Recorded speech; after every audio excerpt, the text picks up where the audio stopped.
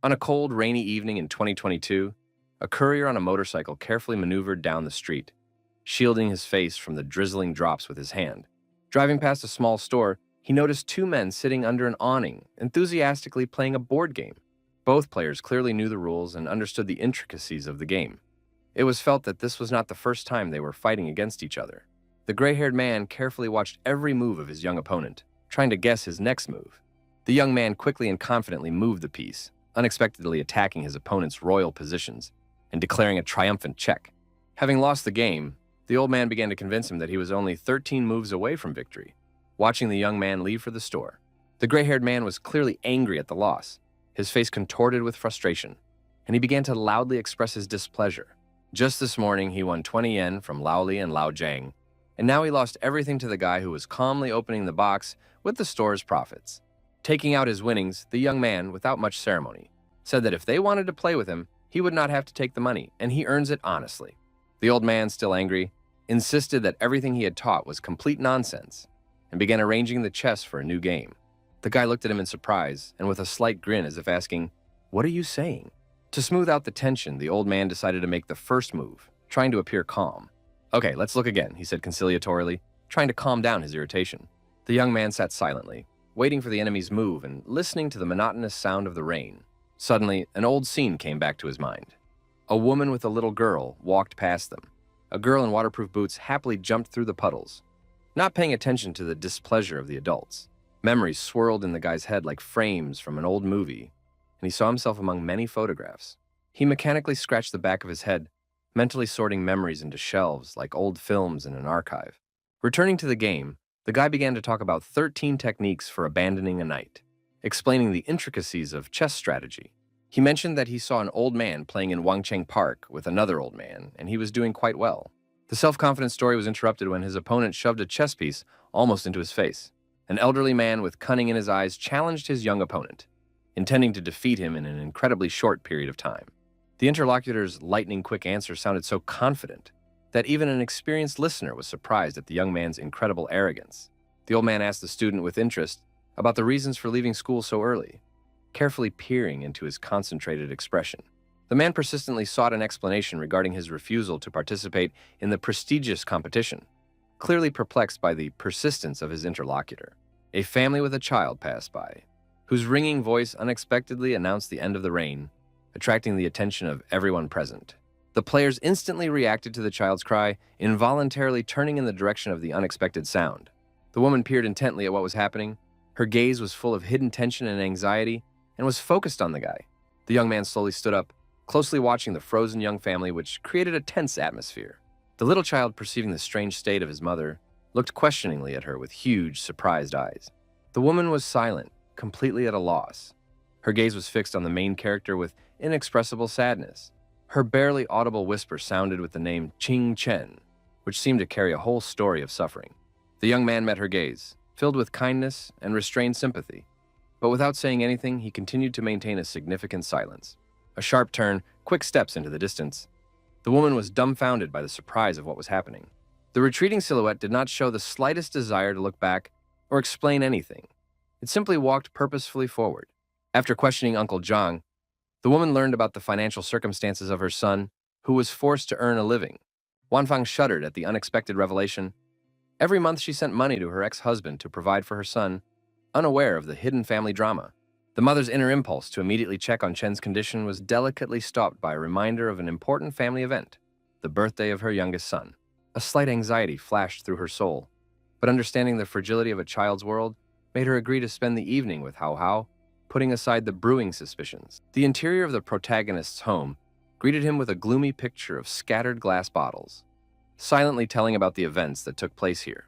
The cold reception of the father, who demanded money with undisguised irritation, created a tense atmosphere of family conflict. The hero firmly indicated his independence, emphasizing the long-standing refusal of parental financial support, which further aggravated the existing tension. Father's indifference materialized in clouds of cigarette smoke and an indifferent reluctance to delve into his son's problems. The unanswered phone call hung with short beeps, symbolizing the hero's loneliness among many unanswered questions. A heavy sigh echoed in the cluttered room, filled with an atmosphere of hopelessness and destroyed hopes. A quick glance at the phone recorded the time. 6 in the evening, a moment when time seemed to stand still in anticipation of change. The raised sleeve revealed a mysterious timer on the young man's arm, which counted down the minutes until the verdict. A few tense moments of contemplating his own hand seemed like an eternity, filled with a premonition of the inevitable. He put on his jacket with a feeling of an inevitable outcome that could neither be predicted nor stopped. The last look at the apartment contained a whole universe of unspoken grievances and hidden hopes. Ching did not know if he would ever visit here again. The loud slam of the front door cut through the silence, leaving behind an echo of a decision that was not going to be abandoned. Twilight greeted the hero when he was returning from the supermarket, where he managed to purchase the necessary supplies. A first aid kit and flashlights carefully left on the table turned into symbols of preparation for the unknown. Objects carefully hidden under the pillow created the illusion of protection in the face of imminent danger. Every prepared tool on the bedside table was part of a thoughtful survival plan. Insomnia enveloped the hero, preventing him from falling into a saving sleep before the impending events, filling the night with disturbing thoughts and doubts. Painful thoughts about possible help were dashed against a wall of misunderstanding and social isolation. The hero realized the impossibility of getting support in his current life situation. The school environment did not give him real friendship, leaving him behind social contacts.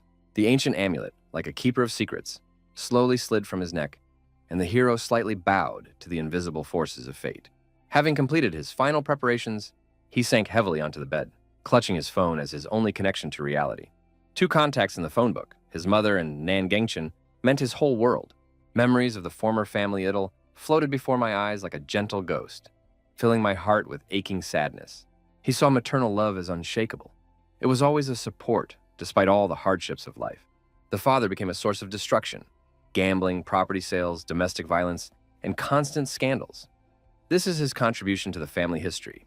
The mother's decision to divorce seemed to be the only right way out of this situation. The father's insults to the mother, humiliating words about her worthlessness, and the presence of her teenage son as ballast were etched into the memory as painful scars.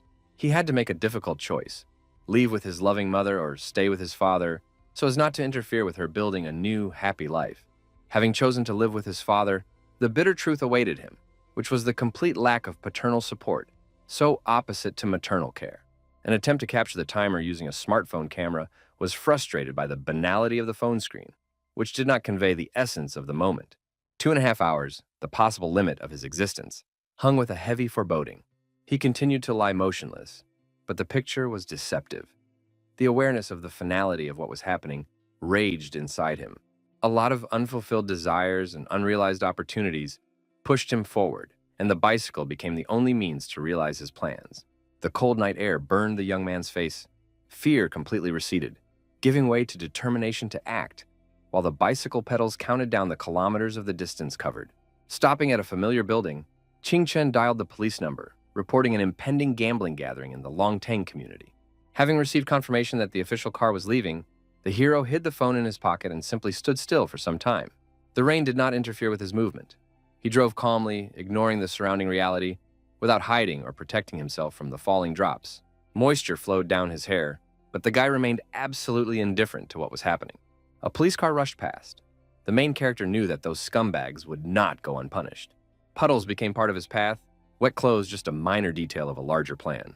Returning home, he carefully took off his wet jacket, from which streams of water flowed. The preparations were in full swing. There were 52 minutes and 30 seconds left until the scheduled moment, each of which was counted down painfully slowly. The note was neatly placed on the table when the timer showed 31 minutes 49 seconds, a perfectly timed moment when the letters fell clearly and flawlessly, without a single tremble of the hand. The backpack was shouldered 1 minute 14 seconds before the decisive moment, its straps digging into the shoulders with painful determination. Uncle Zhang, a recent partner in the game of Xiangqi, was busy closing up the store, carrying boxes of food inside. The police arrived on call and detained several people at the indicated location, their silhouettes dissolving in the dim light of street lamps. Life was in full swing everywhere in the city. Only Ching Chen sat on the bed in a quiet room, waiting for his end, immersed in absolute silence and hopelessness. He slowly closed his eyes. The knife was in his hands, cold, with a thin blade reflecting the faint light from behind the slightly open curtain. He understood that the whole world around him was rejoicing and living, completely unaware of his inner torment, even his mother, who was always so close. Reality began to distort. The room lost its colors, and strange yellow marks appeared in the air, similar to ghostly lines drawn by an invisible hand. The telephone clock registered midnight as the point of no return. Its dial seemed like a bottomless abyss. The hero's open eyes tried to comprehend the strange phenomenon taking place. Reality melted and flowed like neon paint. The floor under his feet seemed to turn into fragile glass, beginning to crack and collapse with every tiny movement. The floor shattered into many small fragments, which, as if alive, began to drag the main character into their fragile, crumbling reality. He continued to fall down. Before his eyes, there were only instantaneous flashes and many fragments. It seemed that all his memories, his whole life, had cracked in one moment. The guy did not feel his body, continuing to fall, as if shrouded in the icy embrace of nothingness, losing touch with reality and himself. Gathering his last strength, he crossed his arms in front of him, trying to get out of this incomprehensible state that was destroying all his ideas about the world. He found himself on the bed, but realized that this was not his home at all. The room breathed alien shadows and unfamiliar smells. Opening his eyes wide and feeling completely confused, he quietly and confusedly asked, "Where am I?" He slowly rose up on the bed and was surprised to find that the knife had disappeared from his hands, leaving behind only a vague memory of his past intention. The gaze fell on the hand, where the countdown to return flickered. 48 hours, stretched to the limit of uncertainty. The realization that there were 2 whole days ahead made him carefully examine his own body with incomprehensible anxiety. The hero looked closely at his palm, making sure that he was still in his body, with unchanged imprints and the usual arrangement of pores. Unusual clothes suggested another dimension, where every second of the counter sounded an alarm. A careful look captured the details of the room. A laser lamp on the ceiling, a massive glass door, and a cold metal wall created a special ambiance. A mug lay carelessly on the floor, a toothbrush was nearby, and a familiar pair of shoes in a basin were neatly placed a little further away. Touching the wall, the guy was convinced of its metallic nature, wondering about the origin of such expensive building materials. Sudden footsteps in the corridor interrupted his thoughts, instantly sharpening his instinct of self-preservation. Grabbing the first object he came across, a toothbrush, he froze near the door, carefully disguising himself from possible danger. Transparent glass did not interfere with his observations, allowing him to control the space and capture the slightest sounds. The doors opened abruptly and unnatural light spilled across the room, quickly filling every corner with a blinding radiance that almost hurt the eyes. A monotonous voice echoed, announcing the morning rise, demanding that the prisoners line up in a column and proceed to the dining room.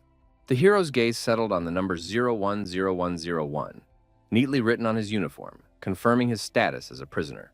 Carefully leaving through the open, creaking door, he began to look around warily, trying not to make noise so as not to attract unnecessary attention. The corridor was filled with people moving in a strict order, like parts of one mechanism. Slow, careful movements allowed him to explore the unfamiliar space without arousing suspicion. Multiple screens showed the image of a man insistently inviting everyone into the dining room, his voice echoing in the hallways.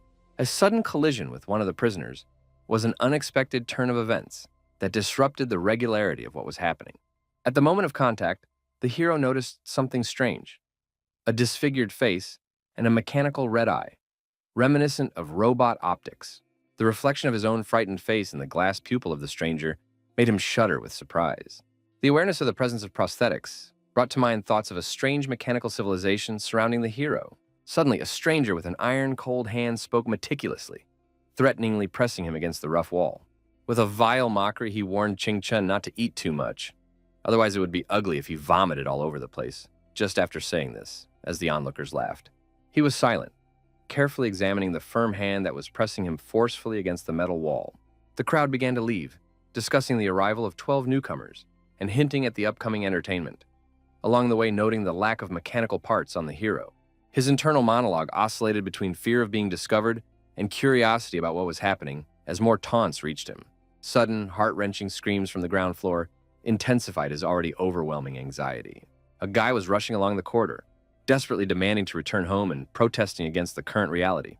The group of attackers ignored the interlocutors' attempts to intimidate them by mentioning their influential father, the chairman of a corporation from a city unknown to them. Watching what was happening, the hero recognized his former classmate in the victim, which finally confirmed his idea of a strange relationship.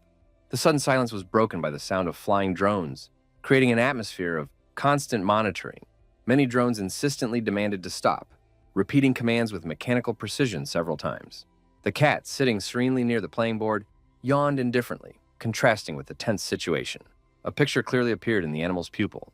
A flying drone, carefully watching everyone except the white cat. New small robots arrived as reinforcements and quickly scattered around the room, heart-rendingly shouting orders for the immediate stop of all prisoners. The robots moved at incredible speed, methodically combing space in search of an unknown target. Not finding what they wanted, the devices surrounded the frightened young man, pointing dozens of laser sights at him, forcing him to press himself against the cold wall. The observer understood. Meeting with acquaintances in a foreign land is an ambiguous consolation. Countrymen can become both salvation and a mortal threat. Standing unnoticed, Chen unwittingly witnessed a conversation about himself. Those around him considered him a weakling, discussing his 7-year sentence for tax evasion, noting his strange behavior. The fat man commented contemptuously, "Communication with the tax authorities is the lot of either crazy people or fools." Approaching closely, the stranger put his hand on the young man's shoulder, silently asking his readiness. The hero remained motionless, continuing to observe the movements of those around him. Everyone was busy with their own things. Some were communicating, others were studying information panels. Suddenly, his gaze stopped at the massive iron doors with the number 4, which led him to a brilliant conclusion. A strange detail increasingly attracted attention. One table was completely isolated. No one wanted to sit next to its only occupant. A man was sitting at the table. Next to him was a Jiangqi board and a white cat, creating a mysterious composition. Lost in thought, the hero peered more and more intently at the mysterious scene, while the fat man was perplexed by his silent ignoring. The echoing dining room rang with discordant screams directed towards the recently arrived prisoners, which irritated the permanent inhabitants of the prison premises. A lone man at a table, surrounded by 2 wary guards, suddenly interrupted the general noise with a sharp, commanding shout. This unexpected cry instantly attracted the protagonist's close attention to the mysterious person in the hall. The young man watched intently, trying to unravel the status of the mysterious man, the head of the prison or a particularly important prisoner in a non-standard uniform. His thoughts feverishly analyzed the details. The man clearly stood out from the rest, and the 2 prisoners standing next to him looked like his personal guard. The blonde, sensing the watcher's gaze, slowly raised his eyes and met the gaze of the newcomer. The main character continued to look extremely calmly, without looking away his piercing gaze, demonstrating complete composure. The authoritative voice of a man on the screen cut through the general noise, calling on the prisoners to proceed in an orderly manner to the dining hall. Chen joined the dense crowd, descending the stairs, where disgruntled prisoners were grumbling about the slow movement of the line due to stupid newcomers. The young man in a low voice continued to list the details of the security system. 7 floors, 18 drones overhead, and 10 with CCTV cameras, along with 3,102 people. Hysterical cries for immediate release echoed throughout the room, but no one except the wary newcomer paid any attention to them. One of the old prisoners continued to restrain the hysterical newcomer, while his comrade persistently urged caution, fearing the intervention of the guards. An old man with an artificial glass eye walking ahead warned the newcomer to be careful. In a threatening tone, the elderly prisoner hinted that it would soon be the young man's turn. There was not a shadow of fear in the young man's eyes.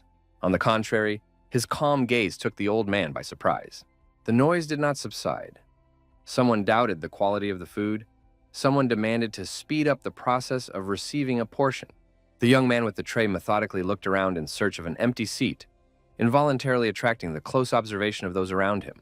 Meaningful glances from prisoners, full of hidden intentions, were exchanged between the factions of the prison world, while a man with an iron fist purposefully advanced on the main character. With wide, threatening movements, he began to stretch his metal limb, carefully tracking the approaching young man. The main character, instantly assessing the danger, used a clever maneuver, slightly tilting his head and pretending to be thoughtful. The next moment, he rushed forward, using unexpected speed and agility.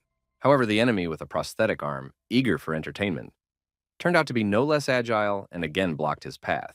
Chen expertly slid past on the floor, maintaining perfect balance, and not spilling a single drop from the heavy tray. The banana jumping in the air was instantly intercepted by the young man on the fly with an acute reaction. Quickly jumping up, the hero rushed away, leaving his defeated opponent sprawled on the floor. The enraged stranger heart-rendingly called on his comrades to immediately capture the fugitive before the guards found out about their crazy antics. His call hung in the air, causing those around him to freeze in indecision and long to see the outcome. The cellmates discussed in low voices the audacity of the young man, who clearly overestimated his chances. The distance between the fugitive and the table with the man was rapidly decreasing with every split second. A sudden movement stopped the young man. Someone's firm palm imperiously and unexpectedly touched his tense forehead.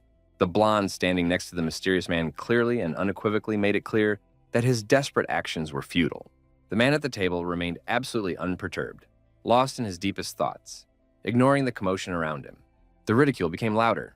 The blonde demonstratively showed a complete lack of support for the desperate fugitive. From behind came caustic remarks about the uselessness of the young man's claims and his naive attempts.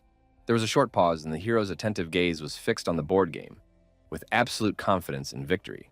The expressions on the faces of the prisoners instantly changed. Some continued to laugh sarcastically, others froze, speechless. The blonde looked at his interlocutor in confusion and slight bewilderment, not understanding whether the new guy was really so self-confident. The high-ranking personality effortlessly made a demonstrative gesture, sweeping away another piece from the playing field. The man calmly announced the first move, carefully observing the slightest reaction of the young man. The bishop retreats 7 positions. The blonde turned around with a smile, not believing that his unpredictable master had accepted this seemingly stupid challenge. The main character plunged into deep concentration, methodically recalling worked-out strategic techniques from his rich arsenal. The board position was a classic king capture, where the balance of power seemed perfectly symmetrical, but black had a tiny advantage. According to the system, the reds were supposed to agree to a draw, but circumstances made such an outcome almost impossible. After a moment of thought, he announced the pawn move from 2 to 3, closely observing his opponent's reaction. The man responded by moving the piece from 6 to 1, after which the young man instantly redeployed the rear rook. The game so captured everyone's attention that absolutely everyone in the dining room stopped eating and watched every move in fascination. The players continued to voice the transitions while the young hero gradually approached the gaming table with a tray in his hands. Coming close, he caught the wary, tension-filled gaze of a high-ranking personality. Without even thinking about sitting down, he continued to comment on his every move. The final move was made, and he solemnly proclaimed check. The man looked dissatisfied, as if with barely restrained rage, from under his forehead with his piercing red eye. Rising sharply from the table, he furiously threw the chip, which hit the playing board loudly. Having carefully examined the young man, he realized the seriousness of what was happening, despite his young age. During the game, he did not show the slightest bit of indecision. Having thoughtfully said that in the modern world you rarely see Xiangqi masters, the man suggested continuing the duel tomorrow. The high-ranking official slowly rose from the table and headed towards the exit, leaving behind him the whispers of astonished prisoners who did not believe in his defeat. The blonde patted the winner on the shoulder in a friendly manner, introducing himself as Xiao Xiao, and pointing his hand at the man leaving, accompanied by a second guard named Ye Wang. The hero continued to stand in the same place, completely unaware that he had become an invisible center of attention for those around him. Some incomprehensible movement from behind made him instantly and sharply turn around, breaking his previous state of immobility.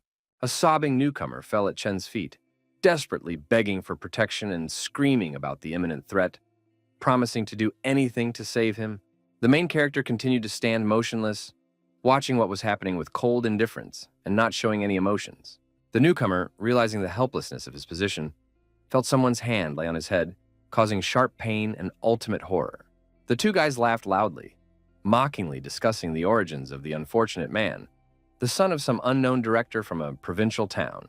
They dragged the sobbing guy who was desperately asking for help, but the hero remained unshakable, with an absolutely impassive expression on his face. Qingchen thought philosophically, today, 9 prisoners were injured, including him, but this is insignificant among 10 million. The main character did not feel depressed. On the contrary, a strange hope was ripening in his soul, forcing him to close his eyes and plunge into the deep past. Memories of my past life surfaced in fragmentary pictures. My father was indifferent, my mother started a new family, relatives rarely appeared, 2 years of complete loneliness. Dreams of a prestigious university far from home now seemed illusory against the background of the remaining 39.5 hours, which he looked at intently. He understood.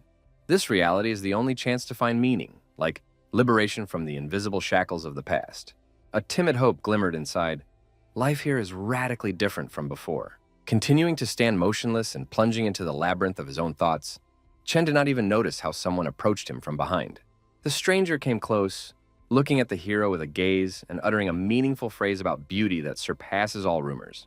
The guy stepped back slightly and began to gesture awkwardly, fearing that the stranger had completely opposite friendly intentions. Lu Guangyi extended his hand, introducing himself and adding that he preferred to be called Xiao Lu, simultaneously saying that he had been in this place for 3 months. The young man continued to watch warily, analyzing every word spoken and realizing that the interlocutor clearly knew more about him than he should. And besides, he was using an informal tone. In a short period of time, the hero managed to notice 21 glances thrown at him by those who were in his field of vision, and thought that these people were probably under his command. Qingchen thought about the hidden meaning of such a familiar address, realizing that excessive frankness could lead to unpleasant consequences, and decided to keep his distance. Lu Guanyi persistently offered his help, and when the hero refused, he only intensified the onslaught, claiming that he should serve him. The interlocutors interrupted each other, discussing hierarchy and willingness to obey, and one even stated that in the event of future submission, he was ready to stoop to servility. Qingchen sarcastically hinted at a hypothetical dermatosis of the legs, to which he received a cynical answer about his readiness to lick them like an obedient dog. The new acquaintance completely disappointed the hero, who realized that he could not count on such an interlocutor because of his dubious reputation. The morning conversation revolved around a strange search logic associated with newcomers and calculations for the position of a certain Li Shutong, which seemed extremely cunning to the interlocutor. Mention was made of the 18th prison and a potential plan to gain support from an influential person, which could greatly increase the chances of success. Qingchen was intrigued about the identity of the Shang-Chi player, who might be called Li Shutong, but did not yet understand the true meaning of the conversation. Xiaolu carefully thought about the risks of collaborating with Li Shutong, realizing that such an alliance could leave them vulnerable and dependent on circumstances. The interlocutor, realizing that he was chatting too much, hastily apologized and tried to change the topic, inquiring about the current instructions of the main character. The young man slowed his breathing, deep in thought, before answering. An unexpected phrase about a llama in the south hung in the air, causing a puzzled look from the interlocutor, who did not understand the context of the strange statement. A high-ranking person was sitting in a chair, with Ye Wang and Xiaoxiao in close proximity to her. The blonde employee nervously tapped his pen, twirling it between his fingers during tense moments. Suddenly, the employee burst out laughing and turned to his superiors with a remark about the young man's lack of participation in helping other newcomers. Li Shutong looked at his interlocutor with a serious look, remembering the last game, where he showed incredible determination to survive, even when he was deprived of his arms. The blonde, not entirely agreeing with the boss, nevertheless inquired about plans to pursue the newcomer in the near future to continue the board game. The man pointing at the tablet gave the latest information about Guo Huchan's detention by the Qi Corporation and the completion of the trial procedure. He announced the details of transporting the detainee to prison number 18 in the coming days, giving clear instructions to Ye Wan. The security guard, having carefully studied the information, recalled past encounters with this person, noting the difficulty of establishing contact. Li Shutong, after a pause, turned to Xiaoxiao with questions about the morning incident related to one of the recently arrived newcomers. The blonde confirmed a long observation of the incident, where the stranger, while saying absurd things, paradoxically radiated absolute confidence in every word. The identity of the stranger was carefully checked. An ordinary young man who dropped out of high school and organized a trade in mechanical processes in the city of 18 under the influence of the criminal community. Previously, he was suspected of illegally stealing mechanical prostheses, but there was no evidence. But still, he was sent here for tax evasion, and no one had heard of his city or corporation. A high-ranking person inquired about the existence of the main character's problems and his current situation after the previous game. Xiaoxiao literally sweated from the realization of his own unwillingness to provide information, which instantly revealed his inner tension. Feeling awkward, he promised to provide an answer by the end of the year. His self-criticism grew in parallel with the sudden awareness of the proximity of the protagonist, who was in the same room. Walking over to the massive bookcase, Qing pulled out one thin tablet book with a shiny metal spine. Full access required strict multi-stage identification with the entry of unique digital codes. Xiaoxiao, who materialized nearby, began to explain the intricacies of the device. A multifunctional gadget with advanced artificial intelligence, capable of analyzing personal activity. The young man listened carefully to the story and, without hesitation, activated his account. The guy was persistently interested in news opportunities, but the interlocutor coldly cut off all attempts, pointing out strict access restrictions. At this moment, the hero was finally convinced of the exceptional position of Li Shuten, clearly superior to the status of an ordinary prisoner. After briefly thanking him, he headed to the table to sit down and think about the information he had received. The blonde guard was heading toward the boss, slowly passing by, carefully observing the actions of the main character. Stopping suddenly, he looked questioningly towards Chen as if trying to read his thoughts. The guy feverishly began to explore the information space, as if looking for hidden clues. Li Shutong concentratedly studied the materials that seemed critical to him at the moment, not paying attention to what was happening around him. Xiaoxiao sat down and began to whisper that the boy just wanted to get closer and get a chance to get along, pointing his hand at the hero sitting nearby. He continued to whisper, saying that he noticed how the young man was looking absent-mindedly at the reader, not understanding how to use it. It was true. The hero really mindlessly moved his finger across the screen, without focusing on specific details. The boss briefly reprimanded Xiaoxiao, emphasizing the inadmissibility of interfering in other people's affairs and disregarding the desire of others to preserve their lives, which caused disappointment on the guard's face. Li Shuten advised to learn empathy and understanding of other people's circumstances, suggesting that in the place of the interlocutor, he would be even more impatient. 3 hours later, the monotonous silence was suddenly interrupted by a strange sound emanating from one of the tablets on the rack, attracting the attention of those present. The boss, his 2 guards, and the white cat purposefully moved towards the source of the strange noise, not paying attention to the guy. Their path ran past the main character, but they were not particularly interested in him. At least they did not show it. But Li Shutong's sudden question to Chen about the contents of the 3rd line on the previous page changed the atmosphere of what was happening. The hero instantly quoted the phrase, "When order turns to chaos, chaos must be used to maintain order and preserve the law." Tension grew when those present were surprised to note the guy's quick reaction to a question that was asked at random. Yuang asked the young man for a gadget. He willingly borrowed it, but asked to return it as quickly as possible. Having opened the previous page, the guard was convinced that the 3rd line actually contained exactly what Qing had quoted. Confusion gripped the prisoners, who could not believe what had happened, shouting and expressing their bewilderment. The main character remained calm, carefully observing the reactions of others, and remaining an imperturbable participant in what was happening.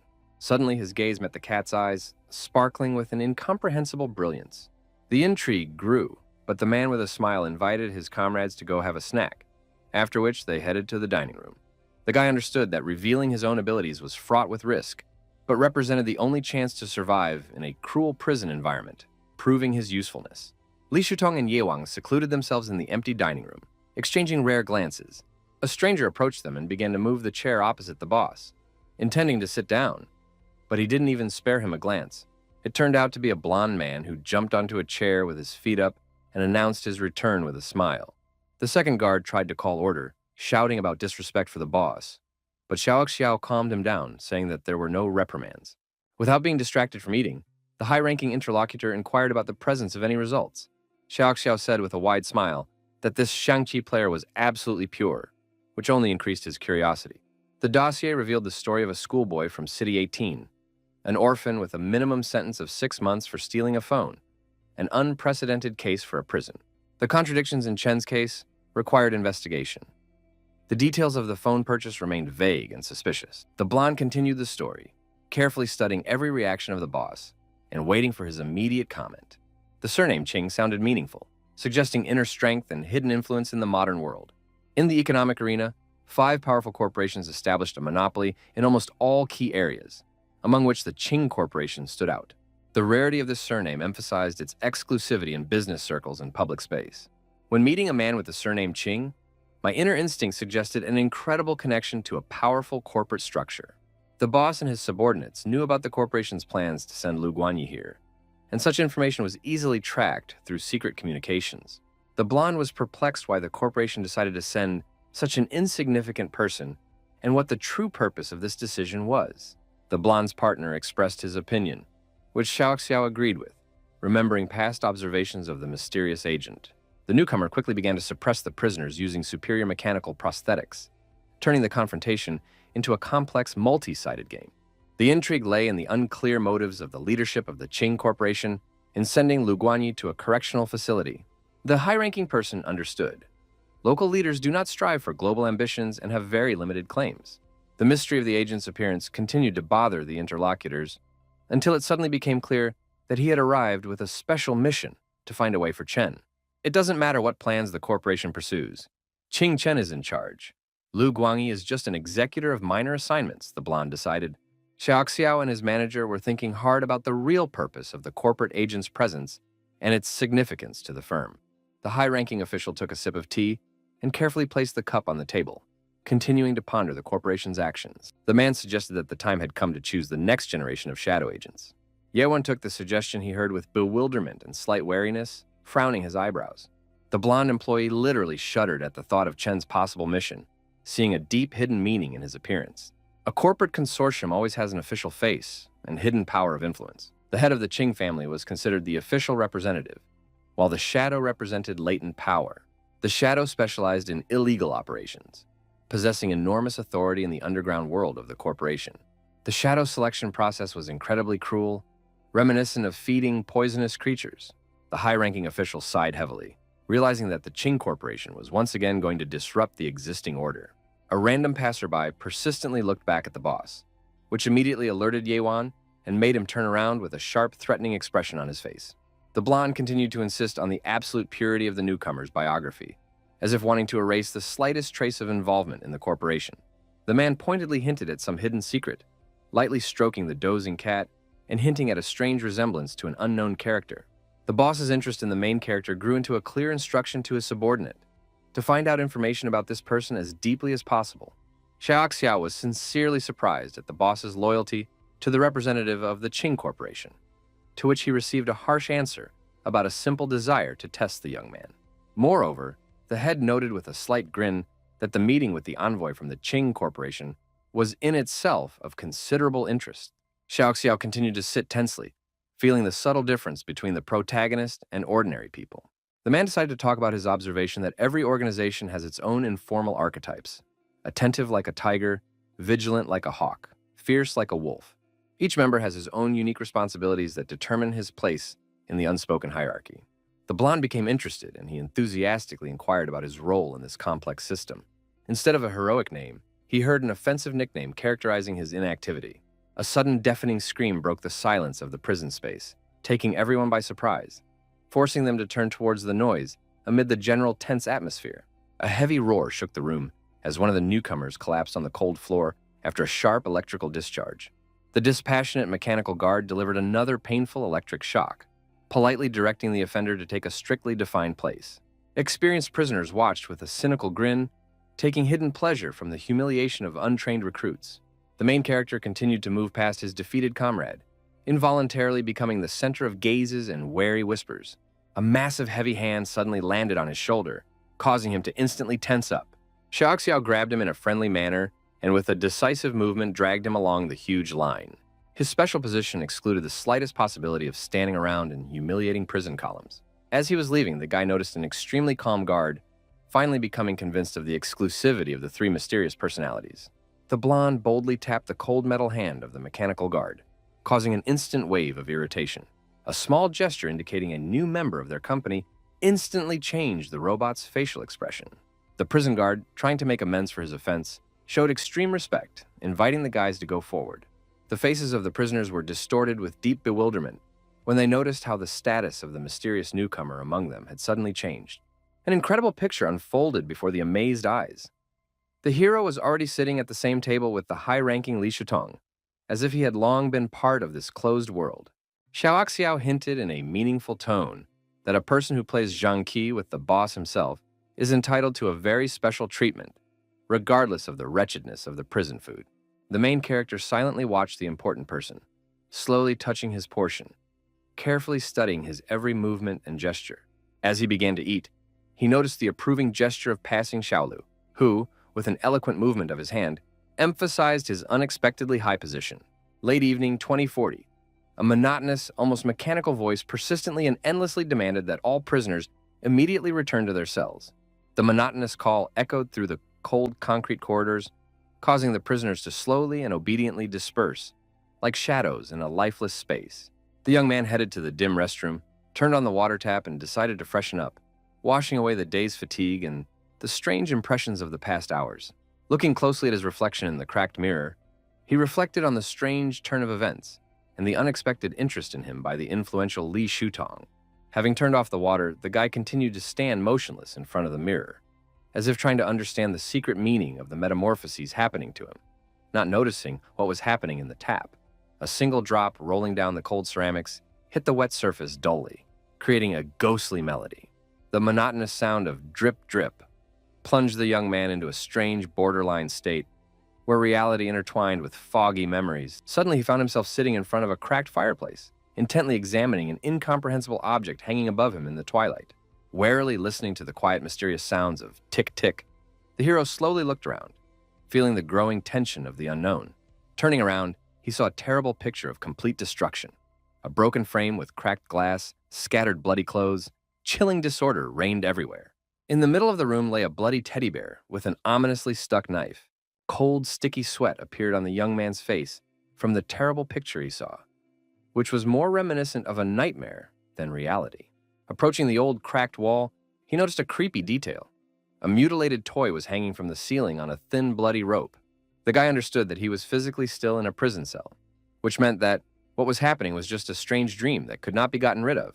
Continuing to explore the incomprehensible space, he became wary of a sudden loud knock that cut through the oppressive silence. A policeman with a government number introduced himself behind the door in an official tone, insistently demanding to immediately open and let in a representative of the law. The voice seemed painfully familiar, but the hero could not remember its source, as if some invisible barrier was blocking his memories. Having overcome internal doubts and fear, he decided to open the door, not understanding what awaited him beyond the threshold. With a deafening crash, the door swung open, revealing a strange policeman who seemed like an unreal vision. The law enforcement officer carefully and warily looked inside, while the hero carefully and cautiously examined his unusual silhouette. There were copious traces of red liquid running down the old wooden stairs, creating an eerie contrast with the white walls. Noticing the policeman's gaze, the young man also turned around to understand what had attracted the attention of his interlocutor. The guard ordered not to move and closed the door, slowly heading deeper into the house as if hunting for invisible prey. The policeman climbed carefully, following a winding, bloody path that led into the unknown. The hero remained standing near the closed door, feeling the growing internal tension. Suddenly, there was another persistent knock, and another policeman demanded to open it, calling exactly the same number. The main character pondered this strange situation in bewilderment. That policeman is upstairs, and who else is knocking? Behind the door, they persistently and demandingly asked to let the guard in. The voice sounded more and more threatening and insistent. The young man began to feverishly think about the identity of the real officer, trying to unravel the mystery hidden behind the strange events. Could the real cop be the one who went upstairs? Or the stranger behind the door? Or perhaps none of them at all? A mysterious voice persistently asked a rhetorical question, forcing the hero to strain all his mental faculties. The young man was plunged into a whirlpool of complex thoughts, but suddenly reached for a bloody knife sticking out of a mutilated teddy bear. Despite his best efforts, he could not reach the weapon, as if an invisible barrier was blocking his intentions. The blade gleamed ominously, but the hero could not understand the nature of the mysterious force that did not allow him to grab the knife. The only conclusion that the main character was able to formulate: someone intends to imprison him forever in this nightmare space. Voices around him insistently insisted that he needed to open the door immediately, filling the space with a growing echo. The counter on his hand continued to count down the time. His heart was pounding, and his blood was boiling with impatience and misunderstanding. The young man realized there was no other way out and redoubled his efforts, hoping to overcome the invisible obstacle. His incredible persistence had an effect. The magical barrier cracked like fragile glass, and the knife ended up in his hands. The rhetorical question hung in the air. Open the door, but only after dealing with the one who was upstairs. With the fall of the mysterious barrier, the young man suddenly regained his lost memory. He realized that policeman was Lin Xiaoxiao, and what was happening was a nightmare specially created by this man. The policeman watched from above, deliberately testing the young man at the request of his boss, creating a complex psychological trap called the double poltergeist dilemma. Lin Xiaoxiao could not have imagined that this young man would go through all the horror with incredible calm and iron confidence. Not the slightest hint of fear. The hero was ready to fight with any resistance, which especially impressed the observer. The policeman's surprise grew. The 17-year-old teenager managed not only to maintain his composure, but also to overcome his mystical barrier on his own territory. Lin Xiaoxiao walked down the stairs, continuing to admire the young man's extraordinary abilities and remembering his boss's words. The main character coldly demanded an explanation, not remembering that he had previously harmed him. The policeman admitted that he wanted to test a person of particular interest to the boss, sadly realizing the futility of the test. Ching Chen asked if what was happening was his special ability, to which he received an affirmative answer. The interlocutors exchanged remarks about each other's photographic memory and hidden talents. The hero thought about a strange world where mysticism and mechanics are intertwined, and about the possible connection of abilities with Li Shuten's imprisonment. Li Xiaoxiao carefully asked the young man about his involvement in the Qing Corporation, to which he asked in surprise about the existence of such an organization. The guy sensed the hidden subtext of the questions. demanding immediate explanations for the strange behavior of the robotic security. Looking at his interlocutor with slight irritation, he explained that the guards had no right to interfere, but insisted on receiving complete information to answer his question. The hero was told about the camera footage of his conversation with Lu Guanyi and the Qing Corporation's eager desire to establish contact with him as he leisurely approached the chair. Having quickly sat down, the young man sarcastically inquired about the meaning of the interrogation if his identity had already been practically confirmed. An inner voice suggested that the corporation clearly pursues hidden goals that go beyond simple identity verification. The blonde vaguely hinted at the possibility of joining their organization, provided the candidate was completely trustworthy. Xiaoxiao recalled that there are strict selection standards that must be met. The young man stated with unshakable confidence that since he had been checked, it means that he already fully meets the requirements. The interlocutor began to rise, hinting that their views differed significantly, and began to list what the boss had said about diversity in the group. Chen listened to the thoughts of shrewd hawks and warlike wolves, where each member has a unique purpose, gradually becoming irritated. Coming close to the sitting hero, the interlocutor almost mockingly offered to guess his role in the group hierarchy. The self-confidence immediately evaporated when Chen suggested that this was none other than the donkey of the group. A little confusion quickly gave way to a decisive gesture. A hand was put out near the interlocutor's head. An intense interrogation began about the corporation's plans and the young man's personal intentions in connection with the Lu Guanyi case. The hero calmly suggested turning to Lu Guanyi directly for information, internally preparing for his own investigation. The interlocutor's face distorted with barely restrained irritation against the arrogant and self-confident young man. The reality around began to lose color, plunging into a strange, almost hallucinatory atmosphere.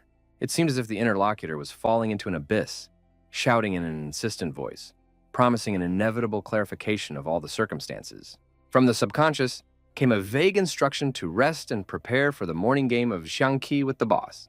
Suddenly, the hero found himself in a familiar room, where water was dripping monotonously from the tap. The bright light blinded his eyes, forcing the half-asleep young man to instinctively cover his eyes. There was still a timer on his hand, counting down less than 21 hours until the decisive moment. In the morning, the official voice of the announcer was heard throughout the building, reading out the next announcement. In the dining room, the boss was already sitting surrounded by two subordinates, one of whom was reporting the results of yesterday's testing. It was reported with obvious admiration and chagrin about the incredible cruelty of the young test subject, who not only passed the test, but was also willing to kill his opponents. Yuang warned his colleague against overusing the double poltergeist dilemma psychological test, which could break an ordinary person. The blonde continued to share with the attentively listening boss his impressions of the incredible willpower of the hero, who managed to get out of a sophisticated trap. He also sounded a warning about the potential danger of an unusual teenager who went beyond ordinary understanding. There was an eloquent pause, which the boss interrupted by moving a piece on the game board. The man sadly admitted that they had already lost many, and urged them to think about more radical methods of struggle. The final remark sounded significant. Sometimes light gives way to fire in opposition to darkness. A mysterious melody began to be heard from the depths of the prison corridors, echoing in every corner of the gloomy room. The sounds of music reached the main character, who at that moment was leisurely putting on his shoes in his cell, deep in thought. He was perplexed. Why is there a strange song playing here? Is this really the future of the Earth that he has heard so much about? Overcoming yet another obstacle, he moved forward, passing the new guy, who was shuddering from electrical discharges.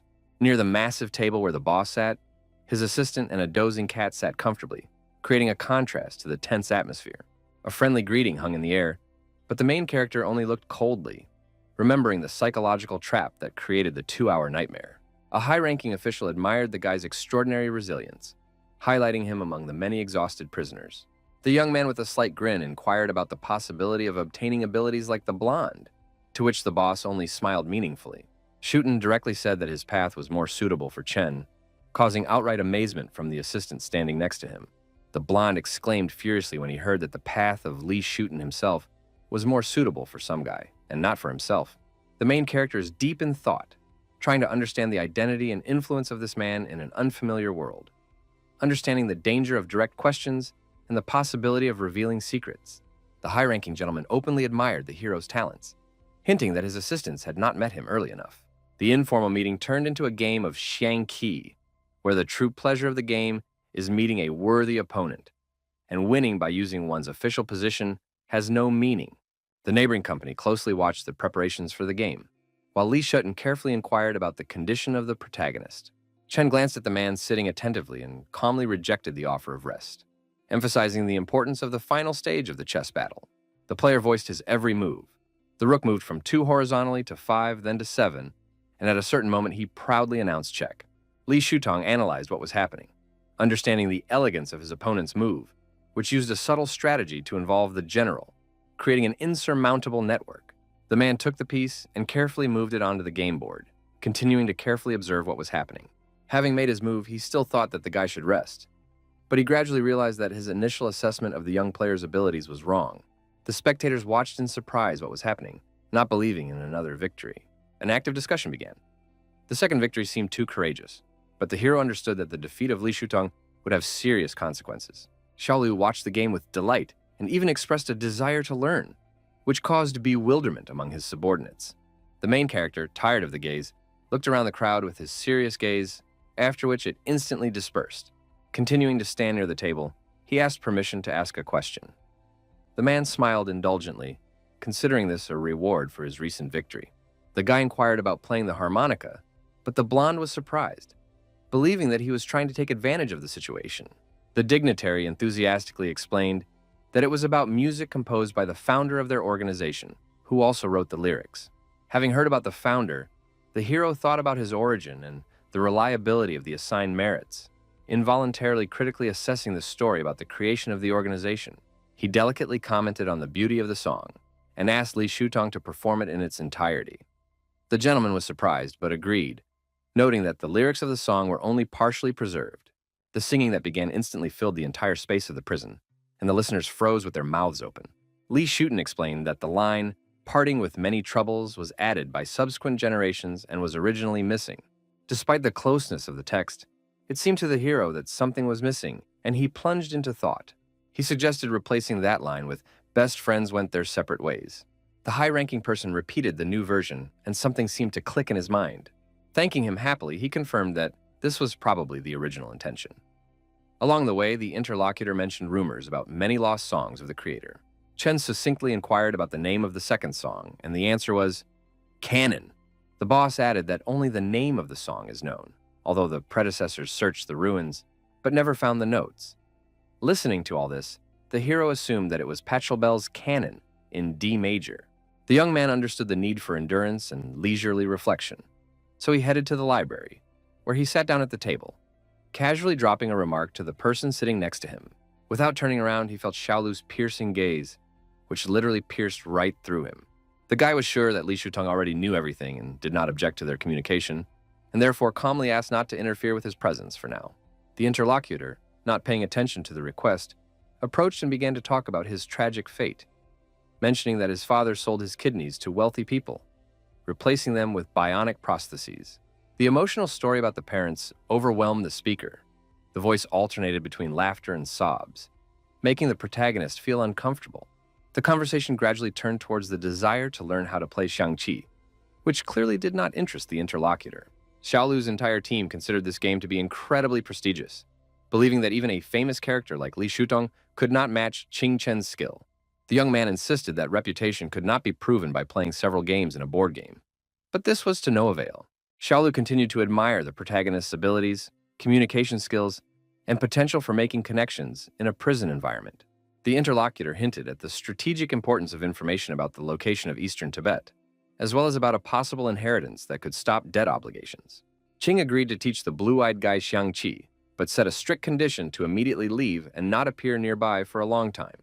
The deserted corridors were counting down the last 5 minutes until their return.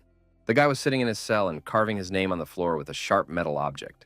The past 2 days seemed like a surreal dream, filled with strangers and incredible revelations. There was a huge wound on the hand that he pinched, a bruise, the only proof of the reality of what was happening. Calmly settling down on the bed, he began counting down the last moments, mentally counting the seconds, 5, 4, 3. The hero tensely waited for the inevitable changes. At the last second, reality cracked like fragile glass and shattered into tiny pieces, taking the guy with it. The hero found himself on the bed again, remembering the strange events of 2 days ago when he was pulled into a parallel dimension. He clutched a knife in his hand, frozen in the same tense position in which he was before the incredible movement. Reaching for the phone, the hero discovered that time seemed to have frozen. The day before his journey was still shown on the screen. The young man's curiosity caused a strange time distortion. 2 days passed in one world, and a split second on Earth, as if obeying the mysterious law of travelers between realities. The sudden thought of unchecked disappearances warmed his soul as he noticed a bruise on his arm, the result of his own pinch in that world. Looking at the second hand, the hero discovered a timer counting down the remaining 48 hours. A telephone call broke the silence of the room. A policeman announced the arrest of Chen's father for organizing gambling, demanding his son's personal presence to complete the paperwork. The young man listened carefully to the instructions, watching as the moonlight drew strange shadows on the floor of the room. The hero categorically refused to come to the station, moreover. He demanded the maximum punishment for his father. King detailed the possible legal consequences: 10 to 15 additional days of imprisonment and a fine of 3,000 yen.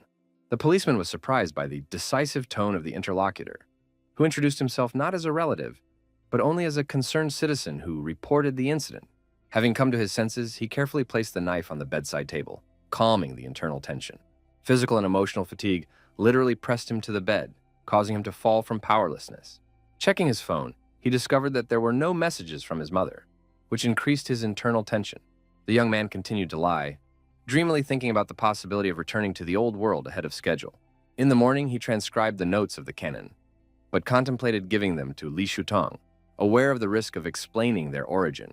Before the transfer, he still decided to find out the true value of the notes, while simultaneously walking to his place in the second class of the third group.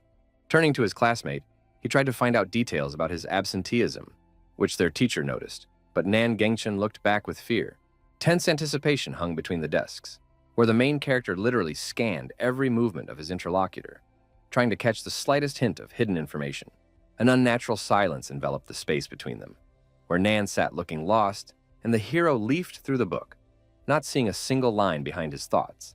A sudden burst of curiosity made the young man literally glare at his classmate, who raised his head and asked a question about what to do in an extraordinary situation. The instant numbness revealed the inner tension of the hero, who was afraid to hear what exact circumstances Nan was talking about.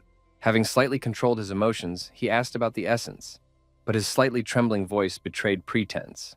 Nan Gengchen vaguely hinted at something unusual, fixing his gaze on an invisible point. The police suddenly turned into the only salvation of the interlocutor, who, with incomprehensible enthusiasm, asked about acquaintances in law enforcement agencies. Qingchen calmly mentioned his father's arrest for organizing gambling, receiving a puzzled look. At the police station, the father of the protagonist was being interrogated, who was clearly annoyed by what was happening and constantly raised his voice, demonstrating outright aggression. The young man thought about the possible connection between Nan Gengchen's strangeness and the countdown timer, invisible to prying eyes.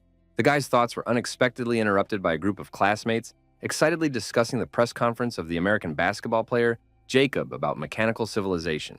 The improbability of what was happening struck the young man.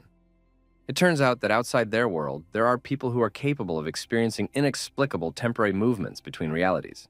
Jacob was in the basketball gym, where 2 videographers captured his momentous shot.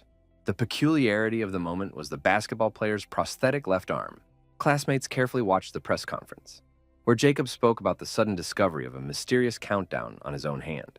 The athlete described in detail a parallel world with a mechanical civilization, where familiar celestial bodies are present, the sun, earth, and moon, but the processes are radically different from the usual reality.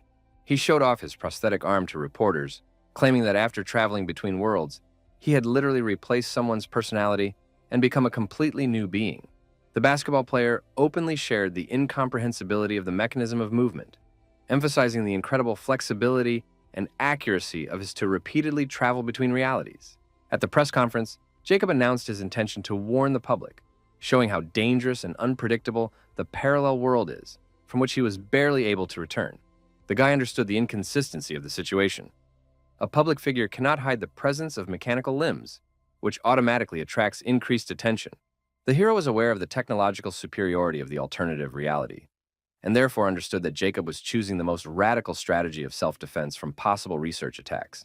The young man perceived the basketball player's decision as a difficult, ambiguous step that evoked conflicting emotions and made him think about the athlete's deep motivations. Chen's thoughts concentrated on the mystery of Jacob's appearance, whether it was possible that the entry point was the opposite side of the ocean space. Ching analyzed the technical limitations of interdimensional travel, realizing that transporting things was only possible through the transformation of one's own body or virtual camouflage space. Messages quickly spread on the internet about the mysterious death of the head of an internet company and the discovery of a mechanical prosthesis similar to Jacob's device. Genshin thought with sincere curiosity about the potential of interworld travel and the possibility of ordinary people bringing something incredible from parallel realities. Excitement grew among classmates. Whether travelers between worlds could already be unnoticed in their school space, hiding behind their usual appearance. Observing his friend's reaction, the young man carefully hinted at a strange conversation, but the interlocutor only slightly tilted his head, promising not to reveal all the secrets yet. A sincere smile flashed in Gengshin's eyes.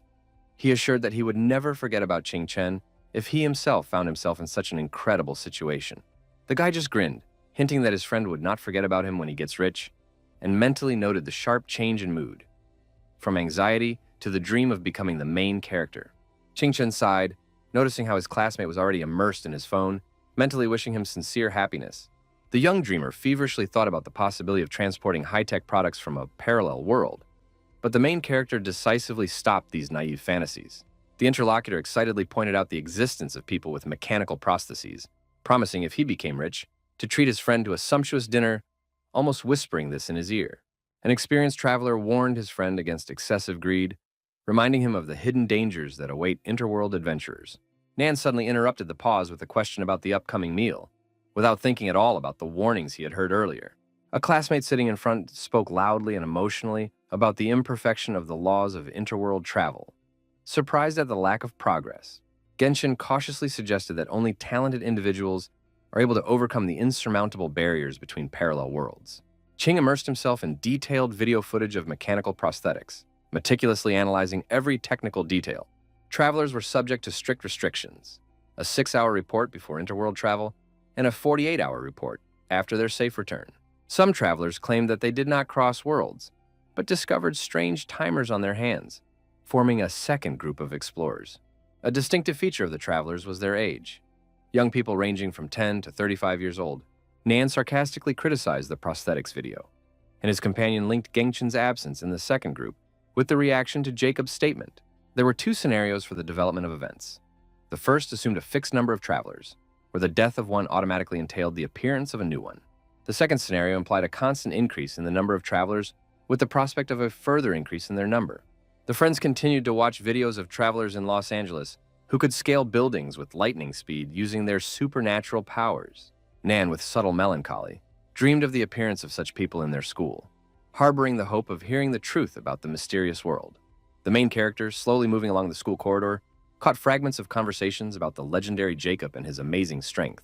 Something started to happen and he felt different from other people. It had once seemed obvious to study hard and get into a good university, but now his path looked completely different. At this time, he was already approaching the teacher to find out if Huang Jixian was in class today.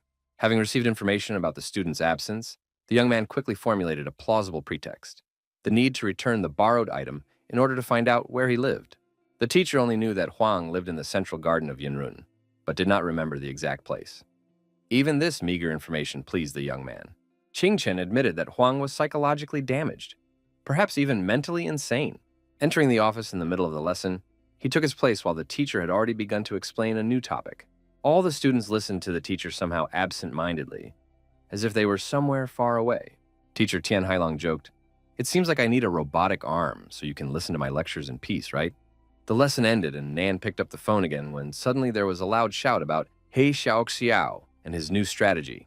It was about a top-level gamer who published a unique gaming strategy that caused a lot of discussion and speculation about a connection with a parallel world. The hero assumed that He Xiaoxiao was also one of the travelers, continuing to study the phone with a message about the impossibility of showing the video due to the unusual nature of the game. Some called the surrounding world external, as if there was a whole multi-layered reality. The world of that game had its own name, internal, alluring with its unknownness. The main character was new to this space, and information was literally leaking out in bits and pieces. For now, the mystery of obtaining the hidden orange martial arts remained unsolved. At the moment, 3 development paths are known: the use of self-transformation technologies in a hospital, where mechanical limbs are expensive, or the sale of organs, which is not recommended. The second way is to join the Forbidden Inquisition and transform through injections. but no connection with this private organization has yet been found. The third route seemed the most promising. Prison number 18, where you can find the legendary NPC named Lee Shooten, who opens up incredible career horizons. Hearing this, Ching Chen's eyes widened slightly, trying to comprehend what he had just learned. Thoughts rushed feverishly between worlds. Is a return possible? What transformations await the traveler? Li Shutong's reputation in the inner world was indeed high, the hero noted to himself, as he listened to his classmates' comments about mechanical limbs and how to obtain them. The topic of parallel worlds captured the imagination of the school community, becoming increasingly discussed for a long time. Unexpected news burst in the afternoon like black lightning, instantly killing all previous enthusiasm. A young traveler known for his ability to travel between worlds was found dead in his apartment. Mechanical prosthetic legs disappeared without a trace, which horrified many. A wave of fear swept through the travelers, who impulsively revealed their identities. Those who returned with mechanical limbs now lived in constant anticipation of reprisal. The media immediately picked up the scandalous news, launching a wave of speculation about the possible replacement of travelers in order to penetrate into a parallel world. The chilling news chilled the frightened Nan Gengchen's mind, turning reality into a nightmarish thriller. The main character, carefully observing his friend's reaction, strongly recommended extreme caution when potentially crossing worlds and prudence after returning. Nan literally drooped, realizing that a ghostly chance to change his own destiny had suddenly turned into a nightmare thriller with an unpredictable ending. The tough conversation touched on the painful topic of father sacrifice. When one of the interlocutors recalled someone's father who risked his life, while another spent time at the card table. The caustic notes in the interlocutor's voice emphasized doubts about the nobility and honor of the opponent's family. The emotional response was made with deep sadness, where the guy defended his father's memory, claiming that he sacrificed himself by playing cards. The classmates' curiosity focused on the circumstances of the arrest, to which the young man, having calmed down, laconically told about his own decision to denounce, hoping for redemption and rethinking. The expression of the interlocutor transformed with lightning speed, turning from surprise to inspired and pleading, with a thirst for a similar denunciation of the parent. Chen methodically studied the information received from the gamer, which indicated the need to move to the second page of the detailed map. Like yellow autumn leaves, a huge amount of information swirled around him, which he tried to comprehend and systematize in his head. Having caught several leaves, he carefully examined their patterns until a sudden insight illuminated his consciousness. The travelers were distributed in more than 10 cities. He clenched his fist with leaves, clearly understanding that the distribution of travelers could be so concentrated that any random movement could upset the balance of the system. At 5:40 p.m., in the middle of the school break, Nan was mopping the floor when Ching rushed past him, making it clear that he had missed another class, which could have serious consequences. The main character was racing down the street, masterfully jumping over curbs in order to reduce the time as much as possible and get there as quickly as possible. At home, he changed his clothes with incredible speed as if his life depended on it. And within a few minutes, he was confidently walking down the street, guided by the navigator on his phone and an inexplicable premonition. He was irresistibly intrigued by Huang Jixian's inner world, a mysterious universe that simultaneously beckoned and awed with its unpredictability. To speed up his movement, he periodically started running, then stopped abruptly, as if listening to invisible signals from the surrounding space. Family scandals and social restrictions, which only yesterday seemed like insurmountable fetters, gradually began to melt away, opening up new horizons of freedom. Evening descended on the city. The stars slowly lit up in the darkening sky when Ching approached the entrance of the Yinrun residential complex. It was a fairly high-end apartment complex, and to get in or out, you had to swipe your card, as the resident in front of you did. Unbridled curiosity pushed the guy to the back door of the complex.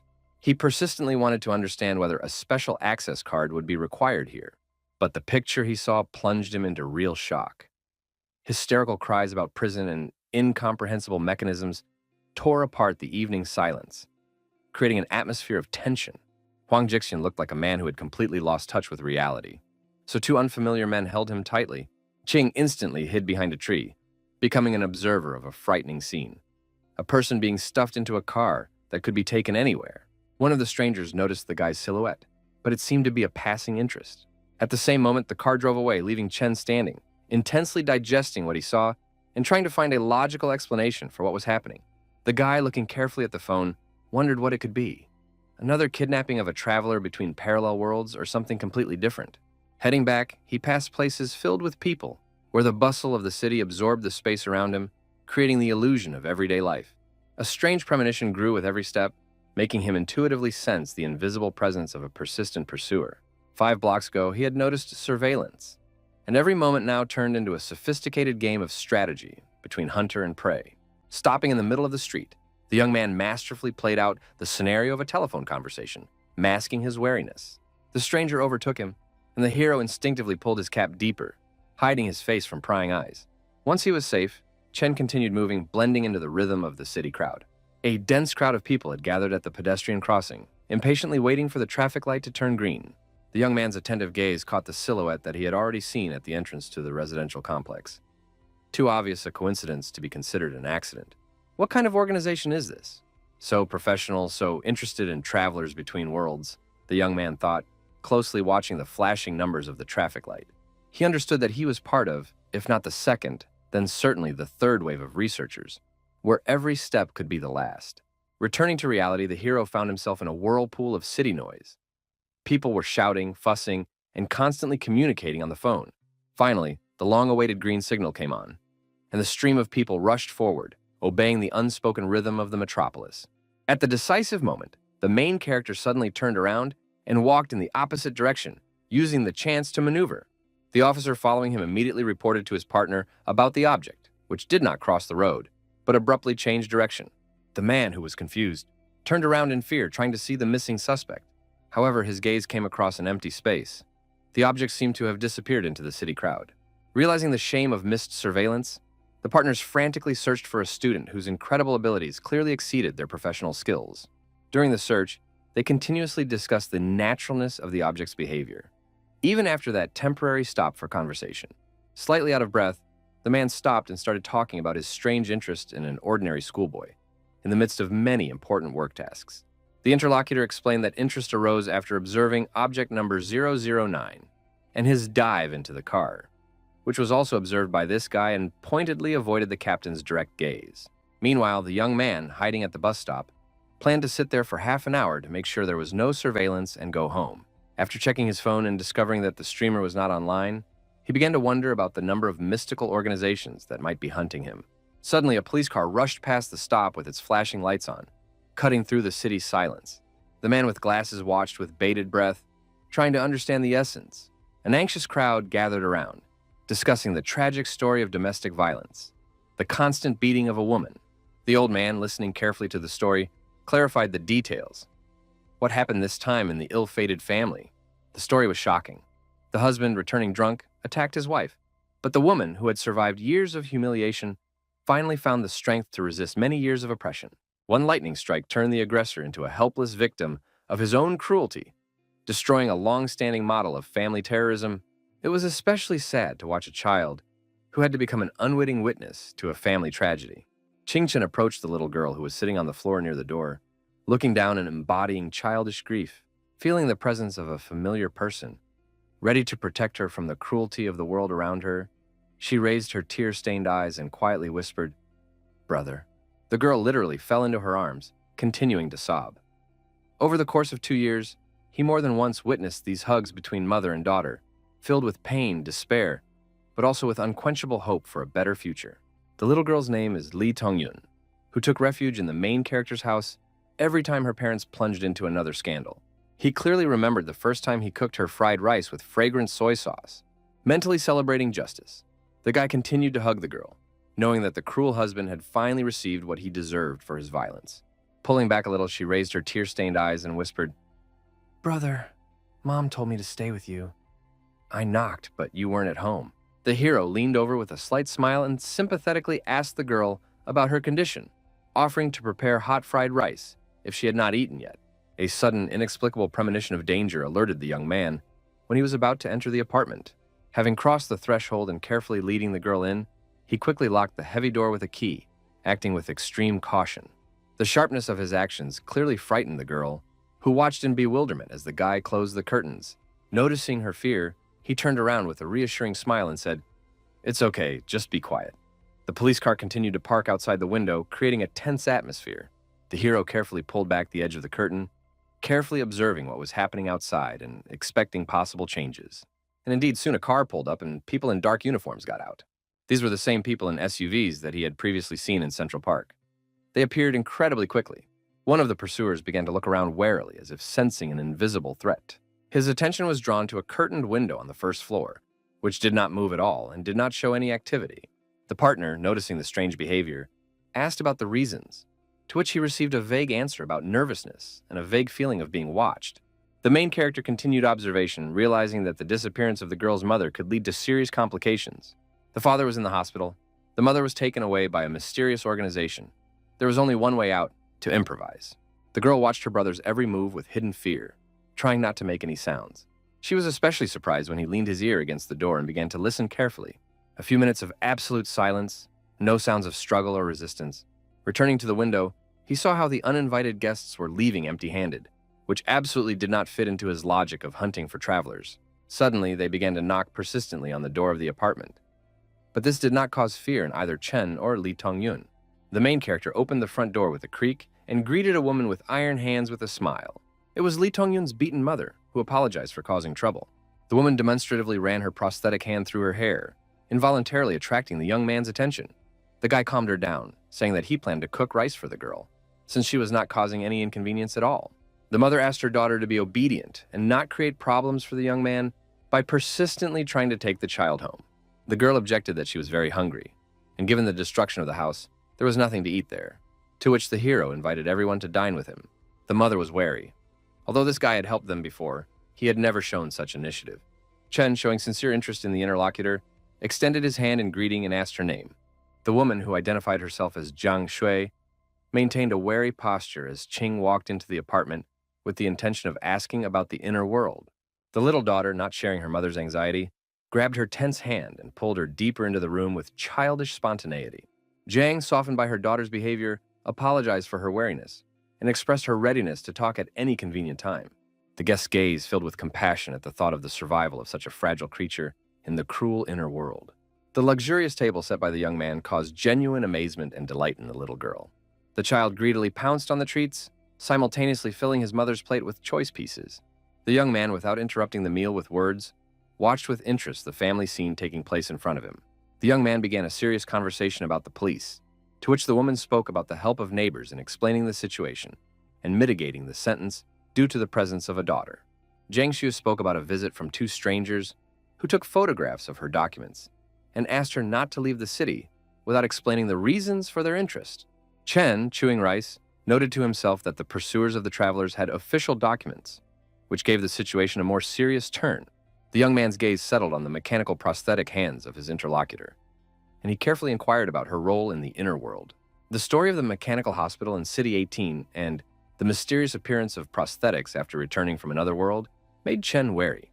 The woman's story about the famous top-level federal prison on the outskirts of the City 18 attracted special attention from her interlocutor. Hearing the mention of the Federation, the guy warily began asking Aunt Jiang Shui for additional details. The woman's memories of her 2 days there turned out to be blurry and uninformative. The little girl's curiosity about the name of her mother's hospital caused surprise among those present, but she heard in response, Jiang Shui Mechanical Hospital. The daughter's calm tone, saying that it was just interest and a return to food, created a moment of thoughtful silence.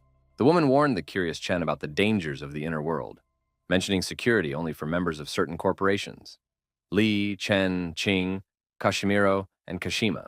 The young man continued his meal, skillfully hiding his reaction to the warning he had heard. After eating, the woman began to clear the table, wiping it with a clean napkin. Helping to collect the dirty dishes, Chen began to simultaneously ask about Jiang Shui's future plans. The woman turned away abruptly and announced her intention to take her daughter and live at her grandmother's house in Zheng City for a while, planning to leave tomorrow. Additionally, she mentioned plans to return to meet Xiao Yun with her father. Aware of the difficulties in obtaining tickets to the popular city of Zheng, Chen suggested purchasing them immediately. An attempt to issue tickets turned into an unpleasant surprise, causing shock to the woman. This turned out to be more than a simple warning. She was actually banned from leaving the city, ruining the family's plans to escape. Jiang Shui tried unsuccessfully to buy a train ticket, suffering one failure after another, and yet decided to start washing the dishes, while the young man diligently swept the floor. The guy mentally analyzed the powerful organization, realizing that they probably had influential connections in the highest echelons of power, and decided not to reveal himself yet. Having completed the cleaning, he sat down next to the girl, who was enthusiastically watching a cartoon, and noticed her curious gaze, full of a silent question about the reasons for his close attention to his mother. The childish curiosity of the girl who was trying to hint at a possible rapprochement only caused Chen to have a bewildered expression on his face and a desire to stop speculation about a non-existent relationship. The woman entering the room found several dirty things and decided to wash them, demonstrating the selected items. She caringly reminded the young man of possible everyday difficulties after his parents' divorce and offered her help with the laundry. Qingchen wanted to object, but the woman, gently holding her daughter's hand, was already heading towards the exit, simultaneously reminding her of the need to repeat her lessons. Taken by surprise, he only heard the dull thud of the door closing, leaving him alone with his thoughts. Thoughtfully fingering the phone in his hands, the guy plunged into deep thoughts about the events taking place. Classmates continued to discuss events related to the travelers, and the story of Zhang Shui became the main topic of conversation for the residents of Luo City. The young man again cast an absent-minded glance at the phone, waiting in vain for any news. As soon as I thought about it, the phone suddenly enlivened the silence with a sudden call from my mother. She said that she sent her father money for living expenses, but her youngest son fell ill, which is why she will not be able to come for the weekend. Advising her son to go to bed early so as not to fall behind in his studies, she received his upset consent. Having finished the conversation, he felt a strange bitterness. His mother seemed to have completely forgotten about his previous absenteeism. Qing casually threw the phone on the bed, trying to collect scattered thoughts into a single picture. After sitting for a while, he fell onto the bed, realizing that nothing mattered now. The morning clock showed 7:20, and the countdown insistently said 20:40:00. Looking at the balcony, he found washed clothes neatly hung, surprised by Aunt Zhang's hard work. The woman looked out the window and invited him to go up and have breakfast with rice porridge, picking up clean clothes at the same time. The young man politely refused, sincerely surprised by the rare manifestation of such warmth addressed to him. After changing, he headed to school, eating a delicious, crunchy candy bar along the way. The grounds of the foreign language school were buzzing with the energy of young students running in all directions. With a sudden movement, he grabbed the wrist of a classmate who was running past, who clearly did not expect this. Nan, scared, did not appreciate the joke about high-tech nanosocks, since there was a mysterious traveler from a parallel class in the office.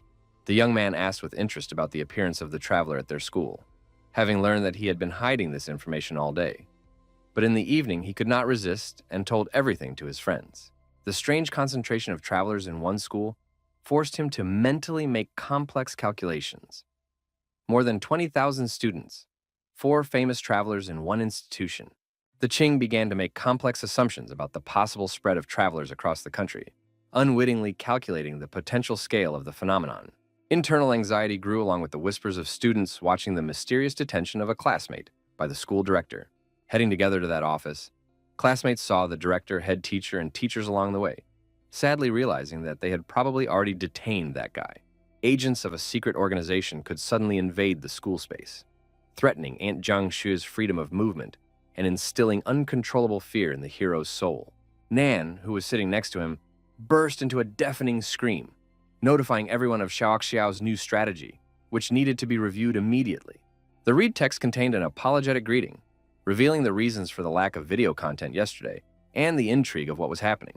Today's strategy was a profound addition to the inner world, revealing the intricacies of confronting the powerful shadow of the Qing Corporation. This corporation occupied an unshakable position among the 5 largest companies in parallel reality, inspiring silent awe among the initiates. The mysterious figure of the shadow personified absolute power in the behind-the-scenes space of the shadow world, where every movement was filled with sacred meaning. The ancient Qing clan sacredly preserved the 1,000-year tradition of choosing the shadow, turning this process into an exciting competition of outstanding heirs. The choice of a new shadow could excite the entire inner world, turning political intrigue into a truly exciting action. At the moment, there are 8 candidates with unique talents, each of whom claimed this honorable place. However, there was another mysterious contender, whose identity remained an absolute mystery to everyone. The young man continued to study the information on his phone, gradually realizing the true reason for his appearance in prison number 18. The countdown was inexorably approaching the 062000 mark, and the excitement on his classmate's face became more and more obvious. Qingchen understood that if his comrade ended up in prison, he was ready to help, regardless of the risk of being discovered.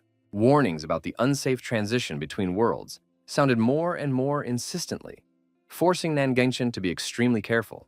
The protagonist's inner intuition suggested that his friend's silence concealed something more than simple prudence. Upon returning home, the worried Aunt Zhang paid a visit to the young man. Xiu's arrival became a turning point in the guy's measured life, reminding him that the countdown would soon end. The female traveler spoke candidly about the dangers of the inner world, where human life is valued extremely little, and shared fears about the uncertainty of a safe return. She continued speaking to express the main purpose of the visit, to take care of Xiaoyun if she did not return the next day. Qingchen tried his best to support his auntie, assuring her that she would be fine.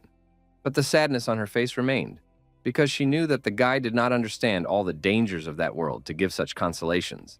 She briefly said that without experience in difficult situations, human life loses its value, and tears began to slowly flow down her cheeks. The woman managed to agree to look after her daughter for a short time, because her grandmother was supposed to arrive from Zheng City tomorrow.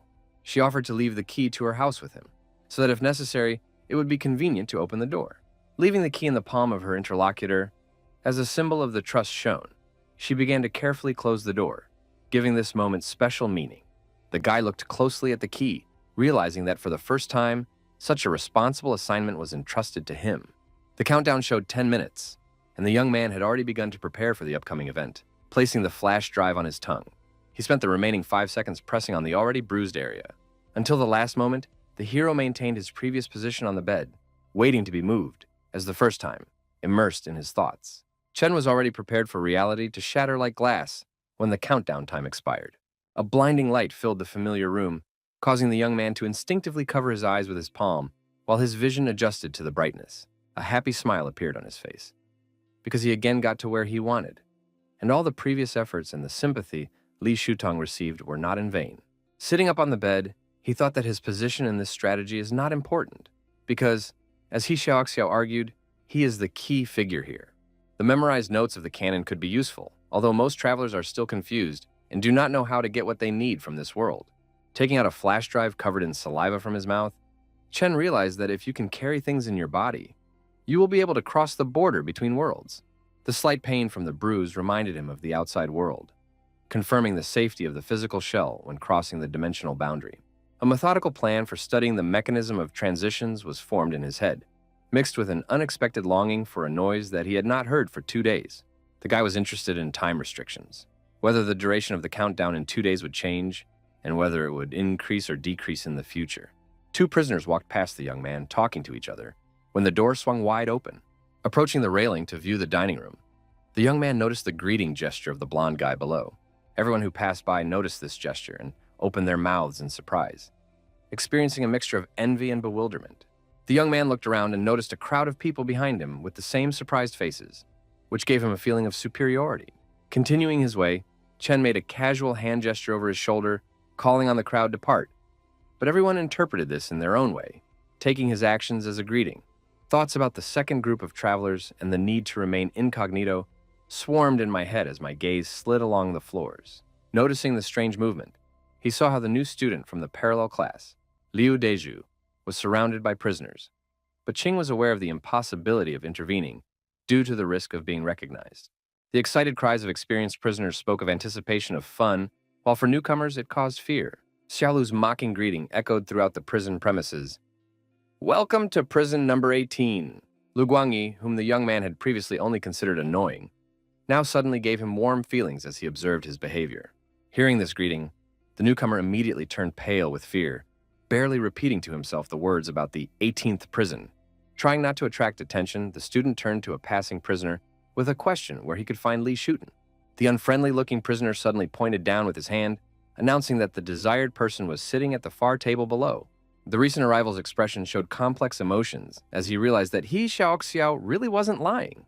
Observing the high-ranking figure closely, he noted that Li Shutong's character reminded him of the boss. As usual, next to the high-ranking personality were his 2 assistants and a white cat, who were sitting playing Jiangqi. A roar that came nearby distracted the blonde's attention, causing him to turn in surprise at the source of the noise. It was a new guy running away from a group of prisoners and desperately shouting that he was looking for Li Shutong. His scream was cut off when he suddenly received a strong click from the blonde, who blocked his way with lightning-fast reactions. With an expression of slight irritation, Xiaoxiao loudly stated that the newcomers become increasingly strange if they look for his boss from the doorstep. Liu Deju desperately grabbed Xiaoxiao's leg, shouting that he was one of us and had arrived on an important mission. But a crowd of mocking prisoners was already lined up behind him. The blonde looked at the stranger in bewilderment, not understanding who he was if he was not in the organization, and where all this strange talk about a conspiracy came from. The newcomer's inappropriate behavior infuriated Xiao, and he hit him to force him to remove his hands, while the crowd mockingly waited for him to continue. Falling to his knees, Liu Deju began to scream even louder, begging for a meeting with Li Shutong, claiming that he had come for a promotion mission. The boss continued to sit calmly at his desk, not showing the slightest interest in what was happening around him. Realizing that the leader would not interfere, the prisoners behind the newcomer began to prepare for brutal reprisals. The blonde waved his hand, lazily saying that this was just another eccentric who decided to invent a mission for himself. Taking this as a signal, the crowd attacked Liu Deju, roughly grabbing his clothes and pushing him in different directions as if he were a toy. Finding himself on the floor and being beaten, the new guy began to realize that this place was completely unsuitable for his promotion mission. His desperate cries of, "Let me go," only caught the attention of the blonde, who turned to take another look at what was happening. Liu Deju, in desperation to defend himself, bit one of the attackers, broke free of the grip and began to run in chaotic fear, not making out the way. In a panic, he ran to the iron door number 4, desperately knocking on it with his hands and screaming for help, hoping that someone would open it for him. Despite his screams, the door did not open, and the crowd of pursuers was already approaching with loud, threatening laughter. The laughter became louder and clearer, causing Liu Deju a feeling of hopelessness and fear of inevitable punishment, because he should not expect mercy from these people. Suddenly, a robot intervened in what was happening, appearing in the path of the pursuers, which brought a new round of tension. Turning around, the robot pointed the camera directly at the newcomer's face and laughed mockingly, bringing him to a hysterical scream. These sounds were heard several floors up, attracting the attention of the protagonist, who wondered if his classmate was really that stupid. The blonde, returning to Li Shuten's table, thoughtfully asked if he had noticed that lately, everything was happening somehow strangely. The boss agreed calmly, noting that there was something unusual about recent events, as if everything was not going according to plan. Xiao reached out to pet the cat when it suddenly opened its eyes and glared at him with a terrifying look. He immediately removed his hand, trying not to show fear, and moved the conversation, clarifying why Qingchen was not seen in the dining room today. Meanwhile, the prisoners crowded around Liu Deju, watching cheerfully as the guards led him away, mocking his desperate cries. The main character, passing by, abruptly turned to Xiaolu with instructions after the meal to check all the new arrivals, collecting information about their identity and origin. He reflected that only locals could clearly explain their status, while travelers would likely be confused about the details. Going down to the dining room, the young man took food and continued to think that, most likely, his classmate Nan Gengchen had not yet crossed the border of this world. Lu Guanyi had already begun to follow the instructions, meeting the young man as if by chance, and quietly whispering that no new arrivals had appeared yet. Qingchen carefully approached Li Shutong's desk, placing his hands so that they creaked lightly on the surface, attracting his attention. Sitting down opposite him, he asked if the boss was going to play Shang-Chi again, but heard that he had to think about recent events. The chief also mentioned the uninvited guest. His tone changed, and his face acquired a serious expression, hinting at something important.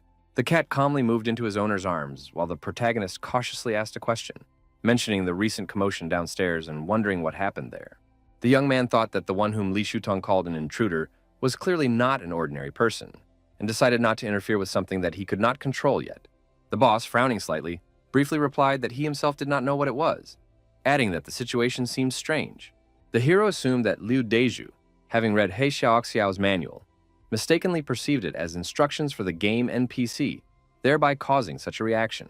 During the conversation, the guy's gaze lingered on the transparent fabric of his sweater, through which he could see, on his counter, there were 37 hours left until his return. An unexpectedly loud sound like the grinding of metal made everyone in the room turn towards the gate. As the gates rose, the legs of a giant prisoner appeared, causing fearful exclamations to be heard among the prisoners. Through the open passage, accompanied by robots, a huge prisoner emerged, whose presence literally weighed on everyone. As he moved forward slowly, he was closely watched by drones and robots, silently recording his every movement. This figure seemed to embody fear itself. Its size and confidence hypnotized those around him. The main character glanced at the scene, realizing that this was the first time he had seen a single prisoner being escorted by security forces during the day. Before this, he believed that Ye Wang was one of the most dangerous in the prison, but this man was superior to him in many ways. The heavy chains on his legs did not prevent him from moving forward with frightening confidence, as if he was accustomed to restrictions. Suddenly, he reached out and effortlessly grabbed one of the prisoners by the face, easily lifting him high above his head. While holding the victim, he sternly asked where Li Shutong was, not paying attention to the general confusion of those around him. Ye Wang and Lin Xiaoxiao instantly stood in front of the boss's desk, taking a defensive stance and closely monitoring the situation. The stranger, noticing their determination, threw his victim aside and confidently walked forward towards his goal. Li Shutong stood up calmly, glancing at the approaching prisoner, and made it clear that it was Guo Huchan, a figure known for his actions. Getting up from the table, Li Shutong carefully transferred the cat to his other hand, instructing the assistants to stay behind with the main character to ensure his safety. Yuan cast a dissatisfied glance at the young man, realizing that he and Lin Xiaoxiao had clearly underestimated his importance in the eyes of the boss. The huge prisoner, continuing to walk with terrifying confidence, focused all his attention on approaching his goal. Watching all this, Xiaolu realized his boss's rather cunning plan, not to specifically look for evidence, but simply play Xiangqi and read books with Li Shutong while waiting for Guo Huchan's arrival. The giant stopped, loudly declaring that he did not intend to beat around the bush, and demanded to know the location of the forbidden item ACE-005. Realizing the importance of the moment, Li Shutong lightly patted the cat on the back, waking him up a little, and gently lowered him to the floor to free his hands. The boss calmly quoted the unspoken rule of the relationship between the parties, emphasizing the importance of politeness in communication. The guest explained his intentions, emphasizing the similarity of goals between the knights and his team, insisting on mutual understanding and the need for cooperation. Shuten asked with interest about the reasons for breaking into the 18th prison, listening carefully to the strange rumors about the Chen Consortium and the incredible terms of the agreement. The high-ranking person easily brushed aside the intrusive rumors, smiling contemptuously and categorically denying any connection with the Chen clan. The main character listened carefully to the conversation because he had already heard something similar from He Xiaoxiao. So he was thinking about the mysterious Inquisition and the possible connection of the forbidden item with the task in the Battle of Shadows. The guest was clearly angry when he heard his interlocutor's evasive answer. His body tensed, and his gaze became threatening and cold. The high-ranking person remained adamantly silent, hinting at knowledge, but pointedly refusing to reveal any details. The man, losing his composure, began to advance with increasing fury, his steps thundering with a threatening echo, instilling incredible terror in the prisoners. In a moment of extreme tension, the drone suddenly turned on, emitting a shrill warning signal, ending the impending confrontation. The drones persistently broadcast a warning, while his interlocutor casually commented on the situation, showing interest in the object ACE-005, which he himself possessed. The metal storm struck with lightning speed, allowing Guo Huchan to quickly level up and no longer loom with his huge body over Li Shutong. 72 metal storms, of which 36 were already in motion, forced the guy to instinctively step back. Li Shutong's phrase further inflamed the anger of his interlocutor, who, with the last remnants of his strength, rushed forward, aiming to capture the boss. The attacker's impulse was interrupted by an invisible barrier that prevented the hand from reaching the desired target. The metal storm, initiated by the security service, struck everyone present, sparing no one. 36 storms released rubber bullets for suppression, while the other 36 provided lethal weapons, creating a dense killing rain. Despite the attack, Guo Huchan again tried to reach Li Shutong, but his faithful assistant immediately reacted and created a protective dome. His actions were exceptionally timely, demonstrating the response of a seasoned professional at a critical moment in the confrontation. Li Shutong legendarily stopped the blow with 2 fingers, meeting the attacker with a look full of indescribable surprise. A huge yellow dome, shimmering with a mystical light, protected those present, leaving them unharmed among the fallen others. The protective field gradually dissipated as security fire ceased. Looking around, the high-ranking personality suddenly focused her attention on one object that struck her astonishment. The main character sat extremely calmly, being in the only blind spot of all firing trajectories, the only shooting blind spot that existed in the 18th prison. This Qing Chen's temperament and abilities surpassed those of all his peers, causing the boss to reflect on his exceptionality. An inner voice whispered about finding the ideal successor, while the boss masterfully repelled the attack, once again proving the superiority of his skills. The giant was thrown back several meters, and this blow was accompanied by a loud cough that was heard in the silence. The defeated opponent realized that during the entire battle he had not been able to cause significant harm to his opponent, only a barely noticeable swaying of his clothes. Guo Huchan thought seriously about the legend for the first time. Is it possible that Li Shutong is really a demigod? The gap between them seemed insurmountable. Li Shutong looked at Guo Huchan with a piercing gaze filled with cold calm and superiority, silently asking for the continuation of the confrontation. The guest rose majestically, heading towards the exit, casually throwing out a significant threat about the inevitability of the search for a forbidden item. The high-ranking person released the enemy, which plunged the main character into deep bewilderment. The sudden change in tactics looked completely unnatural. Baldy moved away, harboring an insidious plan to constantly monitor Li Shutong, hoping to intercept the slightest random information. The boss sat down at the table opposite the guy, carefully studying the finest details of his incredible strategic position. The young man modestly admitted to the limitations of his computing abilities, hinting at the randomness of the ideal location.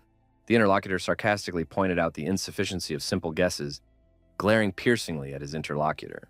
Chen very succinctly explained the mathematical precision of his calculations, identifying 4 points in the boss's daily presence where other options do not matter. The bald prisoner sat in deep meditation with his back to everyone, ignoring the irritated looks of the prisoners forced to clean up the consequences of his confrontation. Celestials fight and mere mortals pay for their ambitions. A throne replica hangs in the air along with a thrown rubber bullet. The blond man approached Guo Huchan with ostentatious friendliness, hinting at his dubious reputation as a protector and lack of compassion. The short answer came without the slightest hint of emotion. There were no innocents among those present, which finally put an end to the useless dialogue. An irritated accusation of hypocrisy came out of Lin Xiaoxiao's tongue, but the meditator did not even move, only quoting his own life principle. The prisoner continued his meditation, internally burning from the red-hot pain from the battle and accumulated emotions. Approaching the table, the blonde met Yewan's gaze as if giving a silent signal to carry out the plan.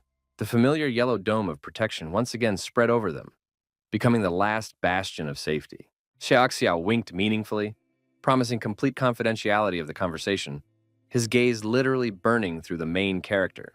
The boss directly inquired about the morning's events with Lu Guanyi, where he interrogated people during the welcoming ceremony, whether it was Chen's order. Having received an affirmative answer, the boss narrowed his eyes, continuing to methodically learn the details, persistently finding out the true reason for such strange interrogations. The answer sounded extremely serious, the desire to see forces capable of resisting him, while the inner voice was feverishly looking for a worthy justification for its actions. The young man's frankness impressed the boss, but he immediately noticed a barely hidden mockery of the newcomers, which he did not even try to hide. The guy's integrity was ironclad. If he cannot protect himself, he will not help others, calmly watching as those around him die. Harsh life long ago taught Qing Chen merciless selfishness, which became the only survival mechanism that left no room for doubt and hesitation. The assistants listened attentively to the conversation, but a sudden movement in the periphery of their vision caused the blonde to turn around warily. The bald prisoner, balancing on 2 fingers, moved slowly, creating the illusion of immobility. The huge figure seemed completely unaware of the obviousness of his actions, continuing to stubbornly approach the invisible perimeter of the conversation. Trying to catch at least a fragment of information, he continued to move until he suddenly realized that both subordinates had noticed his maneuver.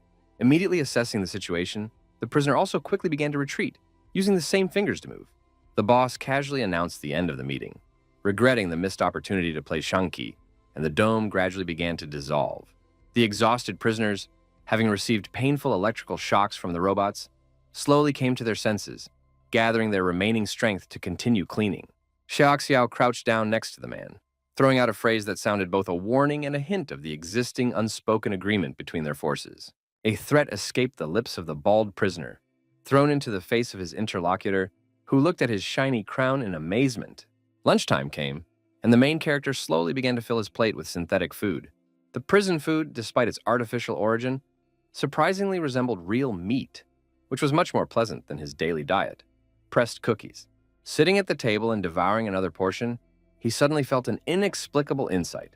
The realization that a quarter of the cameras were pointed specifically at him caused internal tension.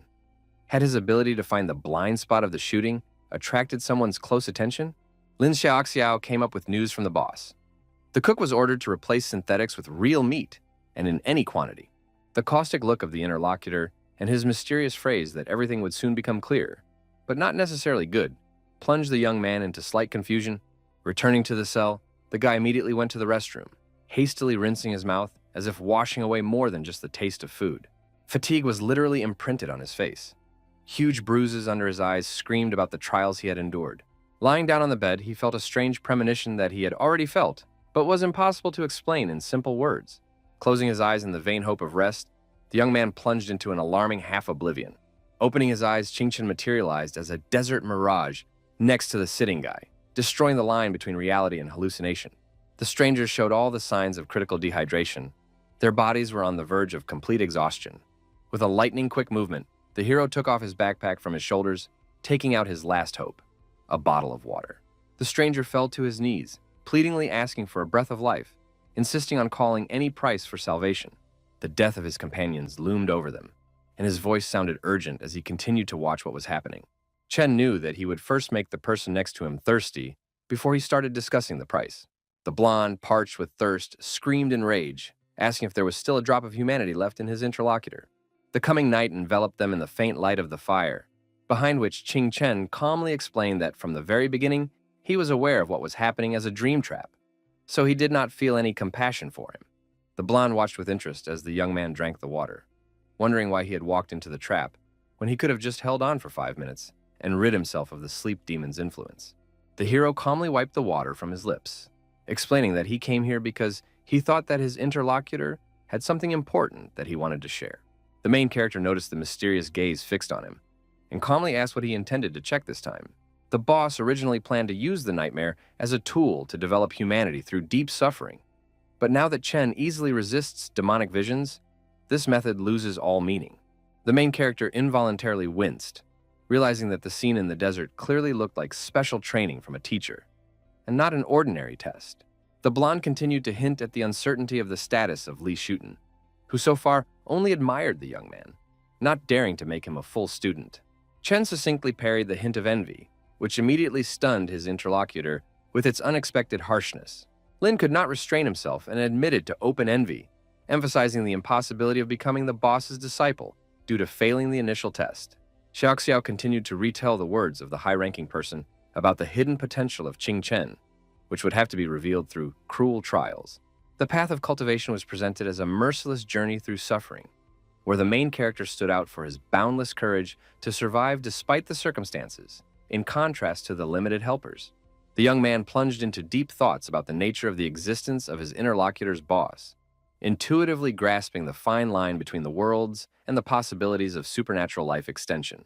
Hearing the answer of 52 years, he was surprised at the discrepancy between Li Shutong's stated age and appearance. The blonde laughed, hinting at the boss's potential immortality, recounting his childhood memories of no visible changes in his appearance. Lin began to reveal the painful history of their union, the roots of which went back to a cold, orphan childhood full of hopelessness and despair. He explained that the main character would not understand the cruelty of their experience, born into the Qing family, who never knew how easy it was to lose everything, from not being able to pay taxes to being evicted by the bank onto the street. The hopelessness of life reached its limit when the criminal world began to prey on defenseless children, turning them into consumables for virtual speculation and shady business. At the most critical moment of despair, a mysterious savior appeared, capable of changing the tragic fate with one simple gesture. An outstretched helping hand became the only ray of hope among the impenetrable darkness of a hopeless existence. It didn't matter who the stranger was. His offer was the only chance of salvation. The young man peered carefully at his interlocutor, whose smile gradually faded, revealing the depth of unspoken suffering. The hero persistently demanded an explanation, forcing the speaker to stand up and continue his bitter story about why they were accepted into the mysterious organization. Many questions swarmed in my head. The incomprehensible goals of the knights, the mysterious pikes, and an unknown giant opposing unknown forces. Li Shutong was obviously pursuing his own benefit by accepting Lin Xiaoxiao and Yewan, but they seemed to be completely calm with this decision. A sudden roar brought the hero back to the bed, where he continued to feverishly think about the mysterious level of the boss and the possibility of exchanging the canon for entrance to the new world, doubting the sufficiency of the available resources. A deafening roar echoed from the depths of the prison cell, so powerful that it seemed that the metal door was about to give way. The desperate cries of the newcomers shook the corridors, full of hopelessness and fear of the unknown of the enclosed space. The helpless prisoner continued to methodically pound on the cold door, begging for the mercy of the invisible guards. The young prisoner sobbed convulsively, reflecting on the injustice of what was happening, comparing his fate with the well-being of his peers in the outside world. Gradually, the emotion subsided, and the exhausted prisoner cowered against the gray concrete wall, realizing the futility of his previous ambitions. The merciless timer mercilessly counted down the remaining hours, turning time into the most terrible torture. The high-ranking person calmly continued her game of Shangqi, demonstrating complete calm among the prison walls.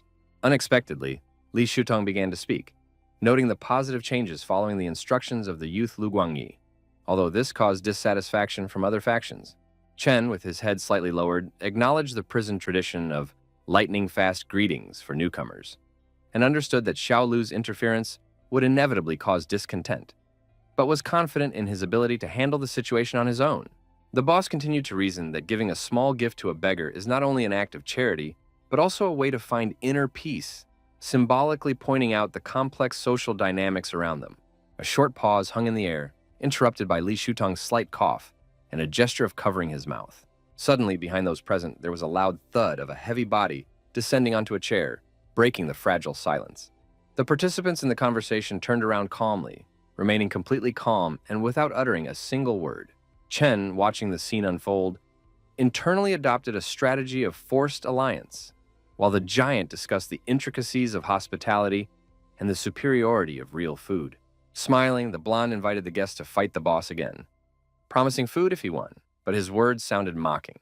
Guo Huchen, sharply thrusting his chopsticks into Chen's portion of meat, began to object, sarcastically pointing at the main character who, for unknown reasons, was also allowed to eat real meat along with the three present. The giant leaned close to the guy eye to eye and said coldly, "Go take another portion, and give this one to me." The young man glanced indifferently at his interlocutor, without even raising his head or showing the slightest interest. The guy was told not to react, and Chen, mentally grinning, decided that this situation would test his ability to maintain control. The main character exhaled heavily, and the giant, laughing, drew everyone's attention to the fact that the refusal sounded clear and obvious. On this occasion, Guo Huchan decided not to stand on ceremony and, sitting down next to him, began to energetically absorb the food, plunging those around him into a mute scene of tense silence.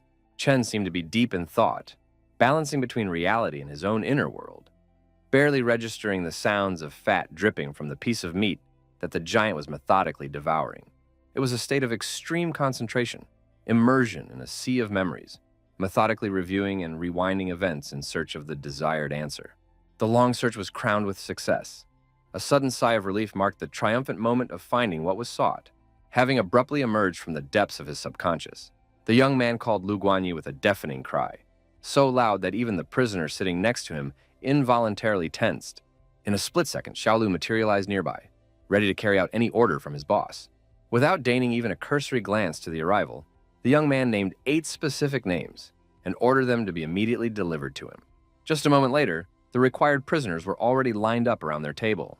Guo Huchen was clearly unhappy with this action, which was reflected on his face, while Li Shutong only faintly grinned as he watched the situation unfold. Pointing to the 8 lined up behind him, the protagonist defiantly posed a provocative question about their affiliation. The young man persistently repeated his question, fixing his interlocutor with an attentive gaze, as if trying to read his thoughts. Qingchen slowly recounted a strange incident that happened after the giant arrived. Namely, 5 strangers simultaneously extended their index fingers. The main character, not understanding the meaning of the mysterious gesture, intuitively felt that this signal was intended for Guo Huchen, who was standing nearby. The 3 other participants in the meeting exchanged meaningful glances, in which wariness and hidden meaning were read. Yewang and Xiaoxiao froze in bewilderment, not believing that amid the growing tension and rain of bullets, the guy was completely calm and could even watch the others. The blonde cautiously turned to the head, offering to transfer the detainees to other cells, but he calmly explained that prison number 18 is a place where the destinies of a variety of personalities are intertwined. The boss rejected the idea of unjustifiably isolating 8 people, realizing that such actions would cause unwanted suspicions from the outside, and ordered Ye Wang to conduct a thorough interrogation of each suspect. Xiaolu suddenly appeared and pointed at the new group of prisoners brought in, unwittingly attracting everyone's attention. The main character carefully studied the faces of his interlocutors, internally triumphant and mentally preparing the audience for the start of his grandiose performance. The boss, with a barely noticeable smile, admired the young man's unique abilities, recognizing his phenomenal gift for instant memorization and deep analysis, surpassing the capabilities of other extraordinary personalities. Guo Huchan, continuing his meal, was surprised to note the unusual presence of a young man next to him and loudly inquired about his name. The name Qingchen came out unexpectedly, plunging the prisoner into deep confusion regarding the strange alliance between the knights and the consortium. Li Shutong irritably countered the accusation that the surname does not determine a person's membership in a particular clan, recalling famous individuals with the name Qing in the wild territories. Guo Huchan thoughtfully studied the young man sitting next to him out of the corner of his eye, examining his profile as carefully and discreetly as possible. As if demonstrating friendliness, the interlocutor handed over a tray of food, which he had recently taken from Chen, simultaneously inquiring about his impressions of the peaks. The main character squinted at the speaker's intentions, realizing that he had come to compete with him for a forbidden item, but his voice remained extremely neutral. Suddenly, strange sounds were heard, a slap and a dull thud, and 3 bodies collapsed to the floor without the slightest sign of life. The person who approached instantly examined the oral cavity of the victims, discovering cracks in the molars. Yuang professionally determined the cause of death. The poison capsules hidden in the teeth exuded a subtle smell of bitter almonds, a sure sign of cyanide. The bald prisoner indifferently glanced over the bodies, laconically stating that the dead were not from his group of peaks. The boss commented on the unexpected turn with a slight grin, taking away the playing piece for the next move. The main character carefully examined the dead. For the first time in his life, he came into such close contact with real death. He peered at the immobilized bodies, internally shuddering from the realization of the cruelty of the world around him, where human life is worth less than a thrown coin. This world of wild animals and merciless laws revealed itself in all its merciless glory, making even an observer accustomed to many things shudder. The robot slowly collected the lifeless bodies as the countdown inexorably approached the 15.5-hour mark. The boss and the main character continued to sit opposite each other, immersed in silent confrontation. Li Shutong narrowed his eyes with interest, carefully asking the young man about his first brush with death, to which he nodded barely, admitting a slight fear. The hero's internal monologue noted the paradox of his upbringing. He was taught a lot, from grammatical subtleties to everyday skills, but no one explained the essence of the finitude of human existence. Only a personal encounter with the passing of life allowed the young man to truly feel the shocking fragility of human existence. The dignitary pointedly began a philosophical monologue about 2 lives, drawing attention to the raised playing chip. With a sharp movement, placing the piece on the board, the interlocutor completed the thought of the critical moment of realizing the uniqueness of the allotted time. Li Shutong continued to reveal the depth of understanding of temporary values, while the young man's eyes reflected sincere amazement at the revealed truth. The hero internally realized a simple wisdom. The stronger the fear, the more important it is to remain absolutely calm. Making his move in Huangqi, he mentally outlined 2 directions: a critical analysis of his own past and careful planning for the future. A high-ranking person had a version that the 3 dead could have been sent specifically for him, so assistance in discovery was regarded as a favor. Li Shuten immediately suggested that the hero choose a counter-service, intriguingly hinting at the possibility of any option. Without hesitation or the slightest hesitation, the young man demanded a list of members of the Li Consortium. The interlocutor was surprised at such a pragmatic choice, hinting at more tempting alternatives, such as a way to become a Superman. The main character firmly rejected the temptation, emphasizing that some secrets are priceless and will be voluntarily revealed at the right time. The man thoughtfully tapped the chip on the tabletop, expressing silent admiration. He acknowledged the youth's superiority in patience and restraint, hiding a subtle disappointment at his lack of bloodthirstiness. With a subtle squint, Li Shutong assessed Qingchen's reaction, emphasizing that contempt for life would make what was happening uninteresting. The boss turned to the blonde standing next to him and, with a casual gesture, ordered him to bring the required list. An intriguing interrogation about the purpose of the list immediately followed from the interlocutor, to which the young man responded with a telling hint. The man generously retreated, leaving him to act without further explanation.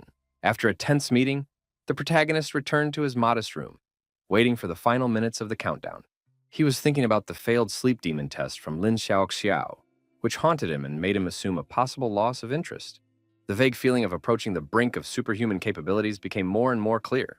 The anticipation lost its previous tension, allowing the hero to calmly lie down and close his eyes. Reality, shattered after a personal brush with death, slowly dragged in, returning the guy home. The return to familiar reality greeted the young man with warmth and the soft chirping of birds, which cheerfully called to each other on the branches of the old tree outside the window. Having woken up, the hero found a timer on his hand with a countdown of 40.5 hours, noting the amazing noiselessness of the movement process, which did not disturb even the sleeping person. After 2 intense days in the outside world, he felt relieved, but his inner energy pushed him to look forward to the next journey. Getting ready for school, the young man left the apartment and unexpectedly ran into Jiang Shui and her daughter at the entrance. The warm greeting quickly turned into an invitation to a family dinner with the promise of fish and ribs, intriguingly hinting at some special event. The surprised hero tried to find out the reason for the celebration, but the woman only smiled mysteriously, promising to reveal all the details in the evening. Finally, she said meaningfully, "Come, and then you will find out everything," leaving room for the imagination. The usual way to school greeted the guy with the usual hum and the immersion of his classmates in the virtual world of smartphones. Suddenly, the hero stopped abruptly in the middle of the sidewalk, as if he had stumbled upon an invisible barrier. The news on the darknet about the death of a traveler between worlds instantly resonated with pain in the memory of recent corpses, recalling the fragility of human life. The main character continued to move towards the school entrance, disappearing into the stream of students. It was Liu Deju who attracted attention, surrounded by an enthusiastic crowd whose appearance came as a complete surprise after the supposed psychological trauma. The young man not only boasted about his status as a traveler, but also spoke openly about his time in Prison 18 and his meeting with Li Shutong. Qing Chen watched carefully, but internal tension grew, forcing him to quickly leave the place. Revealing himself as a traveler in the current conditions seemed downright dangerous to the young man, especially with the mention of influential personalities. A vague premonition suggested that mysterious organizations were already watching and were ready to strike again, forcing the guy to dive a little into himself. But unexpectedly, in the crowd, he noticed his classmate Nan Gengchen and called out to him. Alarmed by questions about possible injuries, the hero caught the unnaturalness of his friend's answers about simple lack of sleep, which contrasted even more with his assurances. The corridor was buzzing with enthusiastic conversations about the traveler, but their dialogue developed in a completely different direction. Hints of displacement caused Nan to have a fit of fear. His former confidence dissolved in fear, revealing hidden emotions. In an empty classroom, Chen's attempts to question his friend encountered a blank wall of silence, forcing the hero to accept the impossibility of obtaining information. Discussions about Liu Deju's incredible stories were raging around as they sat silently at their desks and prepared for the lesson. The contrast was striking. The loud noise of the school children and the depressed state of Nan, who was clearly keeping a painful secret. Finally, the red-haired student cautiously spoke about the group of travelers that he had previously told the main character about. The conversation about counterfeit socks and mysterious connections from another world turned into a real investigation, causing a range of emotions on Qing Chen's face. Like a sudden thunderstorm, Nan screamed hysterically, denying being a traveler, gesticulating furiously with his hands as his friend watched closely, suspecting a connection with the mysterious rich woman. Gradually calming down, the young man fell silent, watching the restless crowd at the entrance, eager to hear the incredible stories of Liu Deju. A serious look and a direct question about the payment again caused a fit of irritation in Nan, who resolutely rejected any hint of involvement in travel. The bell for class cut through the school atmosphere, but the students' attention immediately turned to loud footsteps in the corridor. Through the transparent glass, the students watched the strangers, escorted by the head teacher with official solemnity. While Nan continued to convince his friend, the main character was finally convinced. The organization had indeed arrived on time. The men in black are familiar silhouettes, etched in my memory from the first meeting near Huang Jixian's house. Their appearance instantly attracted attention, creating an atmosphere of tension and unpredictability in the school corridors. The main character still remembered the oppressive feeling from their first meeting, which could not be compared with the usual school routine. Cautiously looking out of the office, the hero noted that the accompaniment of the head teacher inspired faint hope that what was happening was official. Those people literally dragged the screaming Liu Deju, holding him tightly by the arms and not giving him a chance to escape. To the hero's surprise, after the first lesson, Liu returned. The men in black demanded his contact information and forbade him to leave the city of Luo. They asked about the travelers and also reported plans to gather them for intensive training, and asked to identify the people in the photographs. Suspicion was aroused by a certain person seen on video cameras within a 3-kilometer radius, in an area with an old and partially faulty surveillance system. The hero shuddered internally, realizing that they were looking for him, but realized that all the precautions were not in vain. Suddenly, the red-haired classmate burst into tears, shouting about the incredible gap between people and the possibility of becoming a Superman, leaving Chen in shock. Qing tried to reassure his friend, reminding him that there are many paths to a happy life. His desperate monologue about unfulfilled dreams was replaced by soothing words about the value of an ordinary life that does not involve travel.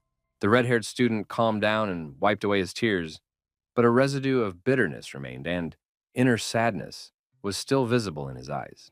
The conversation smoothly turned to everyday problems. Lack of money for textbooks due to family conflicts.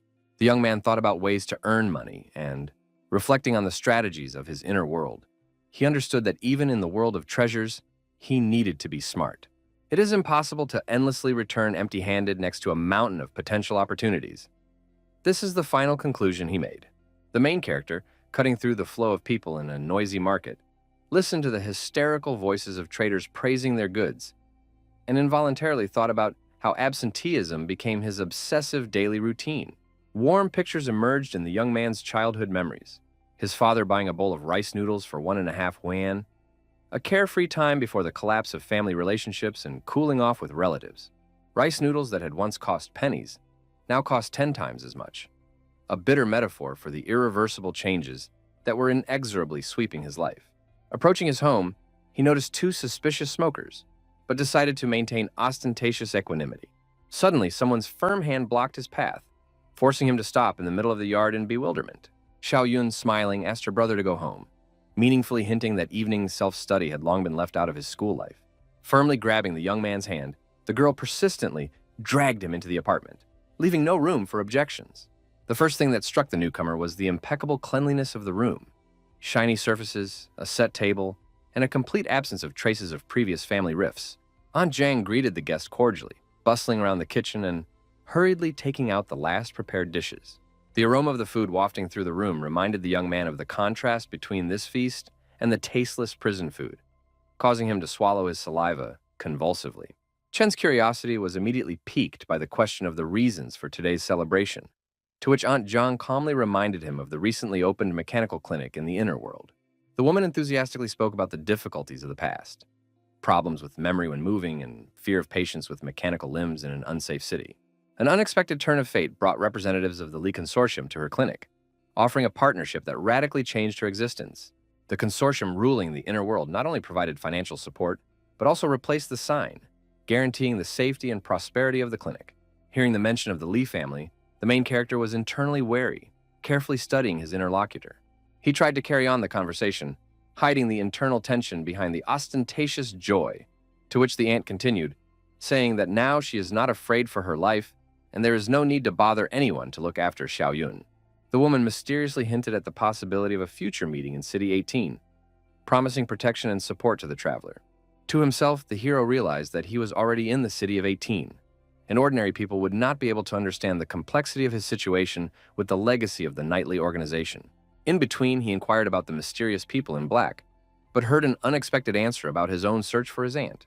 The woman shared that she tried to contact the new organization before moving to another world, but was rejected due to their recent founding. After the meal, Aunt Zhang began to carefully wash the dishes, creating a homely atmosphere.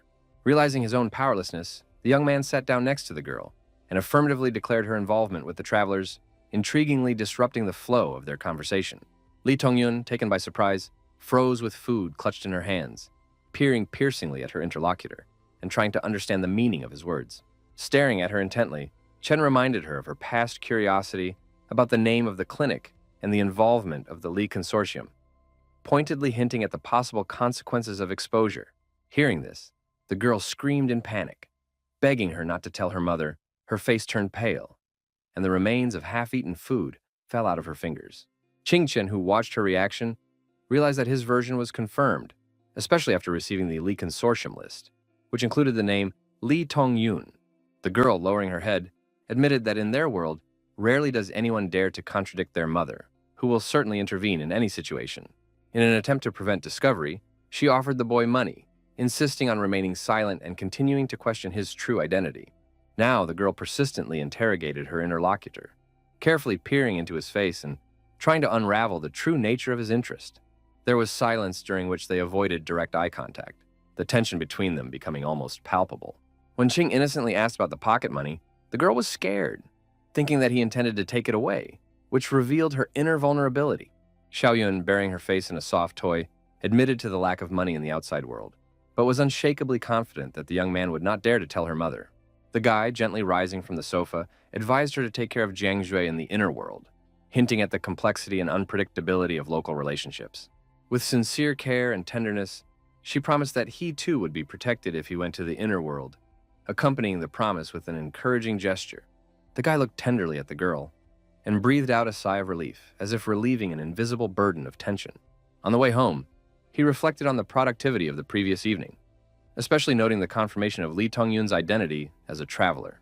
Sitting on the bed in a quiet room, the young man understood that in the battle for the shadow of the Qing, the presence of even one ally was much preferable to complete loneliness. While studying the newsfeed, he came across information about unknown drugs that cannot be studied using traditional methods, and that require a unique method of transportation between worlds. The thought involuntarily crept in about how many fortunes could be spent by terminally ill rich people for the sake of a chance at salvation. What is the true value of human life? This question echoed in his mind, making him wonder about the moral limits of human aspirations. While he was dreaming of superpowers, others were already turning interworld exchange into a profitable business, realizing the risks of revealing their own identities. In Prison 18, even obtaining outside information seemed difficult, so maintaining a good relationship with Lee Shuton became a top priority. Suddenly, something caught his attention in the newsfeed, causing him to freeze and reread it carefully. The organization bought mechanical limbs at exorbitant prices, which could provoke a new wave of heinous crimes against travelers. Suddenly, his memory flashed back to the two mysterious smokers he had noticed the night before returning home. Curiosity forced him to carefully approach the window and open the curtain, trying to see something. The courtyard was empty, no sign of strangers, as if the people had disappeared. The young man dialed the emergency number, reporting suspicious characters on Xingshu Street, when suddenly a sudden heartbreaking scream made him flinch. It was Lee Tong-yun's voice. The young man quickly reacted and shouted into the phone, asking for the police to immediately arrive. Realizing that Zhang Shui was in danger, grabbing the first tool he came across, a shovel, the main character was ready to act. Fear constrained his movements. There could be several dangerous adults in the apartment, and he was just a teenager. Doubt tormented him. Could he resist the unknown threat? Squeezing the handle of the shovel tighter, the young man tried to gain inner strength. Realizing his own selfishness and indifference to what was happening in Prison 18, he decisively headed to his neighbors. The inability to remain indifferent to little Xiaoyun's suffering filled him with confidence and determination to act. Confidently climbing the stairs, the young man suddenly froze when he saw an unknown man rapidly falling from above, right on top of him. The stranger stopped in the middle of the stairs, his broken fingers strangely bent in unimaginable directions, and a woman stood motionless at the top. The torn jacket did not bother her. She radiated hatred for the defeated enemy, literally piercing him with a chilling gaze. Noticing Aunt Jiangshui, the hero straightened up, still clutching the shovel, and looked in silent amazement. Seeing her neighbor, his determination and weapon in his hands, the woman simply whispered a grateful, "Thank you." During the conversation, she said that one of the attackers had escaped, but her daughter, fortunately, was safe, although scared. Chen briefly said that he called the police and asked them to take care of the child, while rushing down the stairs. Jumping out into the street, he rushed with lightning speed around the corner of the house, where he noticed a man running away. Unexpectedly, the main character not only did not accelerate to catch up with the runner, but also ran in the opposite direction. It was a thoughtful, strategic move. Knowing the exact location of the exit, he planned to intercept the fugitive. Without letting go of the shovel, he deftly jumped over fences with incredible speed and accuracy. Having reached the intended point first, he carefully approached the edge of the building and hid in anticipation. Listening intently to the surrounding sounds, the young man wondered what he would do next. Raising the shovel above his head and holding it in combat readiness, Chen continued observing. Sounds began to be heard from afar. This made the guy mentally start counting down. 3, 2, and the hand squeezed the handle of the shovel even tighter, realizing that it would have to act very quickly. 1! And with a sharp movement, he put the shovel out from around the corner of the building, and the blow fell squarely on the legs of the runner. The enemy collapsed screaming on the floor, but the young man didn't care. He was already quickly running back. Returning to the entrance, the first thing he did was go to Aunt Jiang and Xiaoyun. A woman and her daughter stood at the open door, the child sobbing, reporting that the second attacker had escaped. Words of capture made the woman notice blood on her neighbor's hand, after which she decided to bring a bandage and iodine. The hero examined the shallow wound with interest, because there were no other injuries. This made him realize the gap between his intellect and physical capabilities. While reassuring Aunt Jiangshui, he assured her that the police would arrive soon and planned to return home. In parting with a smile, he said meaningfully, "I didn't do anything tonight." The woman looked at him in confusion, nodded slightly, and stammered a barely audible, "Okay." Returning home, the young man plunged into deep thoughts about the need to accelerate the process of acquiring abilities in the inner world. mentally analyzing every detail of his plan. The sun's rays persistently filtered through the window, filling the room with soft morning light and promising the beginning of a new busy day. The silence of the bedroom was suddenly broken by a deafening knock on the door and a desperate cry, causing the young man to instantly wake up from a sound sleep. A frightened Xiaoyan stood on the threshold, asking for help for her mother with pleading eyes. Arriving at the house, the hero learned the details from the woman. Her mechanical limbs were completely discharged. The young man inquired with sincere surprise about the reliability of technological implants, to which the woman spoke in detail about the latest improvements in the inner world. Each resident received a personal account and the opportunity for a trouble-free existence, subject to regular payment for energy services, turning technological progress into everyday reality. Jiangshu spoke in detail about the concentrator towers that generate energy and the cloud towers that can transmit electricity even in the most remote areas. Military vehicles with diesel engines remained indispensable due to their high energy output and ability to operate in extreme off-road conditions. Traveling outside the city turned into a real challenge due to the strict customs system and powerful financial control of the inner world. The gold exchange standard became the cornerstone of the economy, where the largest banks issued currency based on solid gold reserves. The main character internally triumphed, realizing the opening opportunities for making money in this technological world. Qing Chen explained his presence as a request for little Xiaoyun's help and asked how he could help. The woman, lowering her head in embarrassment, asked for help in preparing food, explaining her own powerlessness due to non-functioning mechanical limbs. The girl, looking pleadingly at the guest, admitted her hunger, reinforcing her words with the expressive rumbling of her stomach. Qing Chen agreed without hesitation and began preparing to cook, but a sudden knock on the door broke the silence. Wary, the guy began to listen carefully. At the same time, through the window, he noticed an SUV of a mysterious organization. Without revealing his concern, the hero asked the girl to open the door, continuing to concentrate on preparing the food. The mother moved closer to the entrance, carefully peering at the unexpected guests and holding her breath. Introducing himself as Lu Yuan, a man from the Kunlun organization, he looked around the room with a wary, professional look. The young man, continuing to cook, listened carefully to the conversation, mentally analyzing every word spoken. The woman succinctly explained to the guests the reason for the breakdown of her mechanical limbs without going into details. Lu Yuan calmly told his companion to write down the information he heard, demonstrating a professional approach. From the conversation he overheard, the hero realized that the organization of guests was relatively new and had little experience in the intricacies of the inner world, which gave him a certain advantage. The girl carefully brought 2 glasses of water for the unexpected visitors, showing good manners. The guests began to talk about the strange events of the previous night, mentioning the attack and injury of an unknown person in the block, trying to find out if Zhang had any information about it. Chen, upon hearing the details, experienced a complex range of emotions: surprise, fear, and timid hope of remaining unnoticed. There was a significant pause, which Lu Yuan broke with a vague statement about the true purpose of their visit. The girl carefully settled down next to her mother, and the silence that hung between them seemed like a thick curtain, hiding many unspoken secrets. The woman broke the silence, expressing doubts about the mysterious organization and its true intentions, realizing that they should not find Qing Chen, who did this for the sake of her daughter. Representatives of the organization carefully explained their intentions, emphasizing the unusualness of the chosen moment for the attack and the desire to unravel the mystery of the identity of the mysterious hero. A girl suddenly intervened in the conversation, theatrically raising her finger up, as if remembering an important detail, and assured that she and her mother had not gone out anywhere the day before. The main character, carefully eavesdropping on the conversation, noted to himself the persuasiveness of the explanation, knowing that most people subconsciously trust childish sincerity. His intuition told him of a deep inner kinship with the girl, whose fragile appearance hid a real storm of emotions. The young interlocutor, full of curiosity with childish spontaneity, demanded explanations from strangers, trying to understand their true intentions. Lu Yuan smiled indulgently, gently dispelling the suspicions of the wary little girl. A representative of the Kunlun organization kindly explained their mission: to find talented, like-minded people, putting sincerity and hope into their words. The man revealed information about the knowledge of the outside world about the inside, causing amazement on the faces of the mother and daughter. He told about the tragic fate of the travelers, involuntarily bringing sadness and awareness of the hidden danger to the face of his interlocutor. Lu Yuan continued his monologue, hinting at the risks of revealing his identity in the inner world, which made the woman realize the seriousness of what was happening. Lu Yuan's partner suddenly appeared and started talking about He Xiaoxiao's appearance, showing off his phone as if presenting irrefutable evidence.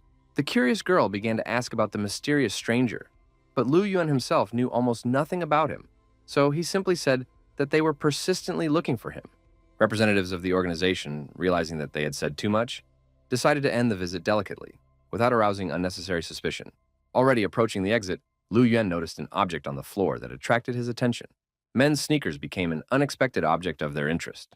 But the woman quickly explained that these were her husband's shoes, and the girl happily confirmed her words. Having heard a plausible version, the men abandoned this thought and, saying goodbye, left the apartment. As soon as the door closed behind them, the woman and her daughter tiredly collapsed on the sofa, exhaling with relief that they were able to keep their secret. The main character, looking out of the kitchen, apologized for the inconvenience. But the woman gently stopped him, understanding the depth of his participation in what was happening. Chen inquired about the groceries, mentioning the need to buy meat for the growing Xiaoyun, while continuing to chop vegetables. Taking money for groceries, the young man headed to the store, having previously decided to drop by home. Fearing possible surveillance, he decided to change his shoes, being cautious. Walking out onto a busy street, he immediately noticed a familiar car parked. From inside the car, two representatives of the organization closely watched everyone, trying to see at least some evidence or clues. The first thing they noticed was the shoes of the guy who had just left the entrance. Hoping that these were the same black sneakers, Lu Yuan succinctly commented that this was not the one they were looking for, and casually lit a cigarette while continuing to observe. The partner insisted on more aggressive actions, but Lu Yuan explained the instructions from the management to act as gently as possible. They decided to wait, talking philosophically about a new era and the possibility of naturally attracting allies without haste. Walking through the supermarket, the main character analyzed the information he had heard from Kunlun, especially regarding He Xiaoxiao. Reading the news and thinking about modern technologies, he suggested that the streamer had some kind of supernatural abilities, thanks to which he was able to delete all information about himself on the internet. He Xiaoxiao described travelers between worlds, where time stops when moving, both from this world and from that. Such people were known to appear in 19 cities within the country, with minimal likelihood in other regions.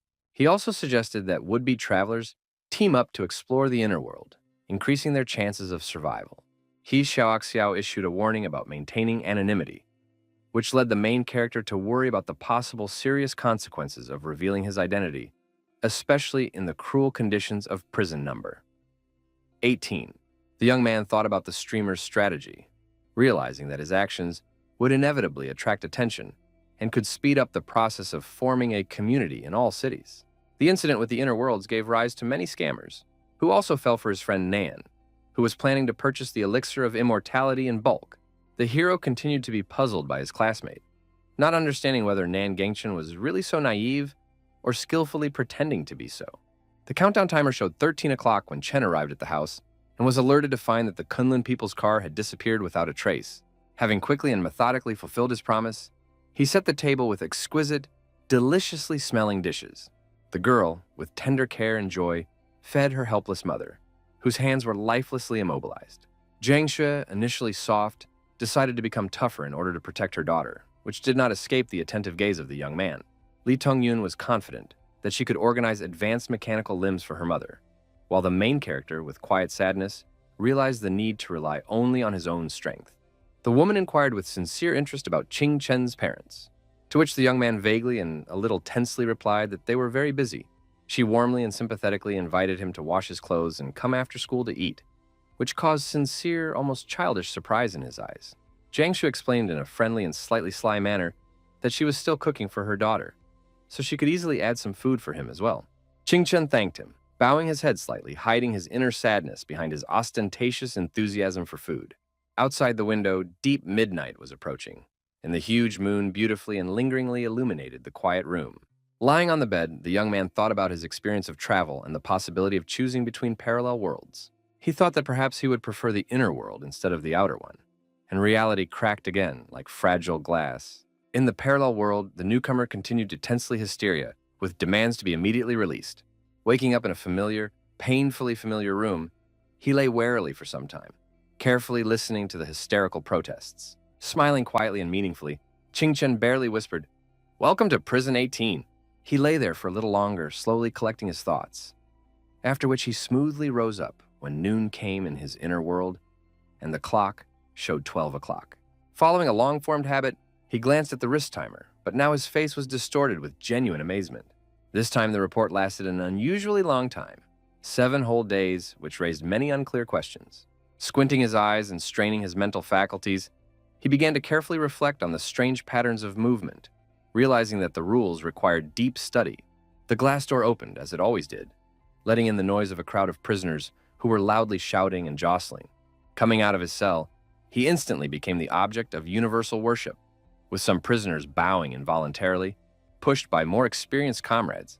At first, the young man did not understand what was happening, but suddenly he looked down and saw a joyful Xiaolu, who was gesturing that everything was fine. Although Lu Guanyi's behavior might anger the other two forces, it was not certain that it would inevitably cause conflict. Xiaolu went to prison 18 to lead the way, understanding the deep meaning of chess strategy. To become a pawn in front of a knight, realizing that retreating after crossing the river is tantamount to defeat. Today, 7 new prisoners arrived at the prison, and 6 of them, like experienced prisoners, decided to accept their fate, realizing that resistance would only make the situation worse. When Lu Guangyi tried to catch the 7th, he constantly evaded, although the physical capabilities of the prisoner could not be compared with the mechanical capabilities of his pursuers. The rookie shouted threats in panic as the seasoned prisoner reached his face with a mechanical limb, demanding submission. The cries for slaps and insults grew louder, but none of those around understood the meaning of the hysterical screams. The main character immediately identified that this was the dialect of Chuan province, and the stranger was a traveler. A reasonable question arose. How could a guy who speaks exclusively the Chuan dialect end up in prison 18 if, according to previously derived rules, travelers from one place end up in a certain location? The young man continued to think about possible violations of the established rules, suspecting that transition points could not be random and must obey special circumstances. The boss, sitting in front of the Zhangqi board as usual, ordered his assistants to carefully interrogate the new prisoner and the 2 earlier arrivals. This was all for a reason, because Li Shuten suggested that the new arrivals might be from the same place. The hero understood that the boss was smart enough to notice the strange sequences of what was happening, and sooner or later, the inhabitants of the inner world would learn about the outside due to the abundance of travelers. It seemed as if the dialect-speaking newcomer had unwittingly forced the high-ranking personage to connect together all the oddities of the last period. The blonde, trying to complete the boss's order as quickly as possible, approached the newcomer and activated his superpowers, causing his eyes to light up bright orange. Involuntarily meeting the eyes of the assistant chief, the newcomer instantly lost consciousness. Lin Xiaoxiao resolutely moved closer and closer to the newcomer, offering his help and convincing him to hand over the prisoner to him. Lu Guanyi succinctly replied that this was only possible with the boss's permission, clearly pointing to the main character. The young man continued to watch from the top floor, hearing the puzzled conversations of passers-by who did not understand the true hierarchy and status of those present. The blonde, in turn, defiantly reminded who his boss was, to which the blue-eyed prisoner could not answer. Lu Xiao carefully watched the boss's reaction, eager to gain his approval, and as soon as he nodded, Lin slowly walked towards the motionless newcomer. Easily picking up the hem of the detainee's clothing, the blonde persistently dragged him through the newly opened iron door. The young man wondered in surprise about the strange ability of Li Shuten and his team to move freely between prison walls. The guy could not understand the logic of their free movement. If there is an opportunity to leave, why don't they use this chance? The main character approached the gaming table where the boss was sitting, and next to him a snow-white kitten was stretching sweetly, comfortably sitting on the tabletop. The high-ranking official vaguely hinted at Lin Xiaoxiao's absence, explaining that something unusual had happened that was beyond his understanding. Continuing to leisurely stroke the cat, Li Shutong talked about the strange events that were happening around him.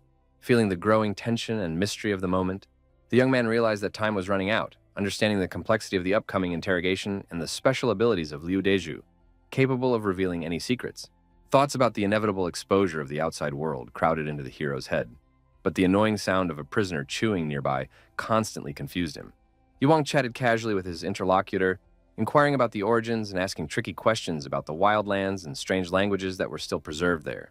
The mighty giant subtly hinted at the unusualness of the newcomer, drawing attention to the tenderness of his skin and the difference from typical people from remote areas. The prisoner laughed loudly, announcing the appearance of his men and giving the protagonist a friendly slap on the back, like an old friend. It seemed like something had happened. He abruptly changed the topic of conversation, turning to Ye Wan with a request to get meat for his 3 comrades. The prisoner explained in detail the harsh realities of the wilderness, describing constant raids by consortiums and extremely limited options for survival. Guo Huchan continued to persistently try to win over his interlocutor, hinting at the ease of obtaining food in the wild if Qing Chen went there. Hearing the new term, forbidden place, the hero was barely noticeably wary, although outwardly, he remained absolutely indifferent. The persistent interlocutor didn't give up trying to persuade the main character, hugging him by the shoulders in a friendly manner and drawing tempting prospects of an unknown land. The boss, continuing to pet the cat, interrupted their conversation, sarcastically comparing the possibilities of the wasteland with the prospect of becoming the shadow of the Qing clan. The giant slammed the table in anger, arguing furiously about the risks and possible consequences of choosing between a shadow existence and a quiet life where Chen would be protected. Li Shuten was skeptical about the prospects of traveling into the wasteland, questioning all the arguments of his interlocutor. The main character suddenly mentioned the cakes drawn by Guo Huchan, which instantly confused him. 30 minutes had passed since the meeting began, and it was becoming clear that Lin Xiaoxiao's return was already close. The hero understood that he had to go through the most difficult tests in life, without having any hidden advantages. Closing his eyes and plunging into thought, Qing admitted to himself the inevitability of future trials, realizing the impossibility of shelter. Sharply opening his eyes, he realized that in this confined space there was simply nowhere to hide. 3 hours passed, and the unconscious newcomer continued to snore peacefully in the interrogation room. The exhausted blonde sat opposite the snoring prisoner, remembering how he suddenly broke out of his nightmares, but this time without screaming. Liu Deju lay exhausted with his face on the worn table, being in no less depressing condition than the people around him. The prisoner spoke of a strange world where high school students travel between parallel worlds, randomly moving through the city of Luo without knowing their endpoint. One circumstance caused particular concern. Liu Deju claimed that someone promised him a path to development if he found Li Shutong in prison number 18, so it was necessary to find out the source of this information.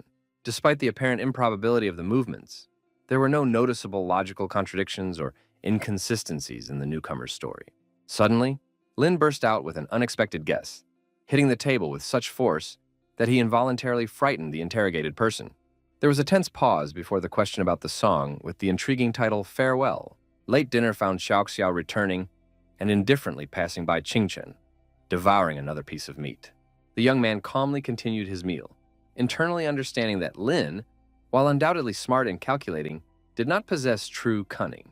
Returning to the dining room, Xiaoxiao remained silent about the results of the interrogation, which in itself indicated the existence of a deep secret affecting someone present. The main character shuddered internally at the thought that he could be the center of this mystery, momentarily allowing doubts to paralyze his consciousness. Thinking about the reaction of his boss, an all-powerful person who controls every little thing, made him instantly suppress the slightest signs of uncertainty. The high-ranking person defiantly placed her chopsticks on an empty plate, creating an atmosphere of a solemn conclusion to the meal. Turning to the blonde man standing next to him, he asked him to take the respected guest from the peaks to another place. But everything was not so simple. When Lin demanded that the prisoner rise, he responded with an aggressive refusal, emphasizing his independence. Lin Xiaoxiao, who mastered the situation, chose a different tactic by simply snapping his fingers. At the same moment, a protective dome materialized and struck the prisoner harshly, throwing him back. Everyone except the high-ranking person and the main character remained outside, conducting their constructive dialogue. Guo Huchan pointedly ignored the warnings, continuing to closely watch Qing Chen. Li Shuten began the interrogation by asking about the youth's involvement in recent events with the interrogation of new prisoners. The guy calmly confirmed his participation, explaining what was happening not as ambition, but as a forced reaction to circumstances, which surprised the boss with its maturity. The man, maintaining composure, literally glared at his interlocutor and asked a question about the finitude of human existence, which hung in the air with a heavy semantic pause. The young man silently looked around the space with an attentive gaze, as if trying to count the invisible details of the surrounding environment. A lively bustle continued around. People were talking loudly, occasionally bursting into loud laughter, creating a contrast with the tense atmosphere. His gaze slid over the security system, which seemed strangely open and ready to instantly react to the slightest movement. The young man's internal monologue was filled with the warmth of memories of a pleasant, spontaneous acquaintance, and his gaze was directed upward into the serene distance. Lowering his head a little after a frank answer, he heard the proposal of his interlocutor. He, remembering the loss in the board game, was ready to fulfill any request for the sake of honor. The guy, without flinching, asked to perform a farewell melody, but was met with such a significant look that there was a pause. The man was hinting at a much more serious bargain: life.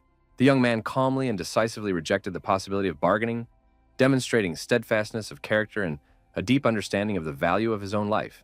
Li Shutong, sincerely admiring the courage of his interlocutor, asked Ye Wang for an accordion, hinting at a future gift and leaving the intrigue open. The sudden disappearance of the dome allowed melodic sounds to dissipate into every corner of the prison space, creating a cheerful atmosphere. Plunging into the melodious composition, the main character seemed to rewind frames of memories, after which he barely audibly whispered words of gratitude. Midnight enveloped the corridors in absolute silence, turning the space into a frozen picture. Several motionless figures watched the sleeping hero vigilantly, holding their breath in anticipation of something inevitable. Reacting with lightning speed, the strangers threw a black bag over the guy's head, turning the kidnapping into a carefully planned operation. Silently like shadows, the kidnappers left the cell, carrying away the bound protagonist. The group triumphantly celebrated the successful completion of the task, dumping the immobilized prey in an unknown room. The creaking gates of the cell slowly closed, absorbing the last grains of light and plunging the space into absolute darkness. Qingchen found himself immersed not just in darkness, but in a dense, oppressive substance of complete isolation. Using his inner willpower, the young man managed to pull off the bag, gaining fragile hope of orientation in the impenetrable darkness. The closed space completely isolated him from the outside world, depriving him not only of the possibility of communication, but also of understanding the passage of time, where loneliness became almost physically tangible. Paradoxically, the young man did not feel fear, because loneliness had been his natural environment since childhood. The only real enemy was the unbearable thirst that dries up my parched lips. The countdown timer on the young man's hand became the only guide in absolute darkness. Sighing heavily, Qingchen plunged into the depths of his own inner world, using his imagination as a shield against reality. Consciousness transported him to an empty cinema hall, where he found himself the only spectator. The paradoxical choice of a prison break film seemed like a mockery of the current situation, and the legendary Shawshank Redemption became the perfect companion to loneliness. 8 mentally watched films could not drown out the growing physical suffering, thirst and hunger, but the countdown continued. The memories became intermittent, and the timer inexorably counted down the remaining hours. The body succumbed to strange temperature fluctuations. From hot to cold, the skin dried out, and the body was exhausted from dehydration. The deep night of the prison corridors coincided with the countdown, 74 hours of agonizing waiting. The desperate cry of the blue-eyed prisoner to save his boss crashed against the blank wall of indifference of high-ranking officials, ready to ignore any pleas. The blonde glanced at the strange timer, which squeaked shrilly at exactly 00. The official report stated, 4 days have passed since the isolation. Lin leaned over a little and reported to Li Shutong that Qingchen had not uttered a word or showed any signs of activity, proving his incredible endurance. Even experienced observers understood that not everyone could withstand 4 days of absolute isolation, and the young man looked more expectant than broken. The blonde insisted on immediate release, warning of critical dehydration and imminent danger. Summarizing his fears, the assistant stated categorically, continued isolation will lead to death. But this had no effect on Li Shuten, who was only able to notice that life and death are a personal choice, and the young man had not yet truly encountered death. The subordinates unceremoniously seated the young man on a chair, tightly blindfolded him, and began methodically pouring cold water on him, creating an atmosphere of merciless interrogation. Qingchen struggled to hold back his emotions, balancing between pain and unshakable spirit. Water flowed in a continuous stream through a damp rag, but the young man courageously pressed his lips together, not allowing the liquid to penetrate inside. The blonde watched with silent horror what was happening, realizing the incredible willpower of the young man who maintained clarity of consciousness in the most difficult circumstances.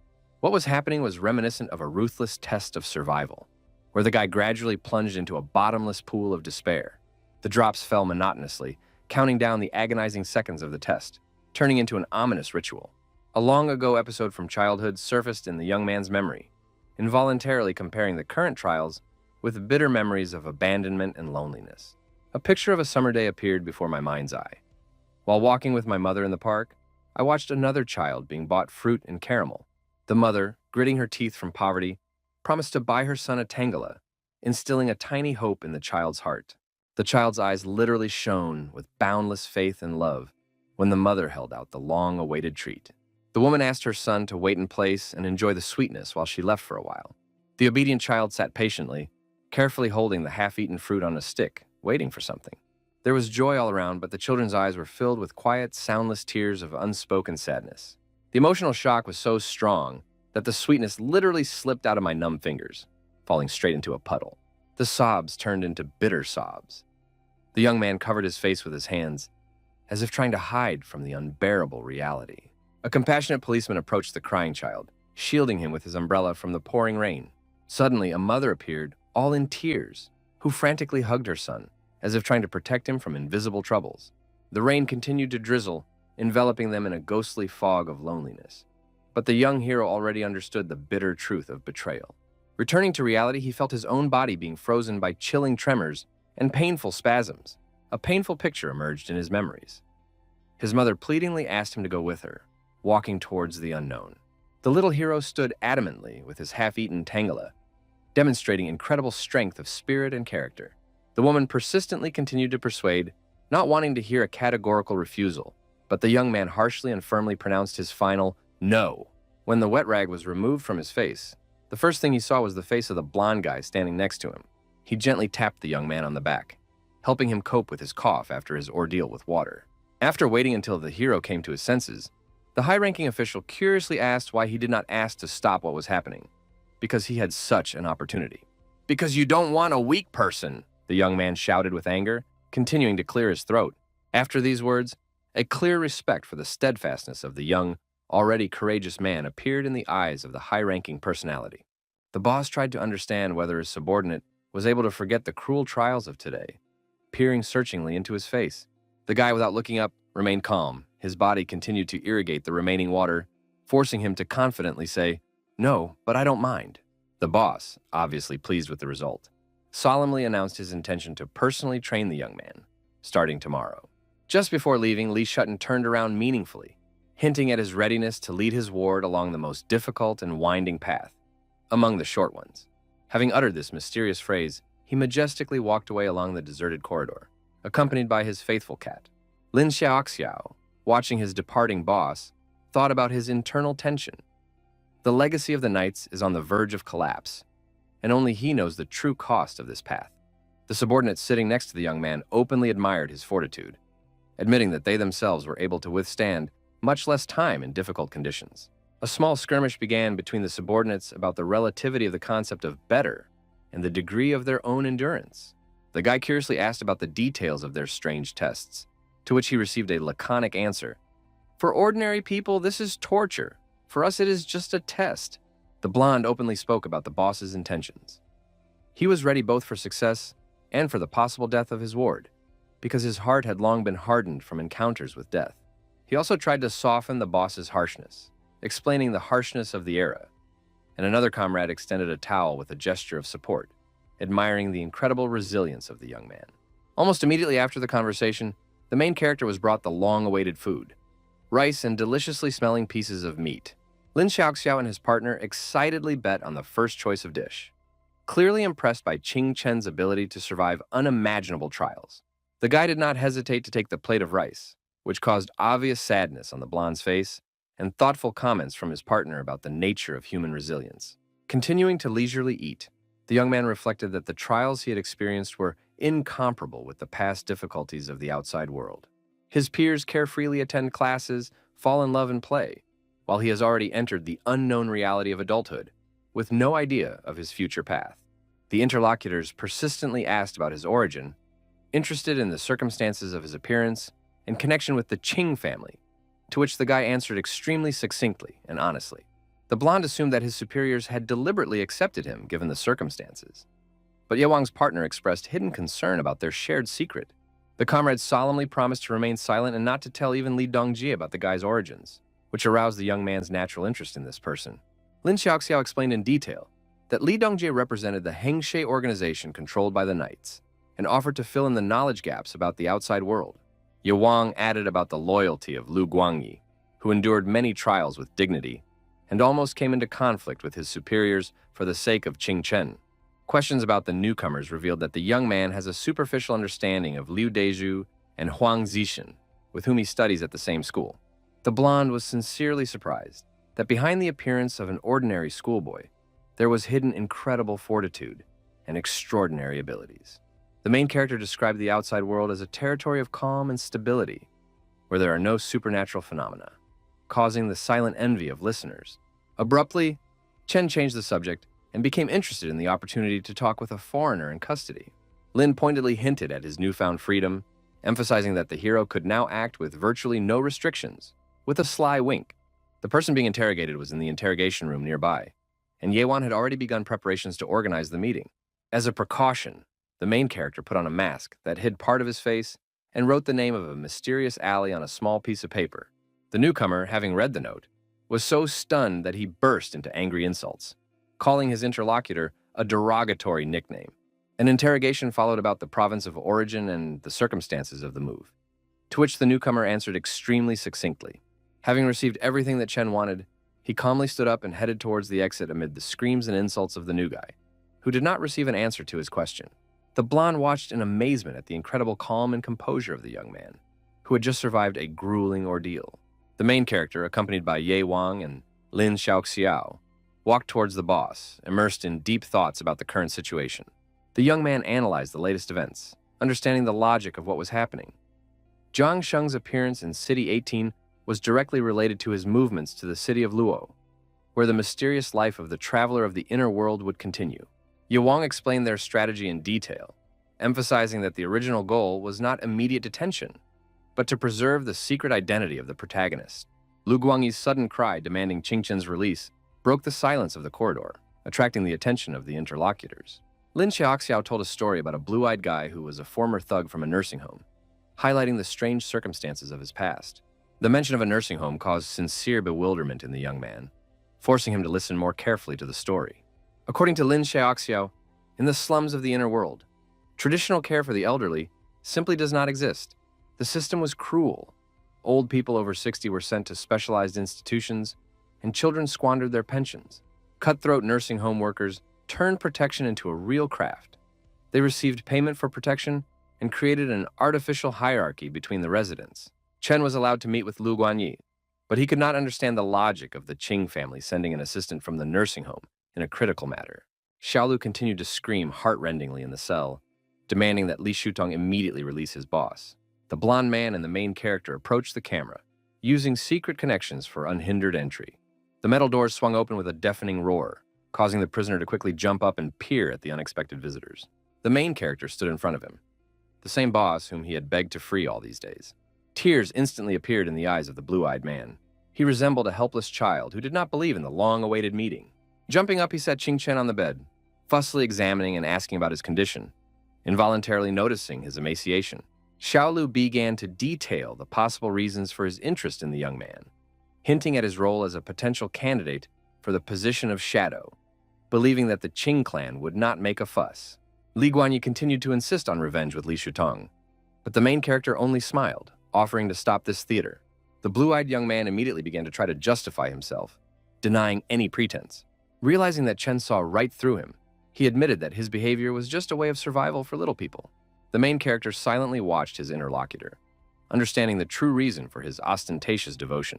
He reassured his comrade, promising not to betray him if he remained faithful, and outlined a plan for further action.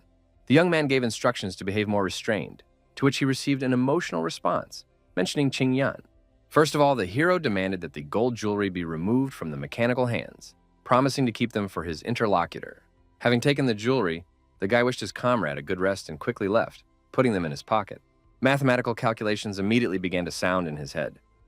About 30 grams of gold, density 19.23. He was only interested in what the market value was now. A blond man was waiting for him at the exit of his cell, wondering if he needed any more help. After some thought, the guy firmly stated that he had a plan to check certain circumstances. The countdown of 40.5 hours only spurred the young man to act more decisively, ignoring the whispers of those around him. Rumors spread in the prison corridor about the punishment of the main character, who allegedly lost the favor of the influential Li Shuten and was locked up for 4 days without food or water. The dining room was filled with noise and commotion, where Li Shutong and the blonde man were having lunch together for the first time, and Qing Chen was sitting nearby with the blue-eyed guy. How did you manage to anger the boss so much?" Guo Huchan asked, placing the tray next to the hero. Noticing the bald prisoner's persistent desire to join, the young man, with subtle irony, hinted at the possible consequences of such insolence. But he only laughed, saying that the spades are not afraid of anyone. Qing Chen sharply asked why he was looking for him then. which greatly angered his interlocutor, who began shouting that he respected not the Qing clan but his abilities. Hearing this, the young man dryly replied that the proposal was not interesting, got up from the table, and headed towards the exit, not wanting to continue the conversation. Calmly walking towards the exit, he suddenly caught his foot on something, barely managed to hold on to the table and maintain his balance. This incident alerted the young man, and without turning around, he tried to carefully look around to understand what had happened. Behind him, two prisoners moved purposefully, as if chasing him and closing the distance with each step. Hearing that the steps were approaching, the main character turned around and calmly looked straight into the eyes of his pursuers, without a hint of fear. The pursuers froze in place in complete confusion, clearly not expecting such a reaction, and their faces showed confusion for a moment. After a second pause, their faces acquired an extremely serious expression. They exchanged meaningful glances, as if agreeing on the next step. Having received silent consent from each other, they quickly rushed forward, snatching sharp objects and swinging in a jump. Their surprise knew no bounds when the target instantly escaped the blow, and the attackers themselves collapsed to the floor. There was complete confusion in the dining room. Only the blonde man remained calm with glowing orange eyes. The blue-eyed boy quickly ran up to the boss, and together they approached the defeated attackers to examine their mouths. Having pulled out a molar, Xiaolu showed it to the main character, finding a capsule with poison attached to it. The young man quickly assessed the details. 2 suicide bombers arrived with Jiansheng from Chuan 5 days ago, and 3 others had already died. Suddenly, the realization came. The true target of these killers was not Li Shuten at all, but himself, which added anxiety to his thoughts. Who is trying to eliminate me? Perhaps another candidate for the shadow position? He thought as the robots headed towards the lying bodies. The hero involuntarily clenched his fists, realizing how dangerous and merciless the struggle for the place of the shadow of the clan was. The Qing Shadow Consortium, which specializes in dirty deeds, will stop at nothing to eliminate any rival. From the very beginning, the 9-man race has been a battle of survival, where only the fiercest and most determined emerge victorious. A little scared, Xiaolu ran up to the young man who was watching the bodies being removed and asked what to do next, awaiting instructions from his superiors. The young man muttered quietly, casting a significant glance at the blonde, hinting at continuing the investigation. Returning to his room, he was lying on the bed thinking, when he suddenly heard a loud creaking opening of the cell door. The guy instantly jumped up and, going outside, saw Lin Xiaoxiao below, who was waving his hand as if beckoning him to come to him.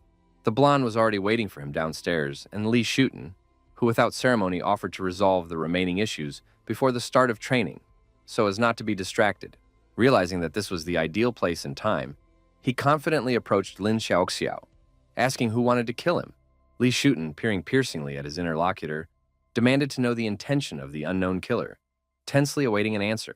The blonde, maintaining an impenetrable calm, told about 2 elusive individuals, whose mechanical modification carefully concealed the slightest traces of their origin. The boss warned of imminent danger to the younger generation of the Qing family, as if creating an atmosphere of insurmountable threat. The main character plunged into deep thoughts about the strange logic of struggle, where the risk outweighs the potential reward. Li Shutong revealed the ancient secret of the Qing family charter, according to which only a former shadow can become the true leader of the clan. The young man raised his eyebrows in disbelief, amazed at the information about the hierarchy of shadow heirs that had developed in the clan. The boss added about a centuries-old tradition where the shadow was once considered only a consumable material, doomed to be destroyed once the order was carried out. Listening attentively, the main character comprehended the complex system of inheritance of power in the clan, where now the shadow is the key link of succession. Every decade, there has been an incredible transformation of shadow candidates, where the winner gets the right to a quiet old age and the losers get guaranteed protection. The 1,000-year history of the struggle for the shadow has turned from a competition of abilities into a brutal tournament of survival, where the strongest wins. The man continued to reveal the secrets of the clan, hinting at cruelty as the only way to consolidate power in the outside world. Realizing the danger of what was happening, the young man was intrigued only by the question of personal safety among 9 shadow candidates, each of whom longed to eliminate his rivals. The interlocutor frankly admitted that the current battle was developing more rapidly than ever before, and there were special reasons for this. The hero began to think about the pursuit of suicide bombers, who appeared long before he met an influential patron, which excluded Li Shuten as the cause of his troubles. Chen, balancing between his desire to join the knights and remain loyal to the clan, was given ambiguous advice to keep his intentions secret, no matter what he chose. But the high-ranking mentor also pointedly warned about the colossal power of the shadow, which the young man is not yet able to comprehend. The silence of the night enveloped the room where the boss, like a meditating sage, was waiting for the last questions from his ward. In the inner world, firearms remain the standard means of destruction, despite the existence of more sophisticated technological solutions. Special electromagnetic grenades and unique weapon systems for mechanical limbs existed, but military consortia preferred classic brass cartridges. The mentor and his student discussed the paradoxical simplicity of the weapon, arguing that one single bullet was enough to destroy a person. Having decided to complete the theoretical part, the teacher asked the student to complete a practical exercise that required extreme concentration. The young man unquestioningly extended his right hand, frozen in anticipation of his mentor's next instructions. The high-ranking official instantly squeezed the disciple's wrist, causing intense physical pain. Incredible spiritual energy controlled every biological process of the young man, including the rhythm of his breathing and the speed of his blood flow. The young man's veins were bound by a mysterious force that completely subjugated his internal biological mechanism. An unusual pattern gradually appeared on Li Shutong's neck, reminiscent of flames rapidly moving from the back of his head to his lips. The main character was aware of the complete contradiction of what was happening with the known laws of biology and human physiology. The energy flow penetrated the young man's blood vessels, burning them from the inside with incredible force. Attempts to escape became more and more desperate, but Ye Wang, standing nearby, urged him to maintain composure. The blonde recalled his earlier philosophical statements about overcoming suffering, trying to support his friend and help him rise higher. The fire of internal transformation engulfed the young man, but he tried to maintain control of his breathing. Lin Xiaoxiao, worried about the student, urged him to maintain knowledge and internal stability. The blonde did not stop screaming, reminding him that accumulated pain can destroy the internal structure of a person, and no one can help. For the first time in his life, the main character was left alone with his first painful memories. An accidental cut with a kitchen knife, the feeling of being cut off by fingerprints. Torture by water seemed like a monstrous ordeal, where poisonous saplings of cold memories pierced directly into the young man's lungs. The dark room became a symbol of unbearable suffering, where dehydration mixed with the first seconds of unbearable agony. The sunset sky of the day when his mother left him forever was etched in his memory as a lonely, departing silhouette with a suitcase. A flood of memories overwhelmed the young man with a sudden tide, returning him to a traumatic moment in the past. The darkness gradually thinned out, and a barely noticeable luminous point of hope appeared in the distance. A familiar voice called by name, making you look around in bewilderment in a completely unfamiliar space. The mother's hand stretched out to meet her, gently inviting her to follow her. The grown-up hero mechanically moved towards his parent's silhouette, like a small child. Like a defenseless baby, he stretched out his small palm, wanting to touch his mother's hand. A sudden cruel laugh destroyed the illusion. Memories of the mother's new family where another child took his place, memories of abandonment, forced the hero to lower his hand, not reaching the ghostly image. The long, lonely path strengthened his character, instilling confidence in his own abilities, which awakened his determination to move on his own. The hero decided to burn the past, rushing towards an unknown future, leaving behind all painful memories. The suffering I experienced became a source of internal transformation, allowing me to overcome the abyss of my own fears and doubts. The blonde spoke candidly about Qing Chen, whose phenomenal memory was both his greatest gift and a source of endless suffering. The tension gradually subsided, allowing the young man to exhale heavily and recover from the intense ordeal. The mentor skeptically noted the relative ease of completing the technique, explaining to the student the intricacies of breathing practice as an auxiliary tool for transformation. The young man's unexpected breath instantly attracted the teacher's attention, alarming him with its unpredictability. The ability to instantly remember breathing rhythms thanks to a unique memory allowed the student to quickly master a complex technique, which surprised even an experienced mentor. Li Shutong told the legendary story of the origin of the knightly organization, revealing the secret of the genetic castle and 8 tests on the brink of life and death. The gradual disappearance of the knights was associated with the inability to pass critical tests, especially C ones, which became increasingly dangerous. The teacher methodically explained the classification of levels of the inner world, using simple and intelligible examples. The mysterious boss level was discovered by Ye Wang, the S level, which caused indescribable admiration. The young man delved into a complex scientific discussion about neurochemical processes, the differences between dopamine and endorphins, and their influence on human perception. Subtle analysis of chemical processes revealed the true nature of dopamine as a mechanism for the formation of addiction and not a source of true happiness. Endorphins were a complex tool of the human body, capable of turning the bitterness of trials into a source of strength and transformation. The ancestor Qin Sheng formulated the revolutionary philosophy of chivalry. Only through painful experience can one rise to the unattainable heights of human capabilities. The main character, examining his interlocutor with an inquisitive gaze, was persistently interested in the secret connection between breathing techniques and endorphins that can unlock the gene lock. The teacher patiently explained, "A special breathing technique provokes a pain impulse, instantly releasing endorphins, which becomes a unique method of body control and ultra-fast development." The young man persistently continued to explore the possibilities of technology, eager to know its hidden potential, for which he received a vague hint about future revelations. Qingchen seemed to be ahead of his own thoughts, thinking about the possibility of directly introducing endorphins into the era of technological miracles. But he ran into an insurmountable obstacle of internal laws. The teacher revealed the tragic story of ancestors who tried repeatedly to artificially stimulate endorphins, but were unable to open the sacred gene lock. Despite enormous technological progress, the secret of the gene lock remained sacred and inaccessible to full understanding, even for dedicated knights. There is only the most difficult path of cultivation through pain, which is the only way to ascend to heaven. The young man listened carefully to his mentor, absorbing every word with an unshakable determination to learn the unknown. Qingchen was interested in the limits of the possible, asking about the consequences of passing the 8 tests. But the interlocutor considered this question pointless. The hero resolutely insisted on his right to explore the forbidden territories of the outside world, rejecting any restrictions. The young man's unexpected determination and the meaning of his words forced the mentor to look at him completely differently, recognizing the student's potential. The outside world, which did not know superhumans, became a potential testing ground for incredible transformations and discoveries. Thousands of years of history have kept memories of countless attempts by knights to overcome insurmountable barriers to their development. And now, for the first time in 1,000 years, a young man appeared capable of fulfilling the cherished desire of all his predecessors. Yewang answered the question about the forbidden places, explaining that their source was something extraordinary.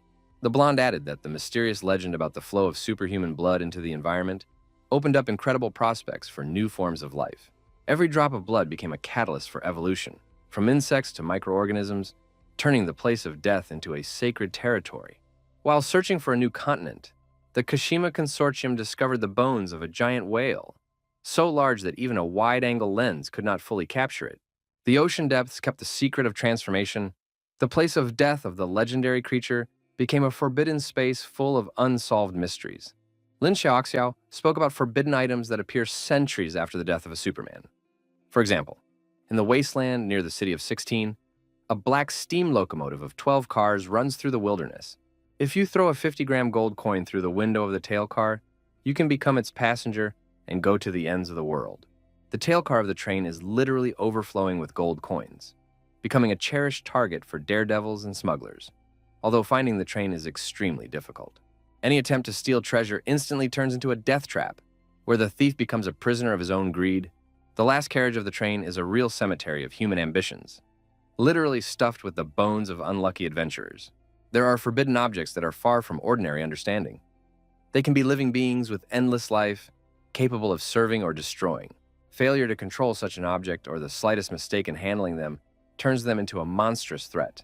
The 100 forbidden items are like wild animals in the forest. Experienced hunters know which ones they can handle and which ones they should avoid.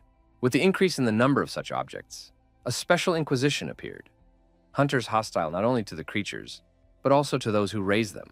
Their mission is to contain not only dangerous artifacts, but also potential superhumans who could unleash a real apocalypse. Yewang solemnly announced the beginning of the students' preparation for the 8 sacred tests. Without hiding his pride in his potential, the mentor pointedly hinted at the possibility of changing the era, instilling in the student an unshakable belief in his own destiny. The boss began to rise, saying that the theoretical part of the training had ended, giving way to practical training with increasing intensity. The man watched his new student with delight, anticipating the incredible transformations to come. The main character felt a strange mixture of restrictions and unprecedented freedom filling his inner universe. The new place seemed more attractive to him than aimlessly living under the serene sun in the outside world. The training began unexpectedly, with a carefully prepared container of chopped beef and insistence on a solid diet before exercise. The young man was intrigued by the unknown energy generated when using the breathing technique. It seemed controlled, but not obviously useful. The morning conversation between the boss and two wards revealed the incredible endurance of the student, who managed to train at full load without a break from 11 in the evening until 3 in the morning. The blonde was indignant at the intensity of the training, but Ye Wang explained that breathing techniques and a nutritious diet make it possible to withstand such stress without harm to health. Lin Xiaoxiao was surprised, not believing that even with the breathing technique, one could not get tired. But Ye Wang noted the rare willpower of the young man, which could awaken superpowers in him.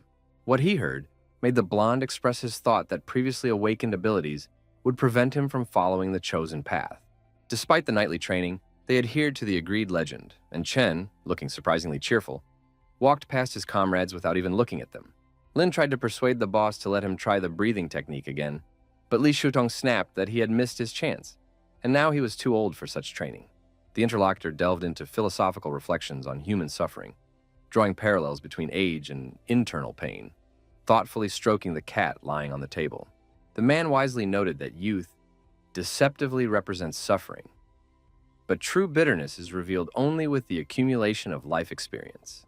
The boss, with subtle irony, mentioned the end of the long-standing game of Xiangqi, meaningfully hinting at changes associated with the main character. The unexpected announcement over the loudspeaker made the prisoners wary, and Qing Chen was filled with surprise. After a long stay in the inner world, they were going to visit him for the first time. The prisoners, whose numbers were called, followed the robot in an orderly manner, creating an atmosphere of submission. The door slowly opened, attracting the close attention of the main character, who internally tensed in anticipation of the unknown. Entering inside, Chen saw a young and fragile girl sitting at the table, personifying the mystery and surprise of the moment. Her look was impressive. An elegant green suit, a cascade of long hair, and deep emerald eyes that could hypnotize with a look. At the sight of Qing Chen, the girl became embarrassed, nervously biting her lower lip and lowering her gaze, which betrayed her inner excitement. The young man took a seat opposite, involuntarily provoking his interlocutor to make the first contact, which was given to her with obvious difficulty. The protagonist's internal monologue was filled with suspicion and anxiety. Has he really been discovered? Who really is this mysterious girl? She introduced herself to Kashmiro Serene, solemnly calling herself his fiancé, and at the same time plunging her interlocutor into an atmosphere of complete uncertainty. The girl's deep green eyes literally burned right through the main character, creating a tense pause. The silence became more and more eloquent, while the young man, literally scanning his interlocutor with his gaze, tried to understand the true reason for her visit. The internal intrigue grew. Why is she here? They clearly did not know each other well enough for such a meeting to seem natural. The official voice of the loudspeaker interrupted their silent confrontation, announcing the end of the date's time. A slight sadness instantly appeared on the girl's face. The meeting did not take place as planned. Despite internal resistance, she still revealed a small part of the information in Japanese, carefully balancing between silence and frankness. The hero tried to ask about the details, but the interlocutor only laughed mysteriously, leaving him bewildered. The time expired, and the young man headed to the robot, which was supposed to escort him back. Thoughts about the mysterious marriage contract haunted her, creating a tangle of conflicting emotions. Kashmiro continued to sit motionless, immersed in her own impenetrable thoughts. The hero slowly entered the spacious dining room, filled with gloomy prisoners, immersed in deep, secret thoughts about their fate. Lost in his own thoughts, the young man shuddered at the unexpected voice of his comrade, who was persistently interested in the details of the recent meeting with Qing Yan. The interlocutor shook his head slightly, making it clear that it was not him, and the plan remained unchanged and continued to move in a smooth, careful half-step. Persistent curiosity crowded the eyes of the blue-eyed young man, who intended to clarify the foggy circumstances of his recent breakup with Li Shutong. Firm determination colored the protagonist's intonation when he categorically rejected the very possibility of outside interference in their thoughtful strategic plan. Loyalty was evident in every movement of Xiaolu, who slowly followed his boss, ready to support him at any moment. The city clock silently counted down the remaining hours until the decisive moment, creating an atmosphere of unpredictable tension. The holographic whale glided majestically across the night sky, resembling a ghostly creature emerging from the sea. Multicolored fireworks exploded in the darkness, creating a kaleidoscope of fiery flashes that involuntarily attracted the fascinated glances of random passers-by. The mechanical voice of the advertisement proclaimed the superiority of holographic communication, echoing through the evening city space. A girl with a luxurious appearance and mechanical limbs moved gracefully through city blocks. A strange combination of beauty and the evolution of technology attracted the wary glances of random witnesses, provoking a wave of silent amazement. Absorbed in her own goal, the girl calmly continued moving, ignoring the drizzling rain and the indifference of the urban environment. Suddenly, her path was blocked by two guards who greeted Sister Zhang Shui with courtesy and deep respect. Carefully holding the newest mechanical limbs of the Li Consortium in her hands, the unknown people expressed gratitude for her work and warned her of the arrival of an expert who would teach her how to install these prostheses. The woman could not believe the reality of what was happening, reflecting on the unexpected favor of a powerful consortium whose generosity extended far beyond standard corporate obligations. The stranger vividly explained the background of the gift, talking about a mysterious middle-aged woman who had been looking for Zhang Shui for 2 years, with the intention of expressing her deep gratitude. Carefully studying the mechanical hands that had been presented to her, the aunt listened to an enthusiastic description of the technical characteristics, which plunged one into amazement with its advanced functionality. The messenger conveyed the touching words of an unknown woman, in which sincere gratitude and gentle parting words filled with deep human sympathy were evident. Confusion enveloped the face of the aunt, who, with increasing bewilderment, absorbed every detail of the strange message about delicious scrambled eggs and that she would be a good mother. The countdown was inexorably approaching, but the main character continued training with incredible persistence, not paying attention to the remaining minutes. Ye Wang mentally analyzed the student's potential, realizing that every minute of training could be decisive in his fateful movement between worlds.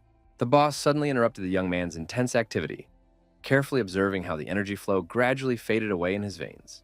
Li Shuten, with subtle curiosity, expressed a desire to witness the crossing of interworld boundaries, hoping for the possible revelation of secrets. The breathing technique, despite its apparent simplicity, incredibly depleted the body's physical resources, which the young man eloquently stated as he took the next portion of meat. The young student, quickly devouring his food, voiced a question to his mentor, who unexpectedly asked for help in a special task related to the Xiangqi games. Without hesitation for a second, the guy immediately emptied the container from the remains of the meal, demonstrating his readiness to carry out any assignment. The last piece of meat disappeared under the gaze of Ye Wan, who was carefully watching what was happening. The hero, immersed in thoughts about his achievements, mechanically reached into his pocket as if obeying an unknown impulse. A golden ornament emerged from the depths of the clothing and was carefully removed from Li Guanyi's mechanical hand. The young man tightly grasped the precious metal when there were only a few seconds left before the fateful transfer. The last moments before the transition counted down with increasing tension, Li Shuten closely watched what was happening, catching every micro-movement. At the moment of transition, reality literally shattered into pieces, and the young man's body was engulfed in unimaginable flames, while the golden object continued to be securely held in the convulsively clenched palm. A sharp awakening in his own bed found Qingchen jumping up like a spring, preparing for lightning-fast actions. Without wasting precious moments, he masterfully removed the flash drive from his mouth, continuing to tightly clutch the precious gold in his hand. The 7-day travel intervals gradually lengthened, giving rise to disturbing thoughts about the possibility of being irreversibly stuck between worlds.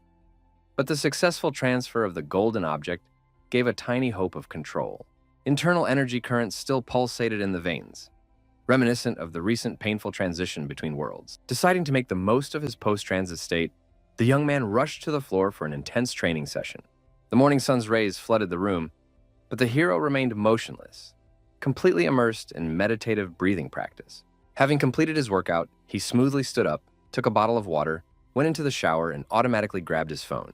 Taking sip after sip, the young man remembered a recent date and a mysterious girl, whose image did not leave his mind. Thanks to his phenomenal memory, the guy was able to reconstruct the phrases he heard, which Serene uttered in Japanese, involuntarily immersing himself in the atmosphere of that moment. Thoughts about the girl's origins haunted her. Why did she speak Japanese if Kashimiro's family was clearly connected to Chinese culture? Many possibilities swirled in my head. Perhaps she was a traveler or a carrier of a rare cultural tradition, able to freely switch between languages. A sudden message from classmate Nan Gengchen interrupted his deep thoughts, intriguingly asking about the reputation of Liu Deju from the parallel class. Slight confusion colored the face of the hero, who perplexedly accepted the mysterious call to urgently report to school. In the school corridor, the main character moved slowly, not surprised by the usual noise and commotion that surrounded him with a dense ring of carefree teenagers.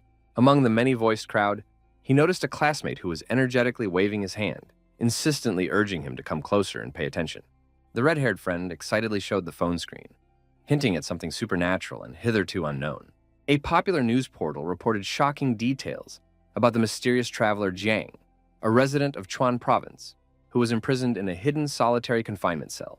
The main character plunged into deep thoughts about the tragic fate of travelers, contrasting with the bright and eventful life of the cyber inhabitants of urban spaces. Memories of Liu Deju's previous return from travel surfaced when he vaguely hinted at a meeting with the influential Li Shutong. Confused, Deju slowly scanned the school corridor with a wary gaze, carefully peeking out, trying to comprehend what was happening. Suddenly, his classmates noticed him and began to advance in a crowd, persistently pointing to the hot news on the phone. Liu Deju began to read the message, while listening to the excited comments of those around him about the strange incident with Jian Sheng. The guy's internal monologue revealed the suspicion of the existence of a mysterious boss and a third traveler. A mental rescue plan arose in the student's head. He imagined himself begging the mysterious boss for release, along with Jian Sheng. Realizing that he had lied, Liu Deju finally decided to reveal the truth, which plunged his classmates into sincere amazement with his contradictory statements. Watching all this, the main character laughed, realizing that his stupid classmate was able to attract attention, although not in the way he wanted. Many journalists flocked to the educational institution, eager to capture the traveler who filled the internet space. The panicked teachers called for the students to immediately take their seats, and the hero obediently followed the instructions, taking Nan Gengchen with him. A suspicious stranger appeared on the school grounds, climbing over the fence, violating all established boundaries.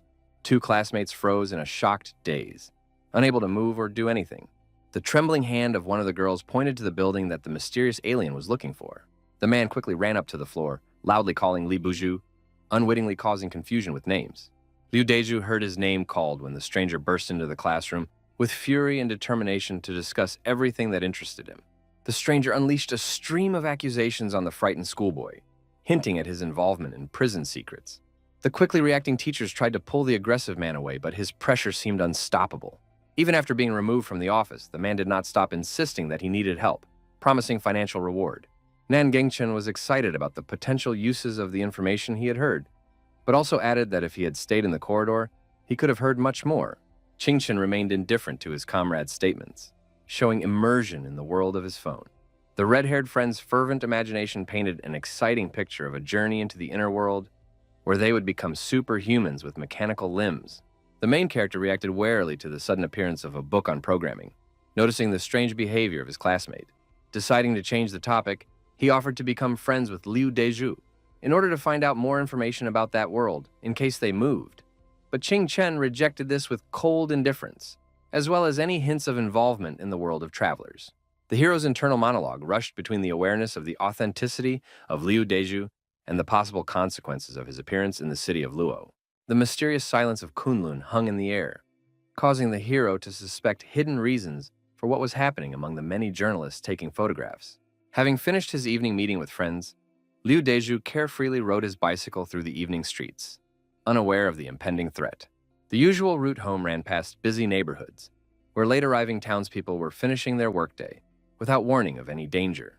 A sudden feeling of anxiety gripped the young man when he noticed a suspicious car monotonously following him for several blocks. Turning sharply, the guy came across the harsh gaze of two strangers, instantly realizing the seriousness of the impending threat. Adrenaline surged in the blood when Liu began to pedal as hard as he could, trying to break away from his pursuers. But the car inexorably increased its speed. Each movement of the bicycle became more desperate. But the car continued to inevitably reduce the distance, instilling chilling horror. A deafening blow cut through the evening silence. The car rammed the bicycle with monstrous force, throwing the young man onto the cold asphalt. The strangers did not seem to be planning a murder, slowly getting out of the car with the clear intention of picking up the defeated victim. As they approached the body, the pursuers revealed their mechanical limbs, the shine of their metal contrasting with the surrounding darkness. Overwhelming fear gripped the young man. Tears and sobs became the only means of defense, begging for salvation in this desolate darkness. The villains, feeling complete impunity, continued their inexorable approach, unaware of the sudden change in the situation. An unknown car, like an angry predator, rushed towards them, crashing into their car with such force that it flew into the air amid the cries of the numb young man. The kidnappers immediately switched their attention, taking a fighting stance against a new, unexpected enemy, preparing for a fierce battle. The mysterious vehicle continued to approach, emitting an ominous signal that cut through the evening silence, creating an atmosphere of imminent threat. The strangers, emerging from under the bridge, unwittingly exposed their vulnerability, turning into easy prey for the suddenly appearing defender. With a lightning-fast leap from the bridge, the man attacked his mechanical pursuers, throwing them to the ground with powerful blows. The metal limbs of the villains hit the asphalt with a deafening roar, and the frightened student continued to sob, not understanding whether this was salvation or a new threat. The man, who made an incredible jump without turning around, inquired in a casual tone about the state of the frightened young man, showing his calmness. The prosthetic arm flashed in the light of the street lamps as the stranger introduced himself as the leader of Kunlun, Zheng Yuandong. A rapid flow of fear did not let go of the young man, who continued to sit in a daze, uttering heart-rending screams that echoed along the deserted street. The leader of the organization, calm and decisive, was not going to change his intentions by removing weapons from the mysterious subspace. The sword that appeared in his hands exuded an ominous red and black aura that instantly filled the surrounding space with chilling fear. Zheng, without even straining, with the ease and precision of a surgeon, cut the opponent's car in half with one careless stroke. Convinced of completing the task, the warrior instantly hid the weapon back into subspace, watching as the terrified student literally pressed himself into the wall, looking on in absolute horror. The Kunlun leader's motionless figure stood watching until suddenly another shadow appeared from the second car, causing him to turn around. Lu Yuan, approaching the boss, noted the attacks in such an inconspicuous place with an impenetrable expression, hinting at the depth of what was happening. The leader of the organization ordered the immediate evacuation of the ill-fated trailer, candidly sharing how the morning news of the disappearance of the travelers instantly put them on the trail of the daring Liu Deju. The inner world that gives rise to chaos and madness creates a special category of daredevils who must be severely suppressed so that they do not challenge the existing world order. Zheng Yuandong concluded with unshakable determination. The assistant's cautious proposal to expand the number of travelers was immediately stopped, because the purity of the organization is more important than blind quantitative growth. Kunlun is not just an organization of force, but an ideological system where principles stand incomparably above the mechanical expansion of influence. Behind Liu Deju, there is now an influential leader of the Nightly organization, known as the Invincible Boss of the Inner World, which significantly complicates any hostile intentions. The strategic plan was built flawlessly. People were placed around the school and along the route of the goal, which made it possible to intercept the pursuers, the leader concluded, observing Yuan's actions. A quick examination of the victim revealed minor injuries, scratches on the arm, leg, and face, which did not pose a serious threat to health. Firm words of support and the promise of round-the-clock protection calmed the frightened student a little, who gratefully whispered the only thing, "Thank you." The loud slam of the car doors symbolized the end of the dramatic rescue scene. Literally a moment later, police cars with flashing lights turned on appeared on the scene. The young man, still under the impression, was perplexed as to why his pursuers retreated so easily without even trying to win him over to their side. The boss, looking meaningfully at the road, hinted to his ward about the strangeness of what had happened, involuntarily whipping up the intrigue. Doubts about the student's abilities grew. Lack of courage and initiative could become an insurmountable barrier to recognition by the influential Li Shutong. Lu Yuan cautiously suggested the possibility of non-recognition, but Zheng instantly refuted this version, citing the authoritative opinion of Jiansheng. The unexpected suggestion of a third traveler hiding in prison number 18 hung in the air with significant intrigue. Zheng, unaware of the true scale of what was happening, continued to methodically collect information without even realizing about the main character, who continued to train, leaving not the slightest chance for chance. The heavy sigh of the ward sounded like a question about the fate of Liu Deju, but the stern boss cut off all hopes of joining with a single laconic sentence. The monotonous movement of the car was accompanied by a quiet conversation, where Lu Yuan reminded of the upcoming meeting, which the leader postponed without the slightest hesitation. The dead of night found the protagonist in an incessant training routine, where every movement was subject to iron discipline. The internal monologue was mixed with physical efforts. The need for survival dictated the harsh conditions of existence, where every calorie counted. A sudden knock on the door interrupted the meditative state of training, revealing young Xiaoyun with a hot plate of home-cooked food. Gratitude flashed a sincere smile when the girl hurriedly handed over the treat and quickly ran to the stairs. The protagonist's gaze followed the fleeing figure, which concealed an as-yet unexpressed thought. A catching voice found the girl on the threshold of the stairs, throwing a meaningful phrase about her childish intelligence. Frozen motionless with her back to her interlocutor, the girl was silent, creating unbearable tension in the space between them. The slow turn of the head was accompanied by a meaningful smile and the statement that brother Qing Chen was also a traveler. But the protagonist's quick answer spoke for itself, that this was fictitious information and evidence was needed. The girl reminded him of the day he brought her into the house after a family conflict, hiding behind a curtain and watching strangers from the organization. Despite her young age, she pointed out the details that exposed Chen with surprising accuracy, which made him wonder about her insight. A deep understanding came suddenly. In front of him was the same crippled child, who had gone through the same difficult trials that formed her ability to read people. It was obvious that her thinking was far ahead of her age, because no one would suspect a child without good reason. The awareness of her role in the inner world was strengthened in his head, but he understood that even she would have a hard time finding him. The morning light illuminated the entrance, where workers were bustling about, turning the neighboring apartment into a site of total transformation. The entrance was in full swing with work. Someone was laying tiles, someone was painting the walls, and it looked like they were preparing to move. Having tried to find out from the workers who would be his new neighbor, Qing Chen was faced with their indifference and lack of information. The apartment opposite, empty for a long time, suddenly came to life, and this made him think about the reasons for such activity, which looked more than strange. Walking quietly up the stairs, he saw a similar picture. Another renovation, a lot of tools, and no sign of the owners. Expensive items already unloaded by the workers indicated that the new residents were probably people of high status. Logic dictated that the appearance of wealthy people in a dilapidated quarter could only mean one thing: a connection with a mysterious inner world. The first thought that came to his mind when entering the yard was that this could be connected with Jiang Shui, whom he noticed in the yard playing with her daughter. The protagonist's warning smile was thrown like a silent warning, which was instantly understood by the interlocutor. Mutual understanding was expressed in a slight nod and an answering smile that spoke more than 1,000 words. Walking past a school class, he noticed Liu Deju, who was writing something with a depressed look and a trembling hand. The sudden surge of information on the internet, the mysterious appearance of a wounded young man in the top news, looked more than suspicious. The photographs, taken from the bushes opposite the school, seemed commonplace in the era of travelers, eclipsing the fame of celebrities. The new notification froze in the eyes of the main character like a hologram from a parallel reality. This was He Xiaoxiao's latest publication, in which he planned to reveal details about his acquaintance with the instance called Forbidden Place.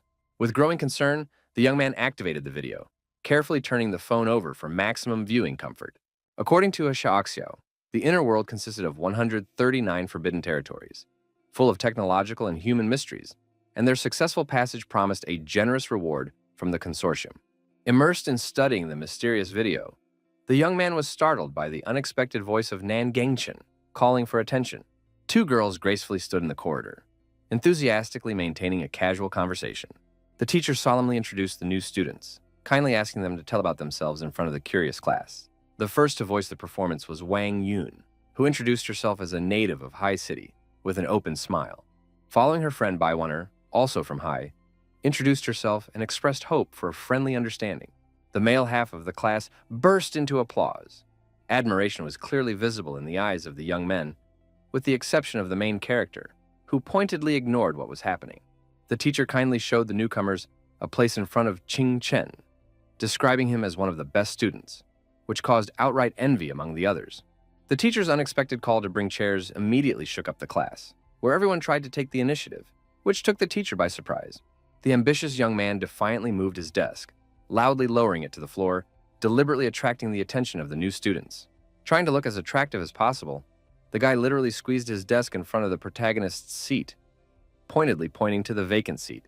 Wang Yun inquired with slight curiosity about the fate of her partner, to which he lightheartedly replied about his intention to independently resolve the issue with the place.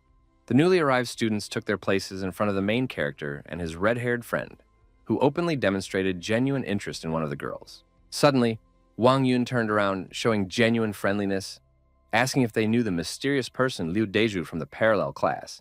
Nan Gengchen, initially at a loss, quickly pulled himself together and kindly offered the opportunity to get acquainted if necessary. With the teacher's return, the audience was immediately plunged into an atmosphere of concentration and academic attention. Qing Chen carefully observed the new arrivals, intuitively understanding that Wang Yun and Baiwaner were most likely travelers, and the true reason for their transfer was related to Liu Deju. Notably, Nan Gengchen also constantly looked at his hands, which was remarkable for travelers. The bell signaled a change, and the class gradually came to life. The students scattered about their business. The newly arrived girls went out into the street, where they purposefully moved towards two guys who were enthusiastically arguing about something. The strange scene attracted attention. Four strangers stood apart, creating the impression of a theatrical performance. The emotions of the interlocutors were eloquent.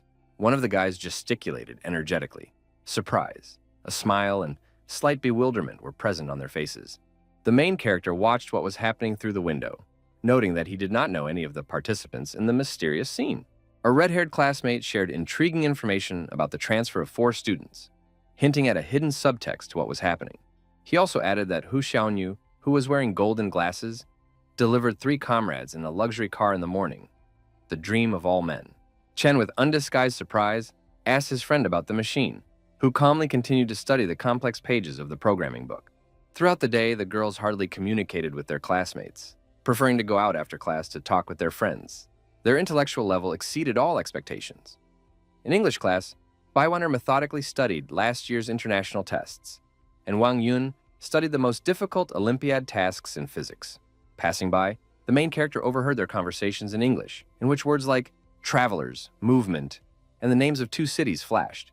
Having energetically collected his backpack, the hero loudly announced his departure, simultaneously instructing his friend to promptly report any school incidents. Wang Yun, following her departing classmate with her gaze, was surprised to be interested in the reasons for such atypical behavior for a diligent student. After completing classes, the girls, getting ready to go about their business, casually said goodbye to the guy with a friendly wave of the hand. Amazed by this gesture, Nan Gengchen remained in place, pondering what had happened as if it were something incredible. The main character, pondering the need to sell gold and improve his diet due to his energy-consuming breathing technique, stood poised in his apartment, preparing to carry out his plan, silently leaving his home. The hero, literally a few centimeters from the closed door, came across an unexpected presence. The sudden discovery of neighbors, girls on the second floor and guys opposite, was no less surprising for him than for them. The guys, taken by surprise by the unexpected acquaintance, were eager to immediately obtain information about their mysterious classmate. Hu Xiaonu came closer and extended his hand with an expensive watch, revealing his desire to impress with an elegant performance. The protagonist coldly and succinctly rejected the handshake attempt, emphasizing his reluctance to establish close contact. Without stopping for a moment, the young man quickly left the courtyard, focused exclusively on urgent personal matters.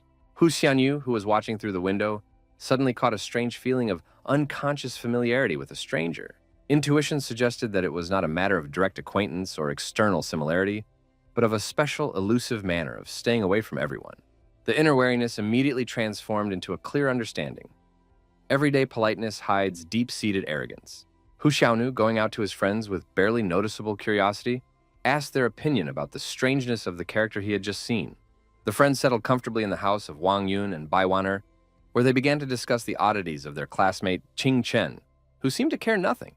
A diligent student from the provinces is unlikely to be able to rise above the circumstances, Wang Yun believed, emphasizing the insignificance of their new neighbor. She casually offered to stay at a hotel, explaining that their only goal was to meet with Liu Deju, and Zhang Shui was not of particular interest. Hu Xiaoyu abruptly interrupted her reasoning, urging her to be more far-sighted and reminding her of the strategy for establishing connections in the city of 18, where every acquaintance can become a key one. Tired Wang Yun talked about the need to gradually establish contacts with Liu Deju, allowing for the costs of information and resources. But Zhang recalled the readiness to overcome possible difficulties. The guy in gold-rimmed glasses put forward the philosophical idea that money is not the main thing, and called on his comrades to be open to new acquaintances, overcoming their own ambitions. He emphasized that friendship would be the main advantage in his relationship with Liu Deju, greatly improving his points. Wang Yun inquired about the curriculum, mentioning overcrowded classes, and asked for information about a mysterious traveler who seemed like an impenetrable mystery. She suddenly mentioned the name of Yang Yang, who might be planning to transfer, causing puzzled looks among those present. Tianzhen reacted with alarm to this news, and Hu Xiaonu tried to calm the company by slowly getting up from the table. The young man interrupted the discussion with a proposal to meet the neighbors and took a beautiful box, hinting at further actions. The company headed to the neighbors, decisively knocking on the first door they came across. Xiaoyun was running happily in the apartment, assuming that her brother Qing Chen was knocking, and exclaimed for him to wait a minute, because she was already running. Having opened the door with an enthusiastic exclamation of "Brother!" The girl froze, realizing that in front of her was not at all the one she expected to see. The first among the guests was Wang Yun, who smiled happily and waved, saying a friendly, "Hello, baby." The girl, not appreciating the courtesy, did not respond to the greeting in any way, only slammed the door sharply and loudly, demonstrating instant antipathy. Xiaoyun firmly stated that this was not her brother, and in response to her mother's questions, she replied that it did not matter, leaving the intrigue hanging in the air. Hearing Qing Chen's name from behind the door, the guests froze, surprised by his mention in such an unexpected context. Meanwhile, the main character walked through the rainy night city, passing by destroyed houses and streets. He stopped at a small shop that sold Chinese herbs and gifts and asked if they accepted gold. The old man, sitting with his back to the counter and weaving baskets, heard the proposal out of the corner of his ear and dryly inquired about the availability of receipts for the goods. Having heard about the lack of documents, the man offered a deal: 220 per gram without any questions about the origin of the gold. 8,580 yuan seemed to the hero a colossal sum that could solve many pressing problems. And he confidently said to the seller, "Deal, 39 grams, cash only." The old man approvingly noted the young man's caution, which was unusual for his age, especially in such transactions, and added that this was the right approach. The seller generously promised to increase the price by 5 yuan per gram on the next transaction, while the protagonist scrupulously checked the authenticity of the bills. While checking the banknotes, the main character carefully studied the watermarks, security threads, hidden ornaments, and dark letters at an angle, without missing a single detail. After a thorough inspection, he asked for a replacement 50 and 20 yuan bills, handing them to the seller. The old man noticed the rarity of such meticulous clients, who usually just take the money and leave, and with slight bewilderment, he reached for the bills. The main character seriously warned the seller against deception, taking away new bills and emphasizing the importance of honest business. Having completed the deal, he calmly headed home with a leisurely, measured step. Inwardly, Chen decided to make several circles along the alleys, just in case, ruling out the possibility of surveillance. Going to the store on the way, he purchased the necessary products, eggs and meat, and as he approached the house, he noticed a little neighbor in the window. The little girl, seeing him, happily waved her hand, joyfully shouting, "Hello!" enlivening the monochrome picture of the evening city landscape. The hero's busy hands responded by slightly lifting the package, which was tantamount to a friendly greeting. Lowering his hand, he used an eloquent gesture of his index finger towards his windows, inviting her to visit for a conversation. Xiaoyun, standing in the kitchen and watching her brother prepare dinner, curiously asked about the new neighbors, showing typical childish curiosity. Chen shared information about the migrants from High City, mentioning an overheard conversation in English and hinting at a connection to the mysterious inner world of City 7. The girl persistently inquired about the reasons for the new residents' move, emphasizing the special status of City 18 as the territory of the Li Consortium. The young hero lightheartedly proposed a plan to secretly observe the new neighbors, to which his sister skeptically noted their obvious carelessness. "Because they are not as smart as you," he said, affectionately patting his sister on the head. Having instantly received praise, the girl quickly turned around and ran away somewhere, beaming with joy. Along the way, she reminded him that her mother had instructed her to pick up his dirty clothes for washing, and slyly sticking her tongue out at him, she hurried to complete her task. Running out of the apartment, she left behind an echo of care and obedience, which her older brother tenderly followed with his gaze. Left alone, the hero drew attention to the trash can near the table, which increasingly attracted his attention. An inner voice encouraged the hero to continue moving forward, recalling the philosophical truth about independent individuals, like gods and animals. "If I can't become a god yet, I'll start by becoming a beast," the young man thought, finishing his water after a grueling workout. The morning bustle filled the school office with the energetic voices of students discussing unexpected changes. Nan, beaming with delight, could hardly believe in his friend's unexpected initiative, dreaming of an earlier change of place. The friend's assumptions infuriated the protagonist, like invisible irritation frozen on his face with a sharp grimace of dissatisfaction. Nan, sitting down in his new place, told the story of a professional fortune teller from the inner world who, for an insignificant sum, revealed to him a vague prophecy about future wealth. Suddenly, the conversation was interrupted. The girls who entered were calmly heading to their seats, but suddenly stopped in mute amazement when they saw the changes. The friends began to talk quietly in English, perplexedly discussing the change of place, while the main character seemed serenely indifferent to what was happening and went about his business. Wang Yun's wary gaze glanced at the rapidly writing Chen, who seemed to be completely absorbed in mathematical notes and certainly did not overhear them. She also supported her guesses with a memory. A city teacher once said that Students in provincial schools, despite excellent grades, are often unable to understand free conversation in a foreign language. Relaxed, they sat down in their seats, continuing to discuss the possibility of hiding from Chen Liu in the inner city, to which her friend vaguely hinted at the need to act spontaneously. Qing Chen, putting his pen on his desk, mentally noted that simultaneously solving problems and analyzing someone else's conversation is a real art, which was difficult for him. But some sounds were forever etched into his subconscious, becoming part of the internal melody of memories. He could not relive the past, but in an amazing way he could reproduce it, every smallest detail, every subtle nuance. Unexpectedly, Hu Xiaonu looked into the office, instantly meeting the gaze of his acquaintances, making it clear what was waiting for them in the courtyard. On the street, the group exchanged impressions, especially highlighting the strange behavior of a classmate who suddenly moved closer to Wang Yun. The young man in gold glasses pondered with intrigue about the possible motives for such a movement, intuitively sensing the hidden subtext. The girls, exchanging worried glances, tried to remain calm, fearing that they had accidentally given out very important information. The city of Lo, known for its status as a gathering place for travelers, dictated special rules of secrecy and caution in communication, requiring extreme vigilance from its inhabitants. Hu Xiaoyu explained the intricacies of surveillance, advising to pay attention to the smallest details of the suspicious character's behavior, including the slightest eye movements on the hand. Returning to class, Wang Yun, showing rare tenacity, kept an eye on her classmate, using every opportunity to observe unnoticed.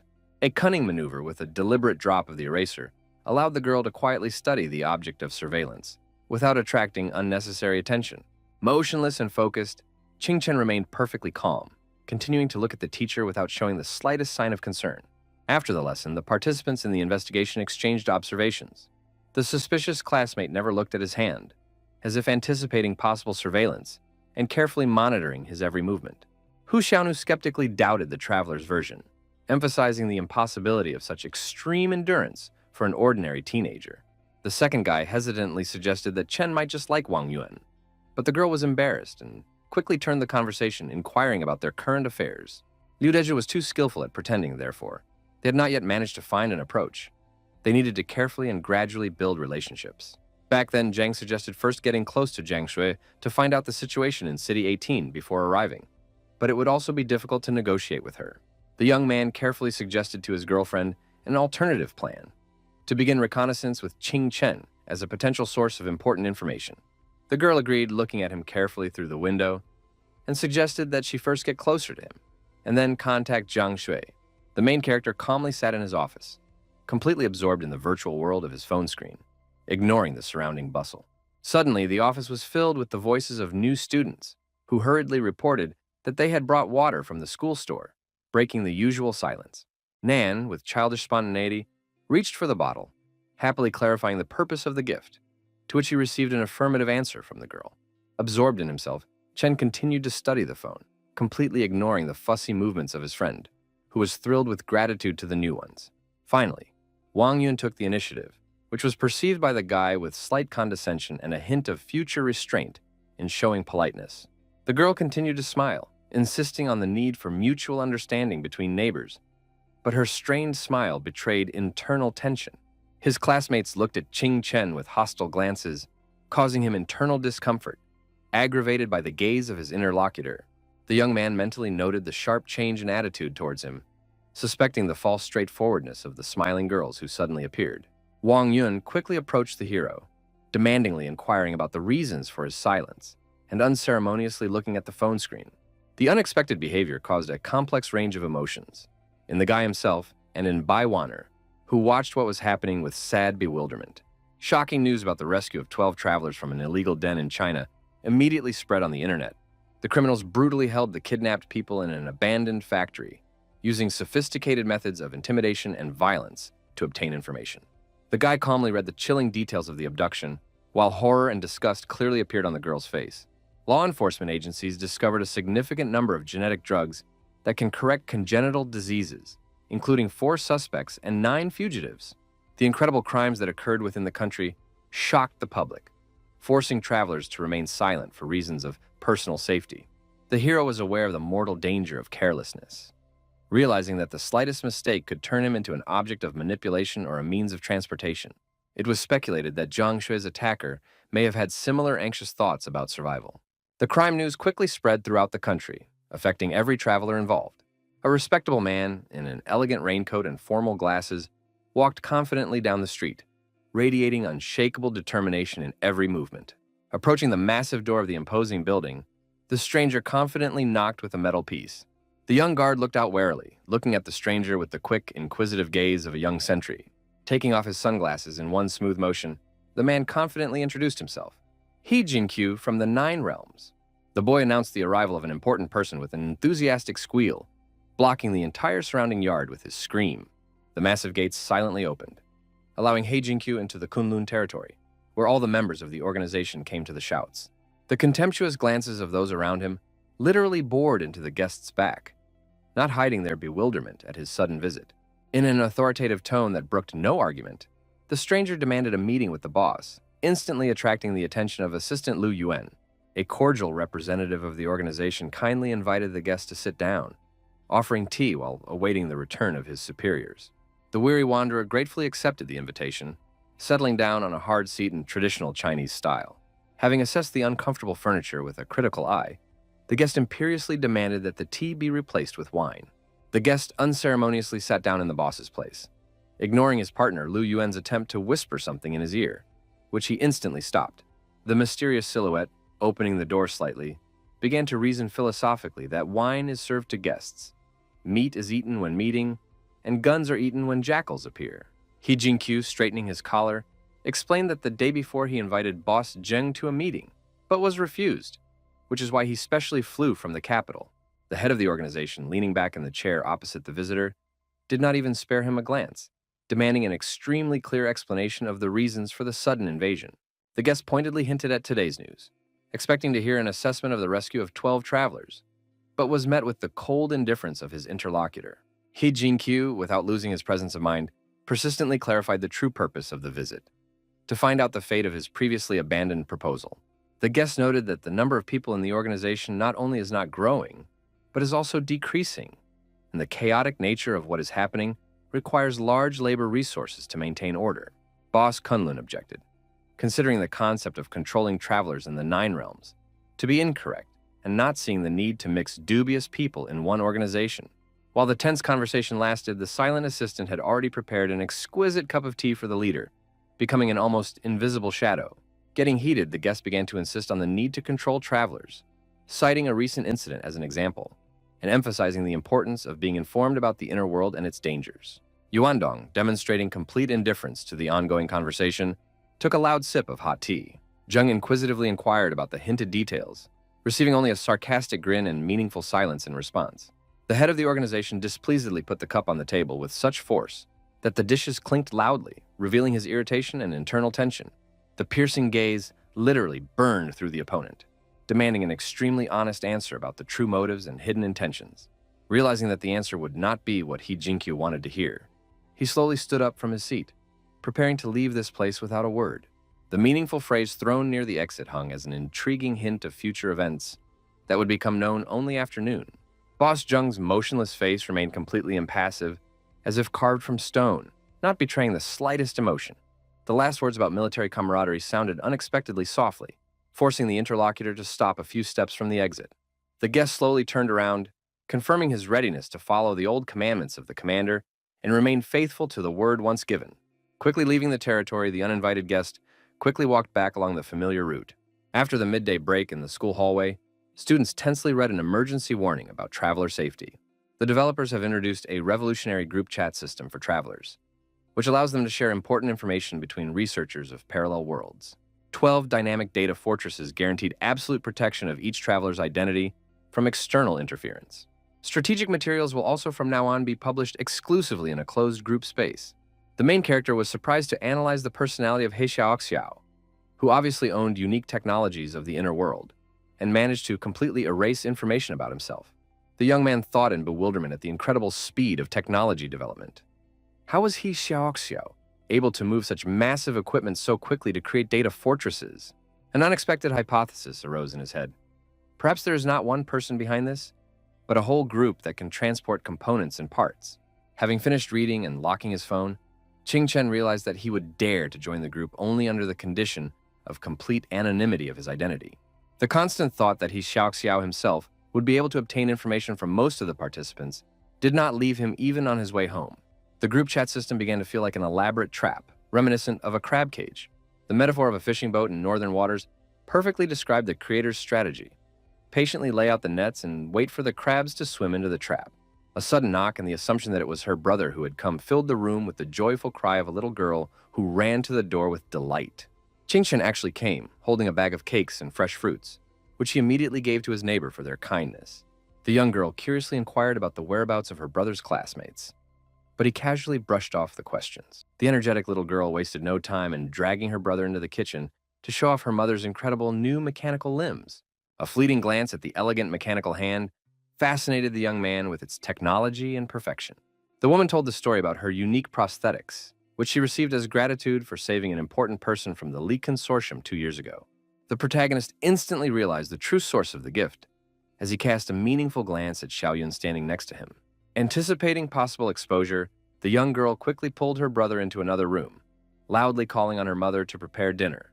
Having settled down on the sofa, the young man immersed himself in his phone while his curious sister bombarded him with many questions. In response to persistent questions about his personality in the inner world, the young man only mysteriously invited her to guess for herself. Realizing that guessing could take a very long time, Xiaoyun happily suggested exchanging secrets, but Chen categorically rejected this idea. The offended girl tried to hurt her brother, hinting at his secrecy, but he only smiled mysteriously. A sudden persistent knock on the door interrupted their conversation, disturbing the fragile calm of the room. Wang Yun, appearing on the threshold, introduced herself as Qing Chen's classmate and good friend, which instantly changed the atmosphere of the room. Not believing the girl's words, Xiaoyun turned to her brother sitting on the sofa with a silent question about his acquaintance with the guests. The girl, perceiving Chen's confusion, only looked at the unexpected visitors with a furious glance. Yesterday's situation repeated itself. A sharp slam of the door left confused classmates standing in front of the closed entrance. The speed of what was happening caused the guests' emotions to instantly change, from surprise to complete misunderstanding. The guy in the gold-rimmed glasses was especially acutely worried about the incomprehensible situation, unable to explain the privileged position of his classmate. In the midst of bewildered silence, the door swung open in front of them, revealing Jiang Shui, who apologized for the naughty child and invited the new neighbors to enter. Looking at the mechanical arm with an appraising glance, Hu Xiaoyu mentally noted its considerable cost. Involuntarily, his mouth gaped in surprise. The girl pointedly stuck out her tongue, dissatisfied with the appearance of unexpected guests, and forced to pour tea for them at her mother's request. Dusk fell on the city, enveloping the houses in a mysterious twilight glow. When 4 friends left the apartment of the aunt and her daughter, classmates sat comfortably on the sofa. A fragrant cup of hot drink hovered in front of each one, filling the room with warmth. Hu Xiaoyu began a frank monologue about social differences, contrasting expensive leather sofas with the simple fabric decoration of the apartment, which caused astonished looks from his interlocutors. Paying attention to Jiang Shui's detailed mechanical arms, the young man pointedly noted their similarity with the consortium's technologies, emphasizing the inner wealth of the interlocutor. The guy insistently spoke about the need to overcome social barriers, but Baiwaner was skeptical of his words, stubbornly insisting on her own superiority. When the interlocutor noticed her comrade's face filled with anger, she, slightly moderating her ardor, carefully inquired about further joint actions. Hu Xiaoyu decisively outlined a plan for transformation, replacing school uniforms, getting rid of signs of luxury, calling for simplicity, and the search for mutual understanding. Wang Yun expressed skepticism about the ugly uniform of the foreign language school, dreaming of wearing the clothes she brought from home. Zhang Tianzhen sharply stopped attempts to deviate from the rules, although he internally recognized the reasonableness of the objections. There were 4 days left before the return journey, and the main character continued to improve his breathing technique. Opposite the mirror in the bathroom, the young man observed dramatic changes in his body. Sculpted abs and an athletic figure were a direct result of intense training. He pulled on his t-shirt with satisfaction, remembering Li Shutong's instructions on a magical breathing technique that could achieve the results of 5 years of training in 3 months. He walked briskly down the school corridor, ready to face the new day with unwavering determination. The first thing that caught your eye when entering the classroom was the new students, blending into the crowd in identical school uniforms. Nan continued to stealthily observe the strangers, pretending to be enthusiastic about programming, but his gaze showed real interest. The main character became aware of the girl's change in strategy. when one of the new students asked for help with a math problem for the first time. As a joke, he directed Wang Yun to his red-haired classmate, not expecting further developments. But Nan Gangchen seemed to be in seventh heaven, taking every passing attention as a sign of special favor. The young man, with barely concealed irony, inquired about his friend's involvement in the hacker circles of the inner world, to which he received an evasive answer about a simple hobby. Mentally grinning, the hero reflected on the need to learn a new skill, remembering how Xiangqi became a saving springboard within the prison walls.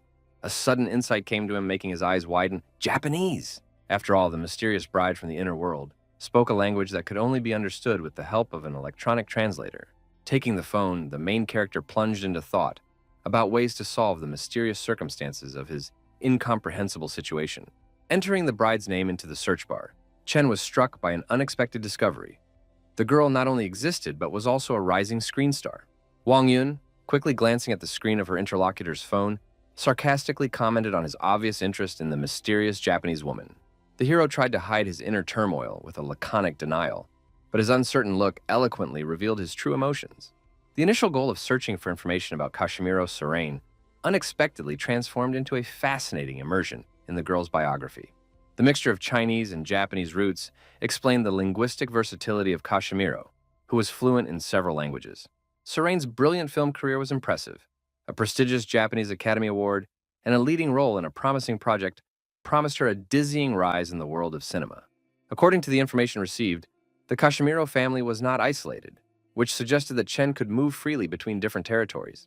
The mysteries of the inner world haunted the young man, who dreamed of receiving a detailed map of the inner world from Lin Xiaoxiao during the next transition. The bell signaled a change, and 4 newcomers met in the corridor, exchanging impressions and the first results of adaptation. Wang Yun characterized her classmates with open contempt, especially Qing Chen, who, in her opinion, gave the impression of a complete idiot. The girl sarcastically talked about the potential risks of a decline in academic performance, recalling sad examples of talented students who had lost their way. These conversations infuriated the guy with gold-rimmed glasses, who urged his friends to overcome their arrogance, insisting on the importance of mutual understanding and friendship between them. Suddenly, the dialogue was interrupted. The company heard the student telling the main character about the arrival of a foreign teacher and his desire to meet him. Hu Xiaonu asked the messenger with undisguised curiosity about the details of the meeting, but he could only vaguely hint at the long-standing friendly relationship between the teacher and Chen.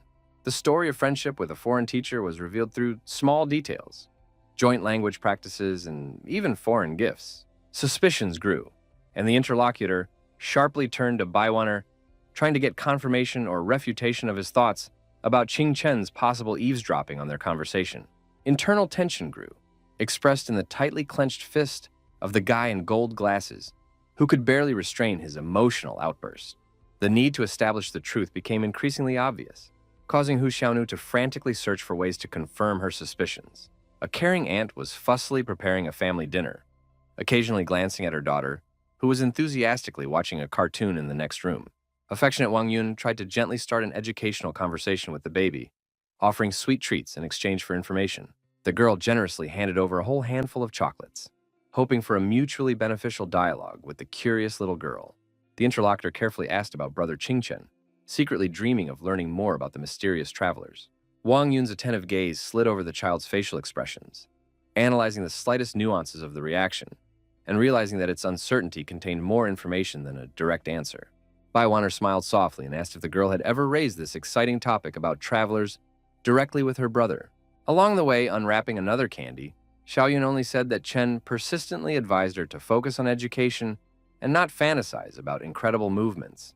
Wang Yun continued the questioning, persistently finding out the details of what she heard, while the girl enthusiastically devoured sweets, talking about her brother's skeptical attitude towards travelers.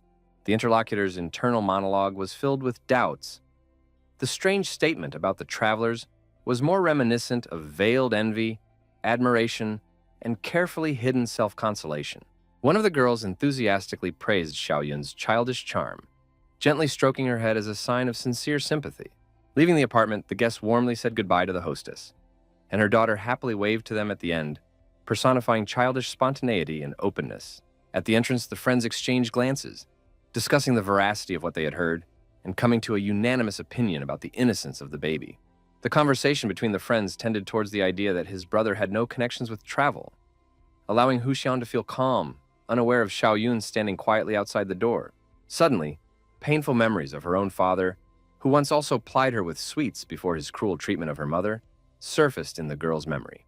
Without thinking for a second, she mercilessly threw the chocolate candy into the trash can, as if getting rid of bitter memories and false flattery. Xiaoyun stared into the void for another moment, allowing the painful memories of the past to slowly dissolve into the silence of the surrounding space. The main character was immersed in his usual activities when a sudden knock on the door disrupted the usual flow of a quiet evening. Creaking the door, he found a smiling Xiaoyun on the threshold, intuitively feeling that there was something more hidden behind this visit than simple childish curiosity. Passing by the kitchen, she offered to try the beef cooked by her mother in a pressure cooker. But the main character coldly rejected the hospitable offer.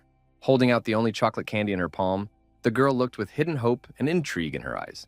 Having informed her brother about the sisters' visit and their questions, she handed over the candy with a warning to be careful and vigilant. The young man carefully examined the candy, suspecting that the interest might be related to his relationship with the foreign teacher. Suddenly interested in the origin of the sweet, he persistently asked his sister about buying chocolate, to which she carefreely sat down on the sofa and began to dangle her legs. The girl's sincerity melted his heart, causing him to smile warmly in gratitude for the thoughtful gift. Lost in thought, the main character shared observations about the enemy of his new neighbors, named Chen Liu from City 7, intriguing his sister with questions about the possible motives for the persecution. The girl's smile instantly turned into an impenetrable mask. She folded her hands in front of her, making her brother interested in the true reason for her sudden change. An internal conflict grew between the characters, where the girl persistently sought to reveal the secret of Chen's identity, and he adamantly remained silent, protecting his secret. Changing tactics, she resorted to cunning, pleadingly asking for help with her homework. But Qing remained unmoved, even despite the pleading look of her large, expressive eyes. Irritated, Xiaoyun began to talk about ways to get rid of annoying neighbors, while the young man methodically rearranged everything in the kitchen. The internal monologue turned into a plan. Hiding attracts attention, so the best strategy is to redirect the focus to Liu Deju, using him as a cover. Realizing the criticality of the financial situation, Qing Chen mentally planned a detailed conversation with Liu Deju, realizing that supplies of food and money were catastrophically depleted. The girl, trying to dispel the tension, suggested a family trip on the eve of the national holiday, hinting at a desire for a joint holiday. The guy postponed the discussion with slight disappointment, citing the need for additional consideration, to which the girl happily agreed, carefreely opening the door. As soon as she closed it, the main character quickly took out his phone, preparing for the next manipulations. A specially downloaded application for learning Japanese became his temporary refuge from the problems that had befallen him. 10 seconds before the transition, Qing Chen methodically stuffed the flash drive into his mouth and gripped the handle of a sharp knife, preparing for another transformation of reality. The space was distorted again, and the hero found himself in an unfamiliar place. The first thing that caught his eye was the familiar legs of the boss. Incredibly, the young man materialized in exactly the same place from which he had disappeared, as if time had frozen. The boss and subordinate froze in identical poses, as if only 1 second had passed. The high-ranking personality, with undisguised tension in his voice, muttered the only question about the return of the traveler. The young man nodded affirmatively, pulling out from behind his cheek a tarnished flash drive with a characteristic metallic sheen. He looked carefully at his own hand. Instead of a knife in another world, only its handle remained, which made it possible to conduct a successful experiment to determine the boundaries of the transfer of objects. Chen also remembered to look at the timer, counting down the remaining 2 days until the countdown, which made him think about the intricacies of interdimensional travel. The familiar Prison 18 greeted him completely differently. Instead of cold loneliness, there was now a feeling of expectation and presence, which caused a barely noticeable smile. The space seemed a little gloomy and empty, but he liked it quite well, especially since Yewan had already prepared another container of food. Chen handed the teacher a flash drive, accompanied by information that, as he promised, he recorded several games in Xiangqi.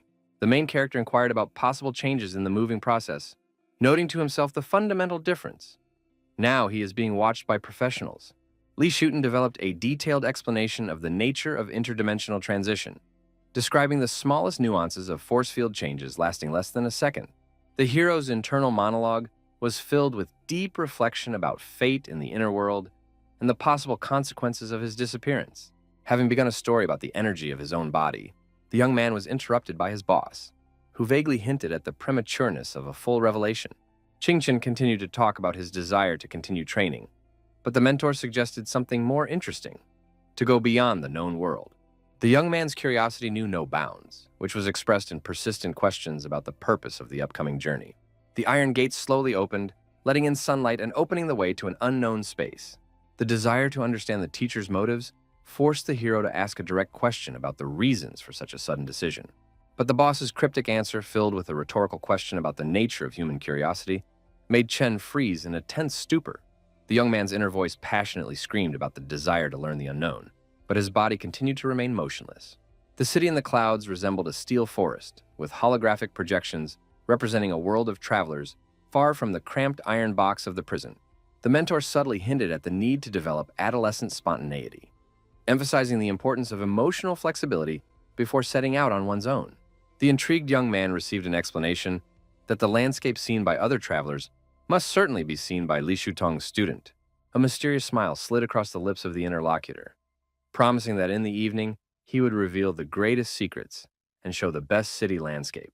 Yuwang approached quietly and held out a mysterious box, telling Chen that what was inside should hide the young man's true identity. The lid of the box opened, revealing an elegant cat mask, a symbol of reincarnation and hidden essence. The massive gate began to slowly rise, creating a ceremonial pause before the release of 4 figures, frozen in anticipation of its full opening. The hero looked around the area outside the prison, feeling the first breath of freedom and understanding of the coming changes. The long-awaited freedom that he had been striving for so long now seemed very close and tangible.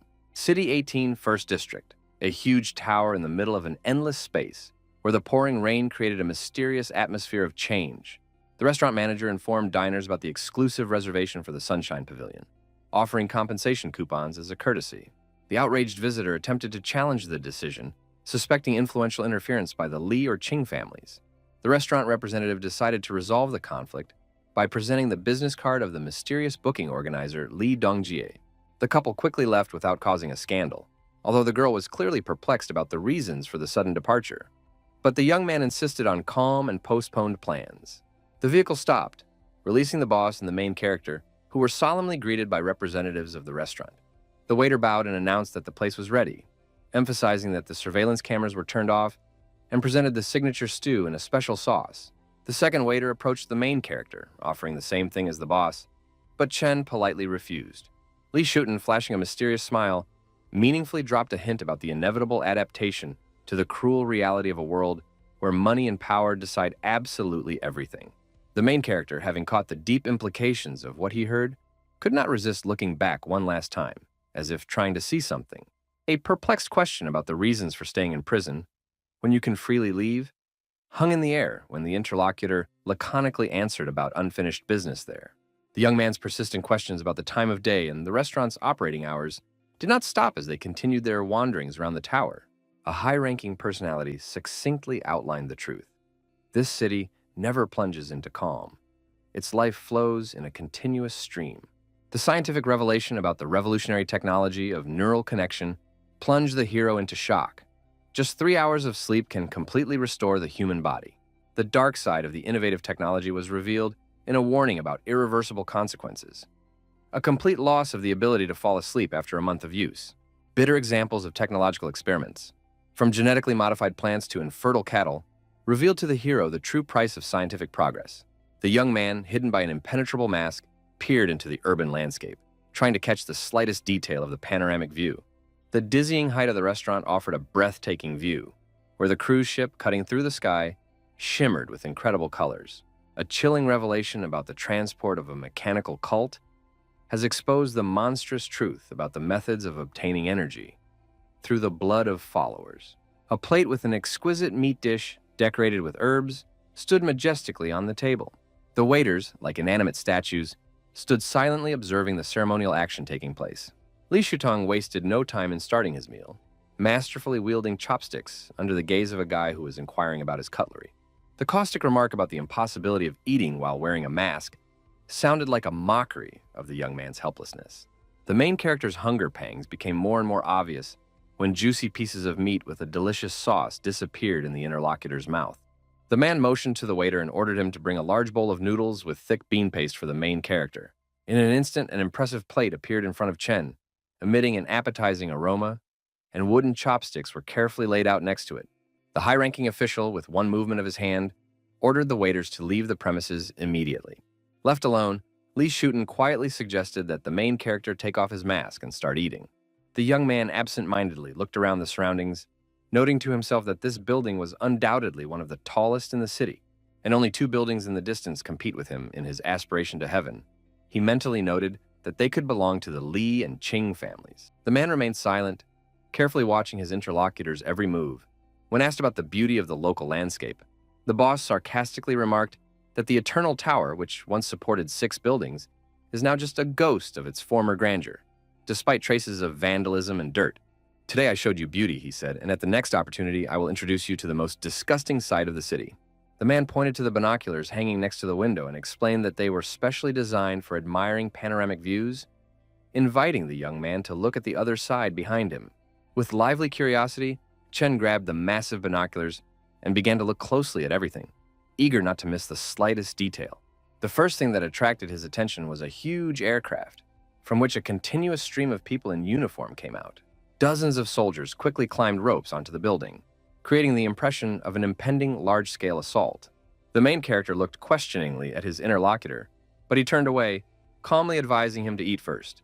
The young man returned to the table, and the interlocutor immediately asked if he was scared. The hero calmly replied that a real teacher would never allow a student to die halfway, continuing to leisurely eat noodles. The interlocutor laughed sincerely, clearly admiring the young man's intelligence and equanimity.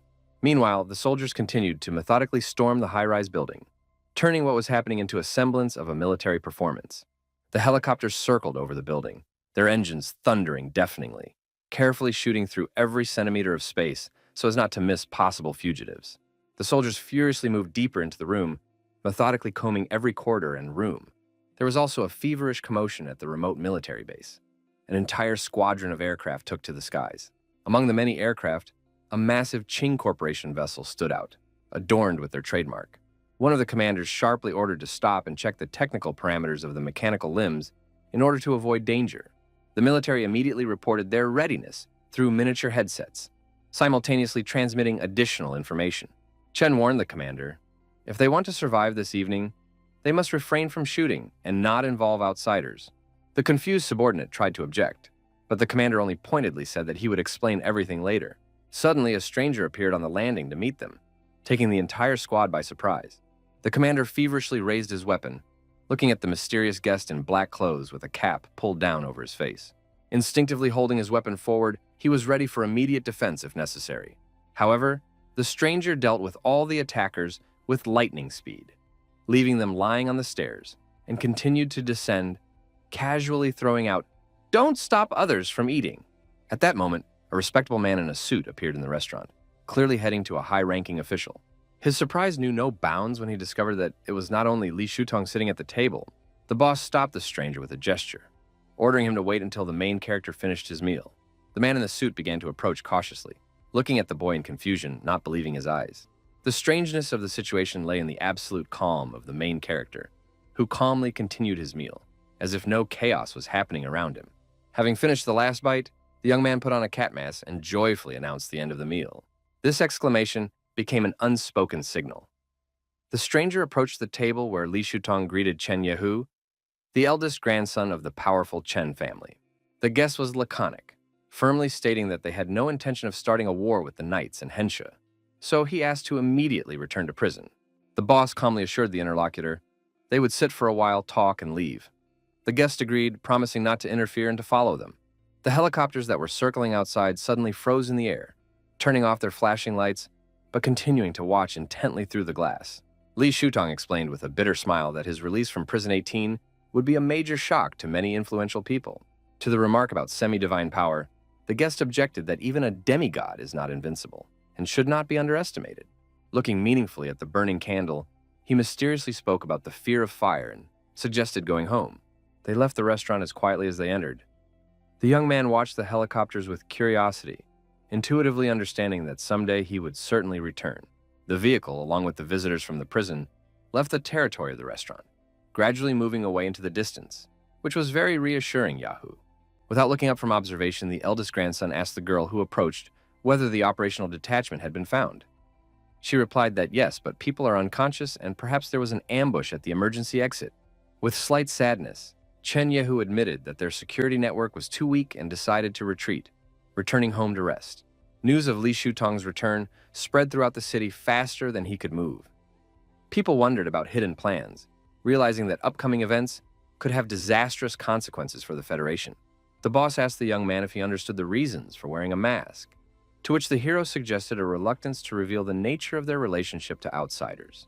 The high-ranking official continued the intriguing interrogation, hinting at some hidden imbalance between them, closely observing the reaction of the interlocutor. The hero responded with sincere gratitude that he understood the complexities of his own shackles, demonstrating incredible wisdom and kindness that even the mask could not hide. The mentor recognized his unlimited potential, emphasizing that the young man must be as prepared as possible before entering the battlefield. The teacher saw his role only as guiding Qing Chen part of the way and seeing how far he could go.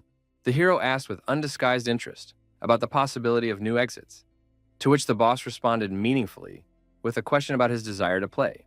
The young man answered sharply in the affirmative, not noticing that his huge brown eyes betrayed personal interest and excitement for the upcoming adventures. The mentor laughed and promised to find an opportunity for a new game in a few days. Qing Chen glanced at the countdown, which read 45 hours, and carefully lowered his shirt sleeve. As he continued his journey, he reflected on the past 3 hours, noting that they had been simply magnificent.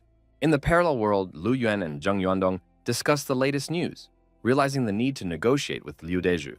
The assistant explained that this particular high school student had an affinity for a high-ranking person, noting Li Shutong's importance in the inner world. Yuandong said that he trusted his intuition and believed Liu Deju could not please a person like Li Shutong. There should be a third traveler in Prison 18. The boss of the Kunlun organization firmly stated that their only task was to find the mysterious traveler. The 9th district of the second city contrasted sharply with the beautiful high-rise buildings. Devastation, garbage cans, and dilapidated buildings reigned here. But at 3 o'clock in the morning, people wandered through such areas with special interest who were not afraid of either rats or swamps that could stain expensive shoes. One such person is He Jinkyu, who entered the boutique where the saleswoman was immersed in her phone, listening to the news. The woman didn't even notice the man entering until he tapped his prosthetic hand on the table. She immediately apologized, but the visitor demanded calm and reported 2 urgent orders. He ordered to interrupt communication with Dong Suyue and Tian Xiaomiao, who were discovered by the consortium as travelers, and to collect as much information as possible about Li Shutong. He Jinkyu threateningly stressed the need to get Liu Deju before Kunlun did, hinting at a possible replacement at the slightest mistake. He also ordered the saleswoman, after returning, to undergo additional training from instructor Zhang Zongyu, to which the interlocutor unquestioningly agreed. The squalid slums became the perfect haven for shady characters, where security cameras lost all power and anonymity became an absolute reality. The inner world seemed motionless, but behind the glass barrier, the hysteria of the newcomers was growing, begging for release with incredible intensity. The hero, immersed in a deep sleep, could barely distinguish desperate cries, realizing the strange feature of the past night, the absence of new prisoners. The deafening roar and furious screams did not disturb the peace of the exhausted prisoner, who only turned on the other side, continuing to quietly snore. Li Shutong, the picture of equanimity, glanced at his tablet, studying the news as a faint smile lit up his face. The blonde, watching the boss, caught his amazing calm in the face of the sudden uproar outside, as if what was happening did not concern him at all. Guo Huchan, rushing in unceremoniously, demanded information from Lin Xiaoxiao about the night's events, begging him to take him with him in case of any troubles. The ward asked with curiosity how the prisoner knew about what was happening, given the lack of means of communication. The caustic taunt about the potential threat from the consortium sounded provocative, but the giant continued to insist on his exclusivity and innocence. The simple desire to taste the stew caused a skeptical grin from the blonde, who understood that the whole world would never believe in the carefree walk of a dangerous demigod. Leaning back in his chair, he fixed his gaze on the ceiling, reflecting on the equanimity of his boss and the strange carelessness of an 18-year-old prisoner who continued to sleep in the middle of the day. A sudden voice on the loudspeaker announcing the number and the visitor forced the prisoner to barely open one eye, disturbing his usual serene state. The giant, full of bewilderment, began to ask about the unusual nature of the visit, but the blonde warned against excessive curiosity, hinting at the boss's dislike for the boy. Having quickly gathered himself, The hero, under the watchful supervision of robotic guards, headed to the cell for a meeting. The creaking door slowly opened, letting in a guy whose gaze was losing its former vigilance. An incredible shock gripped the young man. Sitting opposite him was a girl whom he had not expected to see at all. Kashimiro Saran, his fiancée, sat in her prison cell with the equanimity of a seasoned diplomat. The first question escaped his lips about the purpose of the visit, but the girl's gentle smile instantly dispelled the tension. She brought home-cooked food. Having carefully opened the container, Kashimiro demonstrated a culinary masterpiece, making excuses for the low quality of prison food.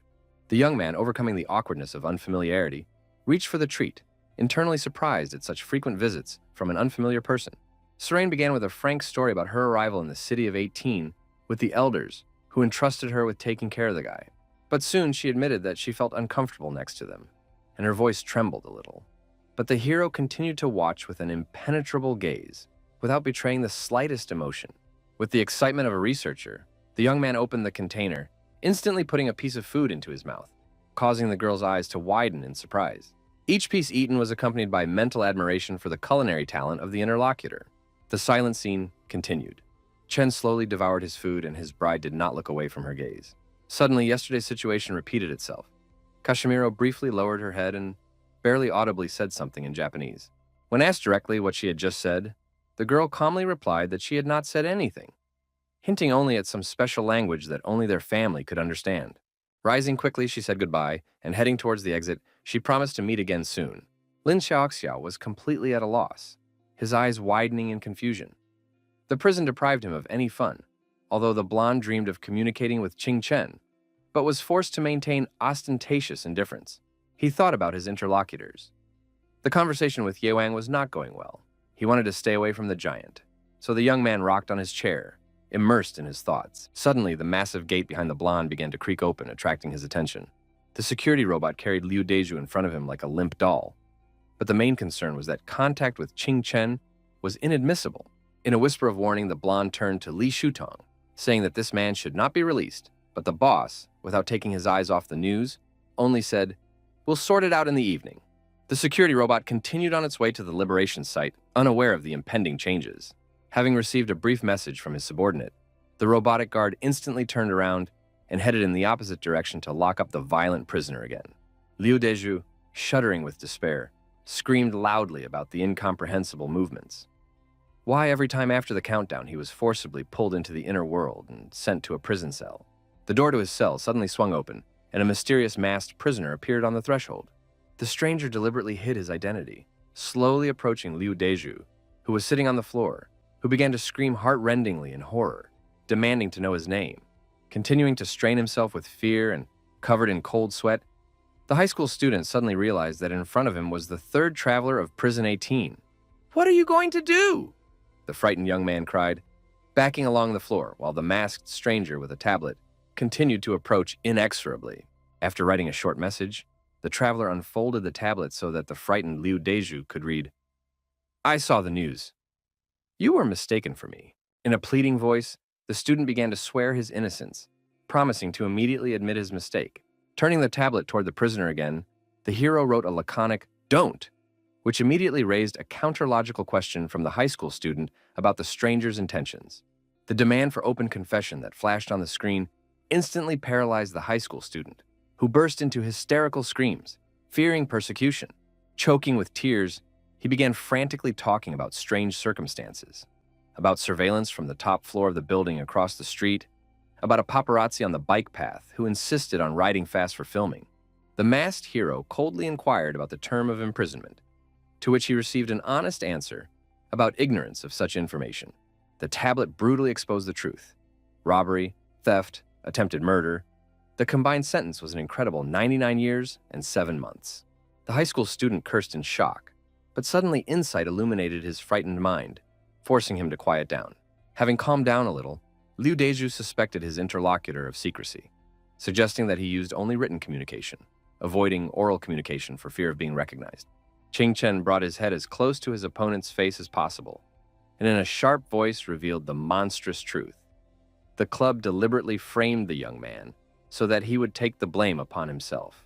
The student, shuddering with fear, realized that the stranger's voice did not evoke any memories. Realizing his mistake, he hastened to apologize. Now that the voice was heard, the masked prisoner was able to begin a calm conversation about the primary purpose of his visit.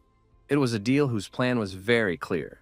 The high school student continues to play the role of Lee Shuten's acquaintance, and the guy helps to drop all charges against him. The high school student was suspicious of the possibility of dropping the charges, but the masked hero confidently promised to find the true criminals and get them to confess. The student carefully clarified the last details of the deal, realizing his own vulnerability and the complete lack of alternatives. A heavy awareness of the hopelessness of the situation put pressure on the teenager's psyche, forcing him to make risky decisions. Quickly assessing the circumstances, he agreed to the deal, demanding immediate details, while the mysterious stranger stood motionless in the cell opposite. The masked interlocutor calmly explained a cunning plan to use the identity of a high school student as bait to establish contacts in the outside world. Taking his time to shake hands in agreement, the pragmatic schoolboy carefully demanded guarantees of personal gain, tempting prospects for reward, improved nutrition, access to news, virtual entertainment, instantly widened the interlocutor's eyes. The young man carefully studied the mysterious prisoner, intuitively recognizing him as a third traveler, but not believing in his real influence in the prison world. The student emotionally showed fresh wounds, talking about the dire consequences of possible betrayal and the risks to his safety. The main character demanded a detailed story about the origin of the injuries, because he had been interested in these circumstances for a long time. The story of the assassination attempt related to Li Shutong sounded like a complex, intriguing puzzle that made Qing Chen seriously think about the risks. The guy casually continued to mentally analyze the situation, realizing that the found star sample was too valuable to allow it to die mediocrely. The stranger calmly clarified the details of the defense, to which the student sitting on the floor immediately blurted out, "Gene injection!" Qing Chen pointedly turned away, briefly closing his eyes, plunging his interlocutor into a panicky fear of missing out on his only chance. In an instant, the third traveler vaguely hinted at the possibility of obtaining the drug, instantly highlighting a ray of hope on the high school student's face. Turning halfway, the interlocutor significantly emphasized the terms of cooperation, demanding evidence of complete loyalty. With incredible intensity, Liu Deju began to describe his potential capabilities, practically spewing out a passionate monologue about 4 people ready to get closer. He enthusiastically described the incredible wealth of his potential contacts, mentioning legendary watches worth hundreds of thousands. The student enthusiastically proposed to mine gold bars, focusing entirely on material gain for the mysterious interlocutor. Continuing his unrestrained story, the high school student mentioned a strange student from a neighboring class, instantly making Chen realize that he was talking about Nan Gengcheng.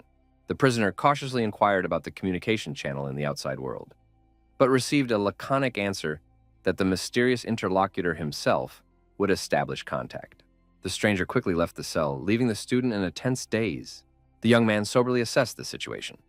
Without becoming close to Li Shuten, he may have found an equally interesting alternative in the person of his successor. Realizing his own inferiority in this world, he assumed that the real main character was the owner of the mask. After closing the door, Qing Chen stood in the corridor, gradually recovering from such a tense conversation.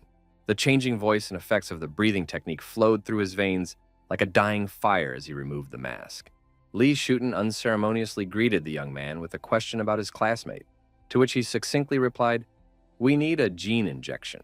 The news of the genetic injection for Liu Deju caused sincere surprise among the boss and his subordinates. The main character explained the need for the drug as a way to prove his worth and create a self-defense mechanism in the outside world. The hero soberly but sadly assessed the student as a convenient tool, a weak-willed but useful firewall for his own purposes. The internal monologue suggested, since the guy is inclined to confess when caught, it means that he needs to be made invulnerable. The countdown was approaching the end when Qing Chen showed up to Liu Deju's cell empty-handed. A high school student sitting on the floor looked at the mysterious case incredulously, not believing in the reality of what was happening. The third traveler instructed his interlocutor very clearly, demanding absolute attention to every detail.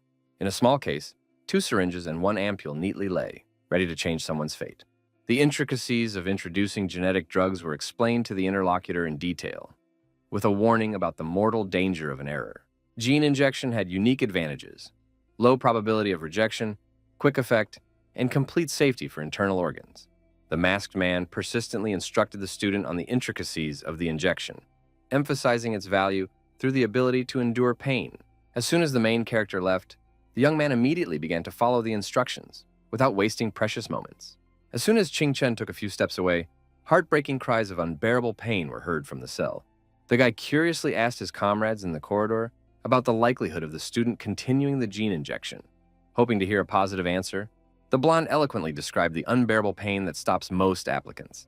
Next, Yewang philosophically noted that any strengthening requires inevitable suffering and colossal inner strength. The main character asked with interest about the phenomenon of the awakened, to which he received a frank explanation about the nature of their superpowers. The sudden silence after prolonged shouting made everyone look at each other with a silent question. With slight sadness, the hero admitted that he overestimated the willpower of Liu Deju, who did not complete the full course of injections. He bitterly stated that many dream of becoming stronger, but the true price of transformation is revealed only at the moment of real physical tests, which only a few are ready to undergo. Yewang handed the young man a gold bar from his boss, causing the young man to be puzzled, but then explained its symbolic meaning as a sign of recognition and teacher's care. The blonde then handed over a communication device with unique encryption capabilities and independent modeling of channels for secret communication. Qingchen carefully examined the device, wondering how the blonde knew about its needs, to which he received an answer about the will of the boss. Continuing to observe his confused friend, Lin Xiaoxiao retold Li Shutong's words that the device would help hide the identity in the outside world, taking into account the personality characteristics of the recipient. The main character asked in surprise about his character, closely examining the mysterious device he had received. Not wanting to quarrel, Yewan cautiously suggested that the high-ranking official saw the many facets of the young man's personality, partly in a dark light. Having dealt with all this, the guy looked at his hand. The countdown timer showed 1 minute, which made him sadly realize that Liu Deju had refused to administer the drug. But the boss's subordinates had a backup plan of action in case of such an outcome, and it was this that they decided to turn to. They quickly approached the cell, where Liu Deju lay in extreme exhaustion from unbearable pain, barely raising his head to look at the guests. Realizing the shortness of time, his subordinates quickly tied him up, preparing to give him a forced injection. Liu Deju began to desperately beg for mercy, but it was too late. The injection was given a second before the transfer. Returning home, the hero turned on the translator, trying to understand the girl's mysterious phrase about the cruelty of people in the inner world, comparable to themselves. He tiredly collapsed on the bed, thinking about the need to return to the outside world, analyzing information about the composition of the Federation and migration processes. Studying the available information about Serain on the internet, Qin wondered why no one had noticed that the famous girl was a traveler. Remembering their meeting, the guy's inner feelings told him that Kashimira was unhappy and perhaps seeking refuge from the real world. In the quiet moments of the meeting, he realized the special value of this short truce, an opportunity to take a break from the exhausting struggle for existence, to forget about the intrigues and dangers of the inner world. Filled with interest, the main character did not forget to pay attention to the timer, inexorably counting down 48 hours until the return trip. The sudden sound of multiple alerts broke the silence of the bedroom, causing the hero to tense up. The news feeds exploded with information about the return of Liu Deju and his prolonged, heart-rending screams in the middle of the night. In the morning, the depressed schoolboy slowly made his way to the educational institution, trying to ignore the annoying paparazzi, who besieged him from all sides. Journalists surrounded him, trying to be the first to get exclusive information about the mysterious events of the past night, directly from the first person. Whispers and sidelong glances followed him. Conversations about the night cry, legends of the inner world became louder, causing even greater oppression. The sudden fall of the journalist created an eerie atmosphere. It seemed that something impossible had happened. The magical nature of what was happening hung in the air. The distance between the cyclist and the fallen man was too great for a natural explanation. A fleeting guess appeared in the head of Liu Deju, who sharply looked at his outstretched hand, as did everyone present, as if seeking an explanation for the inexplicable. Quickly apologizing, the high school student disappeared around the corner, leaving behind many unanswered questions. Feverish thoughts rushed between amazement at the speed of receiving gene injections and an understanding of the incredible possibilities of the inner world. The young traveler's excitement grew. The realization that even an inexperienced player can achieve success by clinging to a strong one filled him with delight and faith in his own strength. Liu Deju crossed the threshold of the school, but complete indifference hung in the air. The students, immersed in their smartphones, did not even glance in his direction. The internet newsfeed captured everyone's attention with a sensational event. After 8 years of imprisonment, Li Shutong went out to have dinner with a mysterious man in a cat mask on the top floor of the Eternal Tower. The main character read with horror the mention of Chen Yehu, who personally went to persuade Li Shutong, while military bases watched the Qing land cruiser airship take off into the sky. It was known that the Qing clan was using the airship to transport the forbidden item ACE-009, and was even willing to use it to neutralize Li Shutong, who had suddenly appeared. The identity of the man in the cat mask remained a mystery, as did the reasons for the appearance of a high-ranking person. But the event caused widespread resonance throughout the Federation. After rereading the news in amazement, Qing Chen finally realized the lack of a clear understanding of his boss and everything that was happening. Prince Important, obviously, had even more information than expected about the launch of the Land Cruiser airship and about the intention of the Qing clan to deal with the unwanted guest. Comparing He Shaoxiao and the Important Prince, the young man thought that the latter was more like a war correspondent and was incomparably more effective at working in real time. The one who comes forward either has strong organizational support, like Kunlun, or has a unique technology for hiding his tracks, like He Shaoxiao. He understood that the number of travelers would increase, and the new generation would be distinguished by mastered technologies to counter the outside world and hidden skills. Finally, having collected his thoughts and thought over a plan for further action, the guy left the office, heading along the intended route. What a surprise he felt when he saw Liu Deju with an expensive watch on his wrist, chatting with two new guys as if they were best friends. Slamming the door to the toilet stall, Qing Chen cursed furiously. He made it very clear that he did not need a watch, but the high school student completely ignored his warning. Taking out a device for communication, the hero began a secret correspondence, directly interested in progress, to which Liu Deju pointedly hinted that rich people are surprisingly stingy, and there is no need to rush.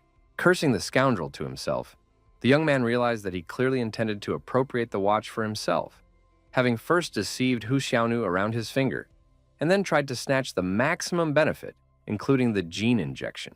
Incredible, but true. This newcomer managed to turn wealthy patrons into his own instruments of profit, and his intelligence suddenly soared to unattainable heights. Hidden in a cramped booth, the guy talked with a high school student, who literally begged for advice on how to quickly gain a foothold in the City 18. Just the mention of the watch shocked Liu Deju so much that the device literally jumped out of his trembling hands. Huddled in the next booth, the student feverishly tried to calm his nerves. Did the boss really already know everything? Maybe even one of your classmates is involved in this story? Realizing the possible punishment, the high school student immediately wrote a letter of recognition, admitting his guilt and begging him not to spread it around. Depressed and lost, he trudged out of the toilet when suddenly Hu Xiaonu suggested that he shake things up in a bar in the evening, because since his arrival he had never been to such establishments. Rebuffing his interlocutor, Liu Deju rejected the idea of a bar, saying that there was only business cooperation between them, and that from now on payments would be made exclusively in gold bars. Then he held out the watch.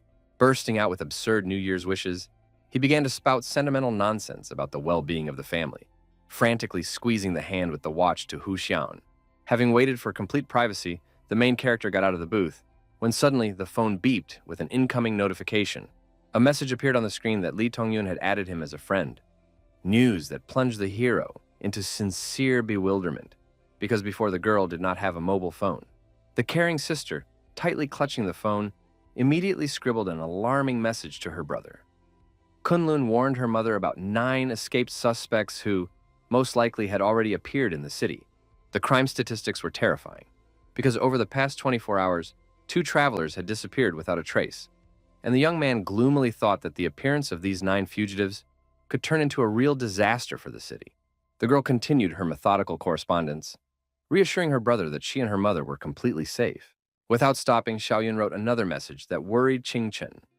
She asked that she and her mother be allowed to live with him, adding that they were ready to sleep even on the floor. Returning to the booth, he reread the news about 3 missing travelers who had revealed information about themselves in the city of Luo, where there were already more than 200 travelers, and almost a fifth were in danger. The hero was perplexed, realizing that the number of registered world explorers was probably underestimated, and they arrived in the city without haste, unable to obtain detailed information. Realizing the situation, he warned his neighbors about returning home early, promising to first scout out the situation and make sure there were no suspicious characters, stopping at the grocery store along the way. On his way back, he spoke with a high school student who talked about his potential breakthrough, his willingness to receive some gold bars as an advance, and his desire to improve his prison conditions. This time, the 9 suspects were distinguished by their organization and the presence of a clear plan, and in the intervening time, none of them had been caught. The young man mentally summarized that such a criminal organization poses the greatest danger When approaching the gates of the agreed meeting, he went inside, making sure that the surrounding space was familiar and there were no strangers. The furniture was in its place. The morning layout of the curtains had not changed. There were no signs of an ambush. Entering the entrance, he wrote to his sister that he was waiting for them at his place, and the door would be open for their arrival. A few minutes later, the door gently opened, and the aunt and her daughter cautiously looked inside. Seeing the young man, the little girl happily jumped onto the sofa, clearly feeling safe, while her mother and Chen discussed how, as a non-traveler, he was not suspicious. Putting on an apron and heading to the kitchen, the aunt left the young man to reflect on her softness and tenderness, despite the prevailing circumstances. Following her advice, he sat down on the sofa next to Xiao Yun, patted her on the head, and carefully asked her about Li Shutong's case and the position of the consortium. Due to the lack of interesting cartoons, the girl watched her brother and talked about rumors from her inner world that the sudden appearance of a man after a long silence caused a real shock. Qing Chen prepared a sleeping place, spreading out a narrow sofa for himself, giving up a room with a soft bed to his aunt and daughter. When the child inquired about the whereabouts of the young man during Li Shuten's dinner, he answered without hesitation that he was traveling on a light rail train and had only seen an aircraft near the Eternal Tower. Continuing the game of ignorance, the hero tried to ask his interlocutor about the reasons for the imprisonment of a high-ranking person, to which the girl rolled her eyes, considering the question inappropriate. She stated that she had shared enough information, and now it was brother Qing Chen's turn to share his information. But he could only talk about the outside world, planning to join a group chat, having previously received a data protection program from the inside, in order to hide from potential persecution. With a piercing gaze, the interlocutor clarified the boundaries of the information exchange, hinting at the secrecy of awareness and the intention to reveal true motives. A sudden deafening roar broke the silence of the confidential conversation, causing the girl to cower in fear. Xiaowen frantically glared at the guy, instinctively seeking protection from the sudden noise that echoed from the top floor. Nightmarish news about cruel kidnappers, capable of unimaginable atrocities, swirled in his head, while the young man intensely peered at the ceiling, realizing that there should be no one up there. The child again shuddered with fear, but the main character, with a calming gesture, urged her to hide and listen carefully. Xiaowen reached for the remote control, intending to turn off the TV and create the illusion of an empty apartment, but the guy decisively stopped it. The logic was simple. They definitely saw the lights on in the hero's apartment, so pretending to be absent now would be